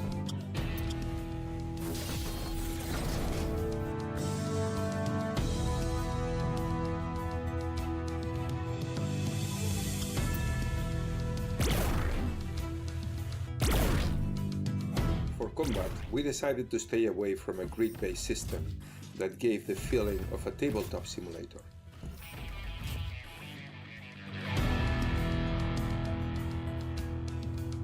Time for my close-up. Time for my close-up!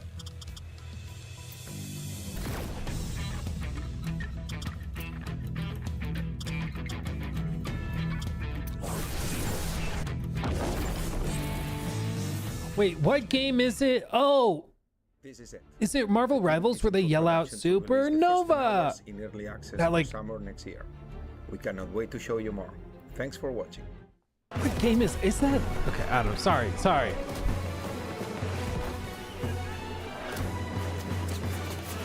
Gallipoli. Gallipoli is a hardcore multiplayer first-person shooter set in the Middle Eastern theater of World War I. It features authentic weapons, locations, and factions that you play with 50-player servers. How we approach it is we have a unique blend of arcade where we don't compromise on is picking the locations. Those are always the actual battles.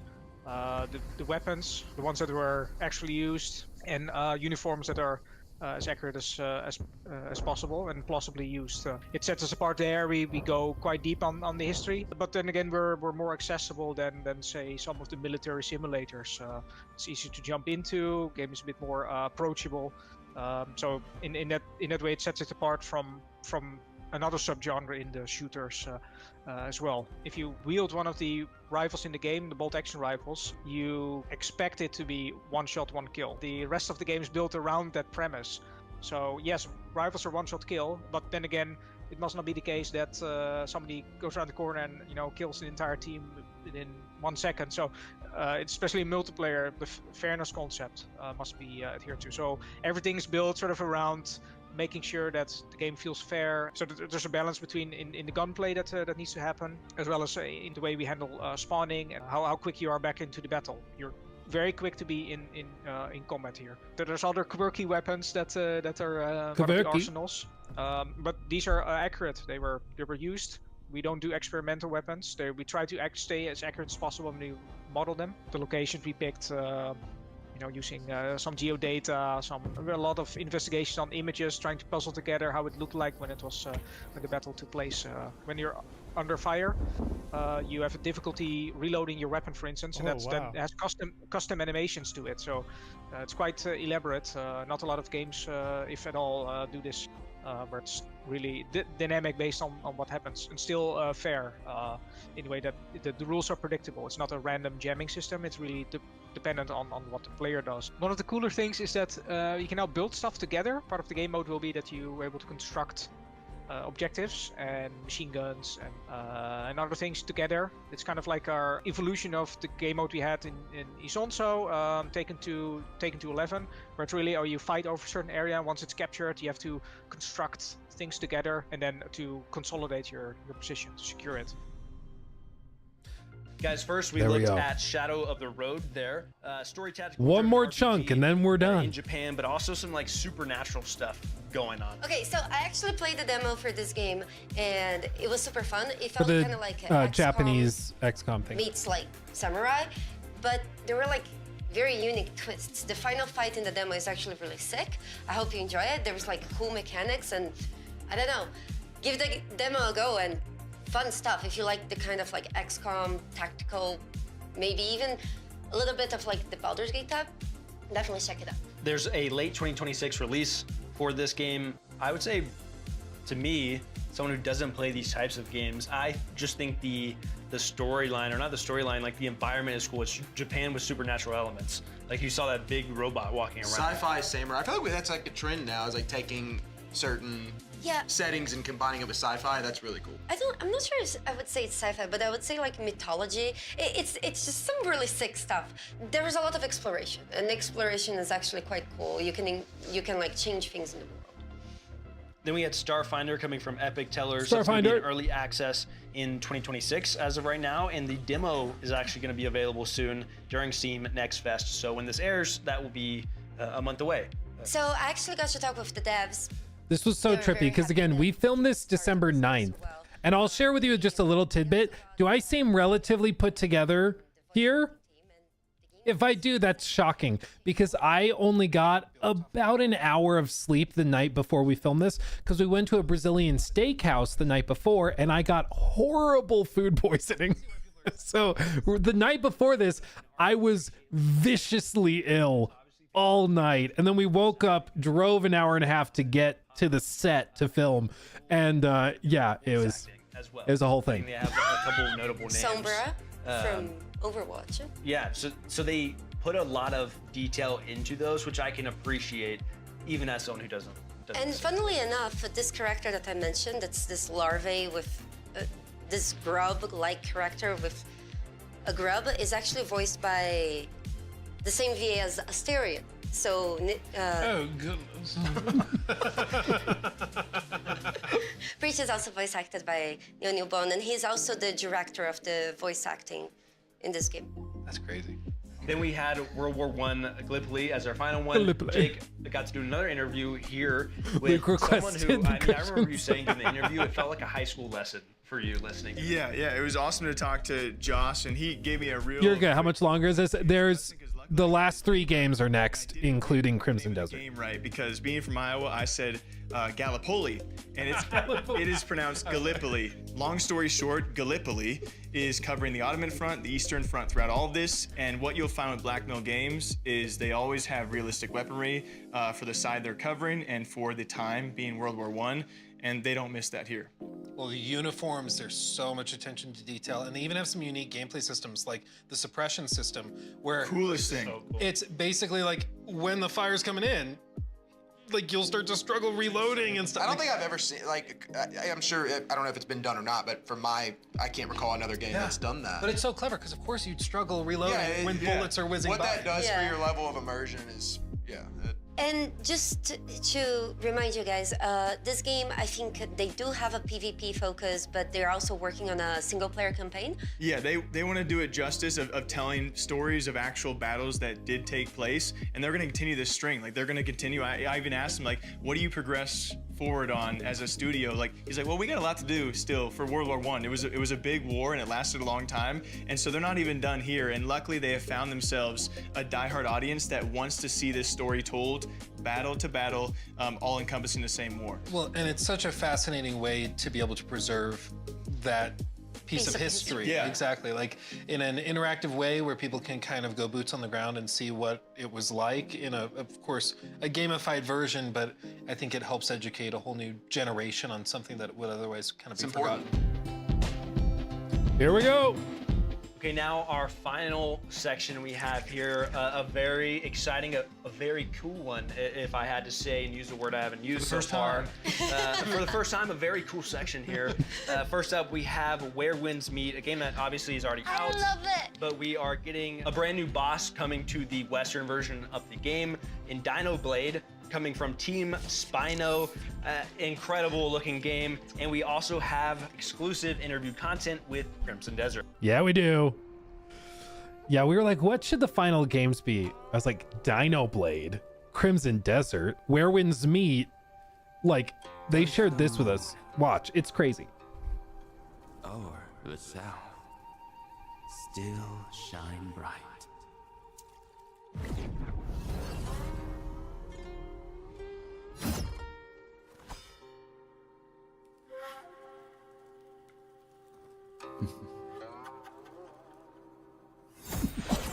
How dare you, Anthony? Thank you.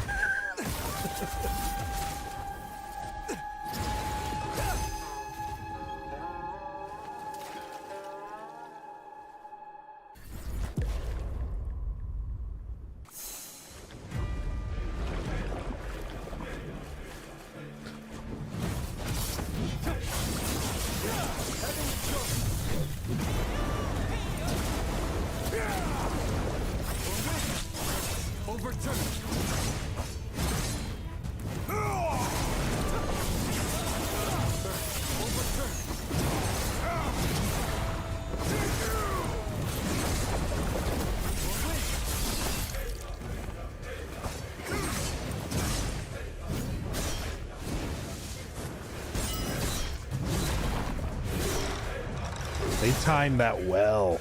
Ooh.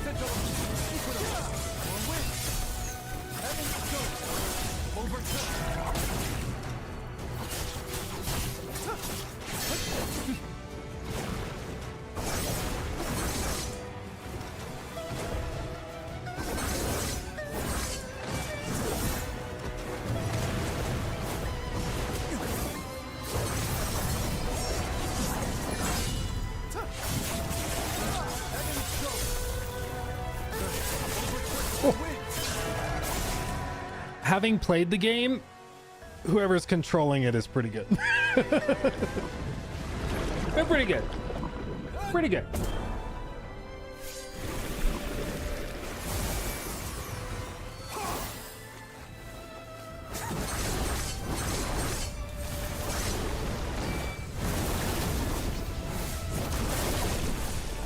That's not the uppies I wanted.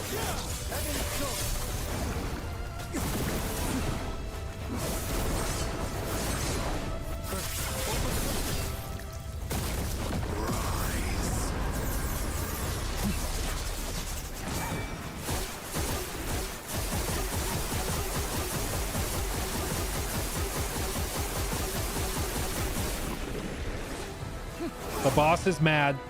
The boss is angry.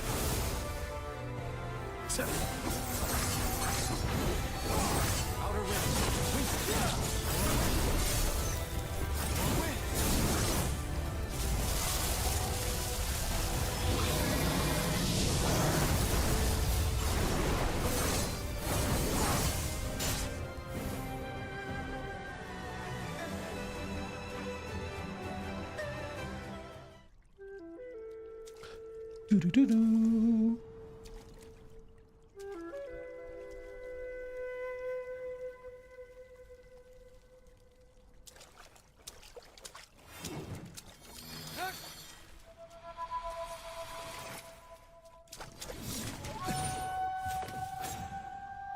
Oh, there you go. And then, of course, the game of the show. So if you don't know, this game started as a post on Twitter where a guy was doing an animation test and people were like, bro, that looks so good. You need to turn it into an entire game where it's dinosaurs fighting other dinosaurs with massive swords in their mouths. So he's like, okay, bet, I'll turn it into a game.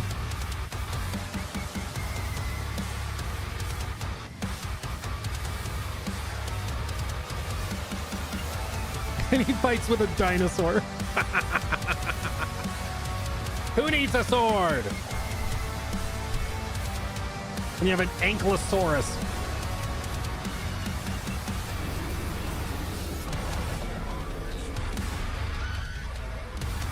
Extinct.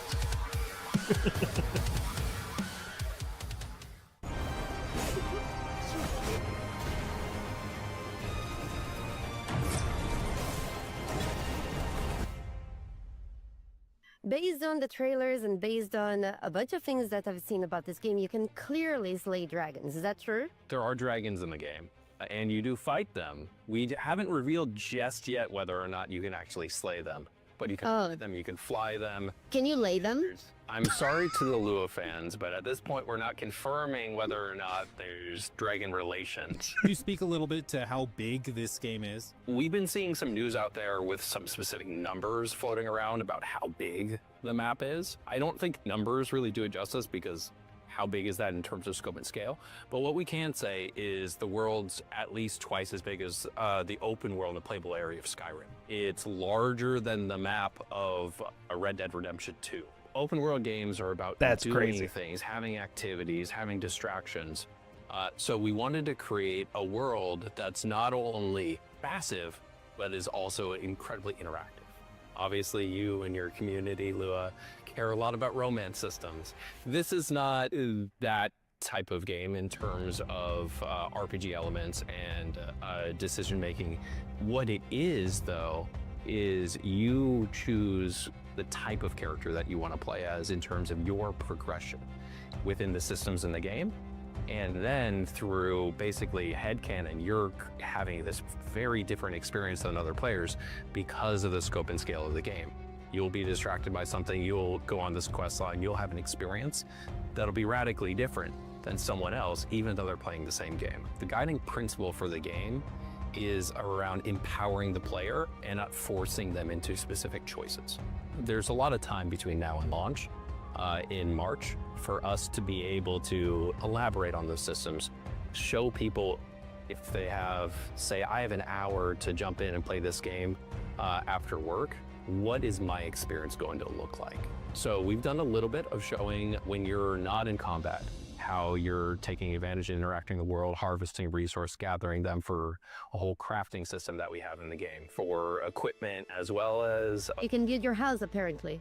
there is a house. The world is made to be interacted with, and that's also how you learn about the world. So by talking to NPCs, by picking up chickens, then you've learned and your codex will have been updated about the chicken. What about things that go beyond like fighting? Is there like puzzles? Is there like different types of quests? That's a great question. One of the things that we showcased, we had a team over to Korea to do a deep dive kind of behind the scenes last September.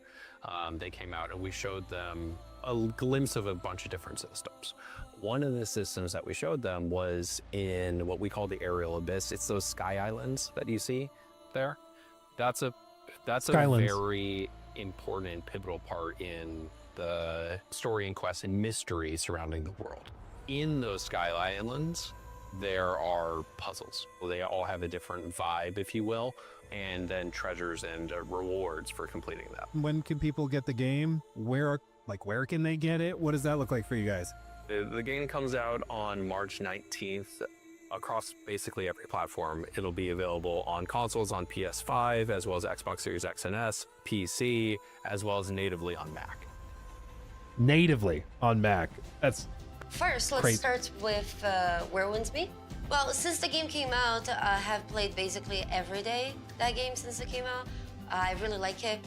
I love how many we just did get new footage of a boss fight, but the game is goes way beyond this. You can play it single player. You can do everything by yourself. You can play with friends. You can have a guild. The game is mind-blowing, especially because it's free. It's not pay to win. Everything in their story is cosmetic. So Where Winds Meet is such a crazy game because, for one, it's free, Yeah. which is wild. It's monetized exclusively through cosmetics. Yep. So they've even said we will never monetize power within the game, which I think Yeah. is the way it should be. Yeah. But they also want to it has kind of two sides to it, where it does have the single-player adventure side, because you can play by yourself. You can play co-op, going through the new boss fight together with your friends. And then there's also a side of it which is heavily inspired by classical MMOs, where a player does something bad, they get put in the back of a cart, and everybody comes in and throws tomatoes at them. I feel like it's a modern MMO that actually knows the audience. We love seeing those kind of things. And those are the kind of things that also appeal to, it doesn't matter Eastern or Western, but those are the kind of things that people are going to talk about. This game is shocking on how much depth it has. There really is nothing like it. God, the game is beautiful. It's absolutely crazy. And every boss fight is different and visually pretty stunning, I would say. Speaking of, we watched the boss fight, the Master's Message. It seems like it's based on, obviously, you're reading the Master's Message. You have to fight a different version of this ink boss. While we were watching it, you, Rob, specifically, were like you haven't played this game, but you're watching it and you're thinking, wow, maybe I should play this game. Yeah, absolutely. Yeah. Why? What looks good It about looks so satisfying. There's something about it, you know how it is when you're fighting a boss and it's the movement's almost fluid and you're almost in rhythm with the boss and their moveset. And that's what makes games that are boss centric so satisfying to play. There's something about mastering a boss's moveset. Yeah. Well, I think a lot of people like the combat in this game. All that stuff you said, very true. And very expansive. And then the flip side is the combat is also really good. Yeah, it looks very good. I think that's what Luke was talking about. It's just the fact that it's free to play. Even myself, before it was released, I was so skeptical of it. It's there's no way that there's a catch. There's got to, because naturally with the nature of our industry, there's been so much free to play stuff that comes out and you're not what I expected. But this seems to be a really, really quality game. Then we also saw Dino Blade here, which an action game. That's why I'm here.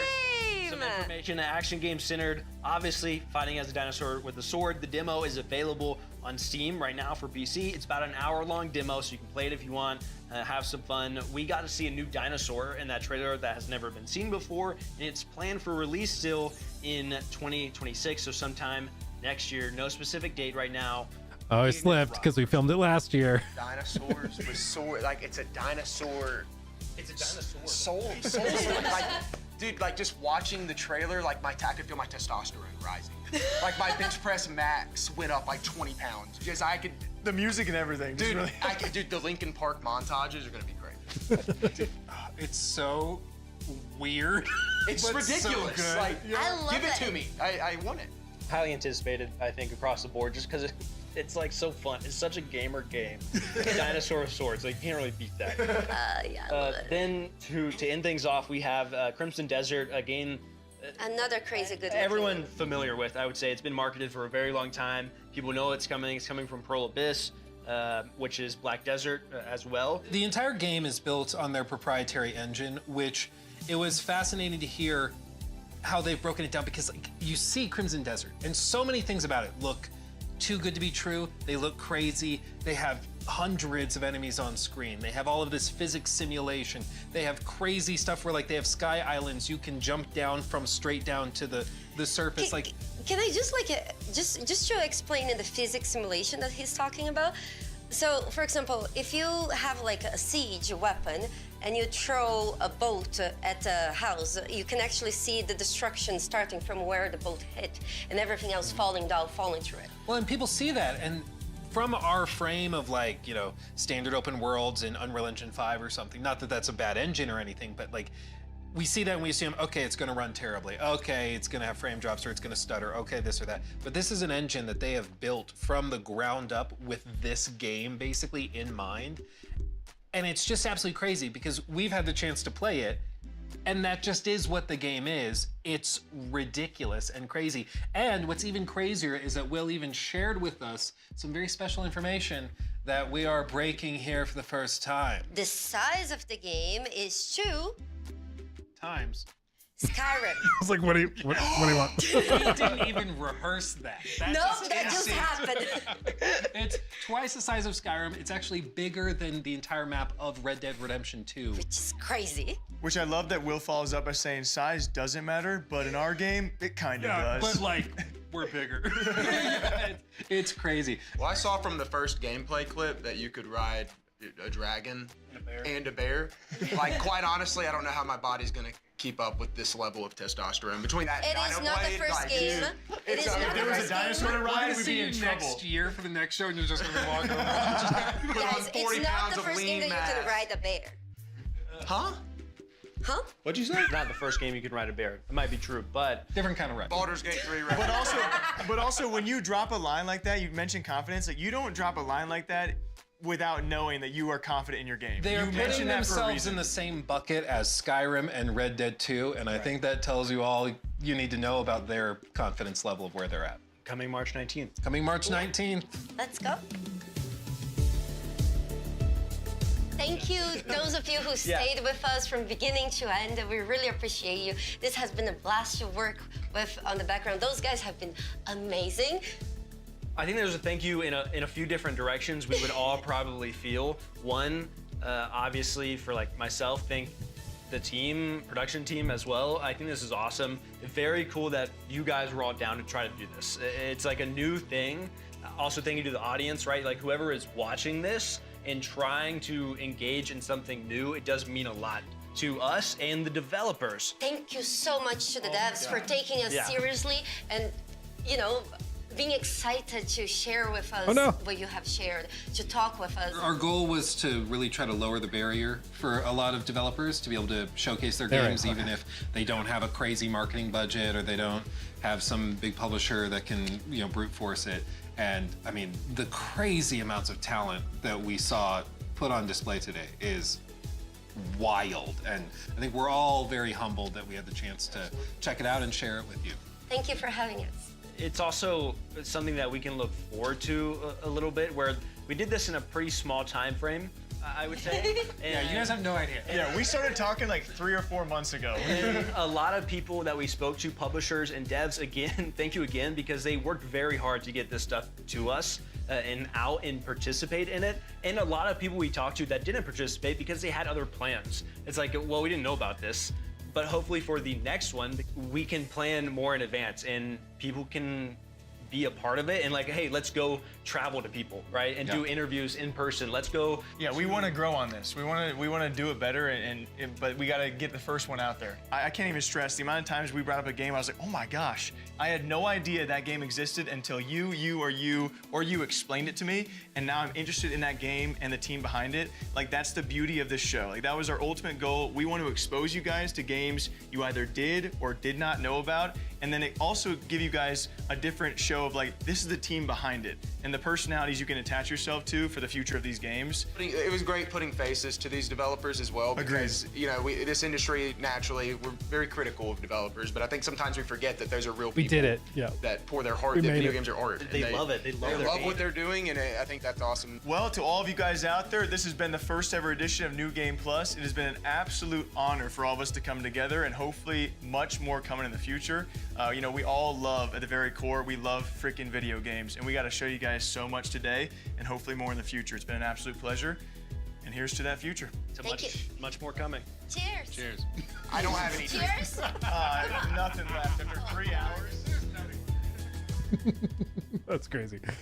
So thank you all for chilling. That was crazy. So obviously plenty of stuff that we want to tweak and change and improve on. Lots of things we're aware of, like the girth and the length, that could be trimmed for sure. It's one of those things, once you make a commitment to a team that we'll show your game and talk about it, and then you realize the show is 3.5 hours long, you're kind of stuck. There's no trimming to be done at that point. So we've learned lessons. The next show is going to be even crazier and better. Add another hour. But I appreciate you guys, and hopefully you at least see what we're trying to do and what our vision is, which is a show that can celebrate and explore reveals for games that is not about who has the biggest marketing budget or the most corporate influence. Our goal is to make a show that's just about gamers by gamers, and that can keep it kind of chill like that, Thank you, Phantom, for that. Hey, Luke, big fan from Australia. Haven't been able to catch your streams often, but love to watch and listen all the time. What else are you and the New Game Plus team going to be doing beyond the showcases? Anything live? Keep up with everything you do. Yeah, our goal, thank you for the super chat. Our goal is to basically expand, and for the next show we want to be able to do more in-person interviews, trim and be much more intentional with stuff.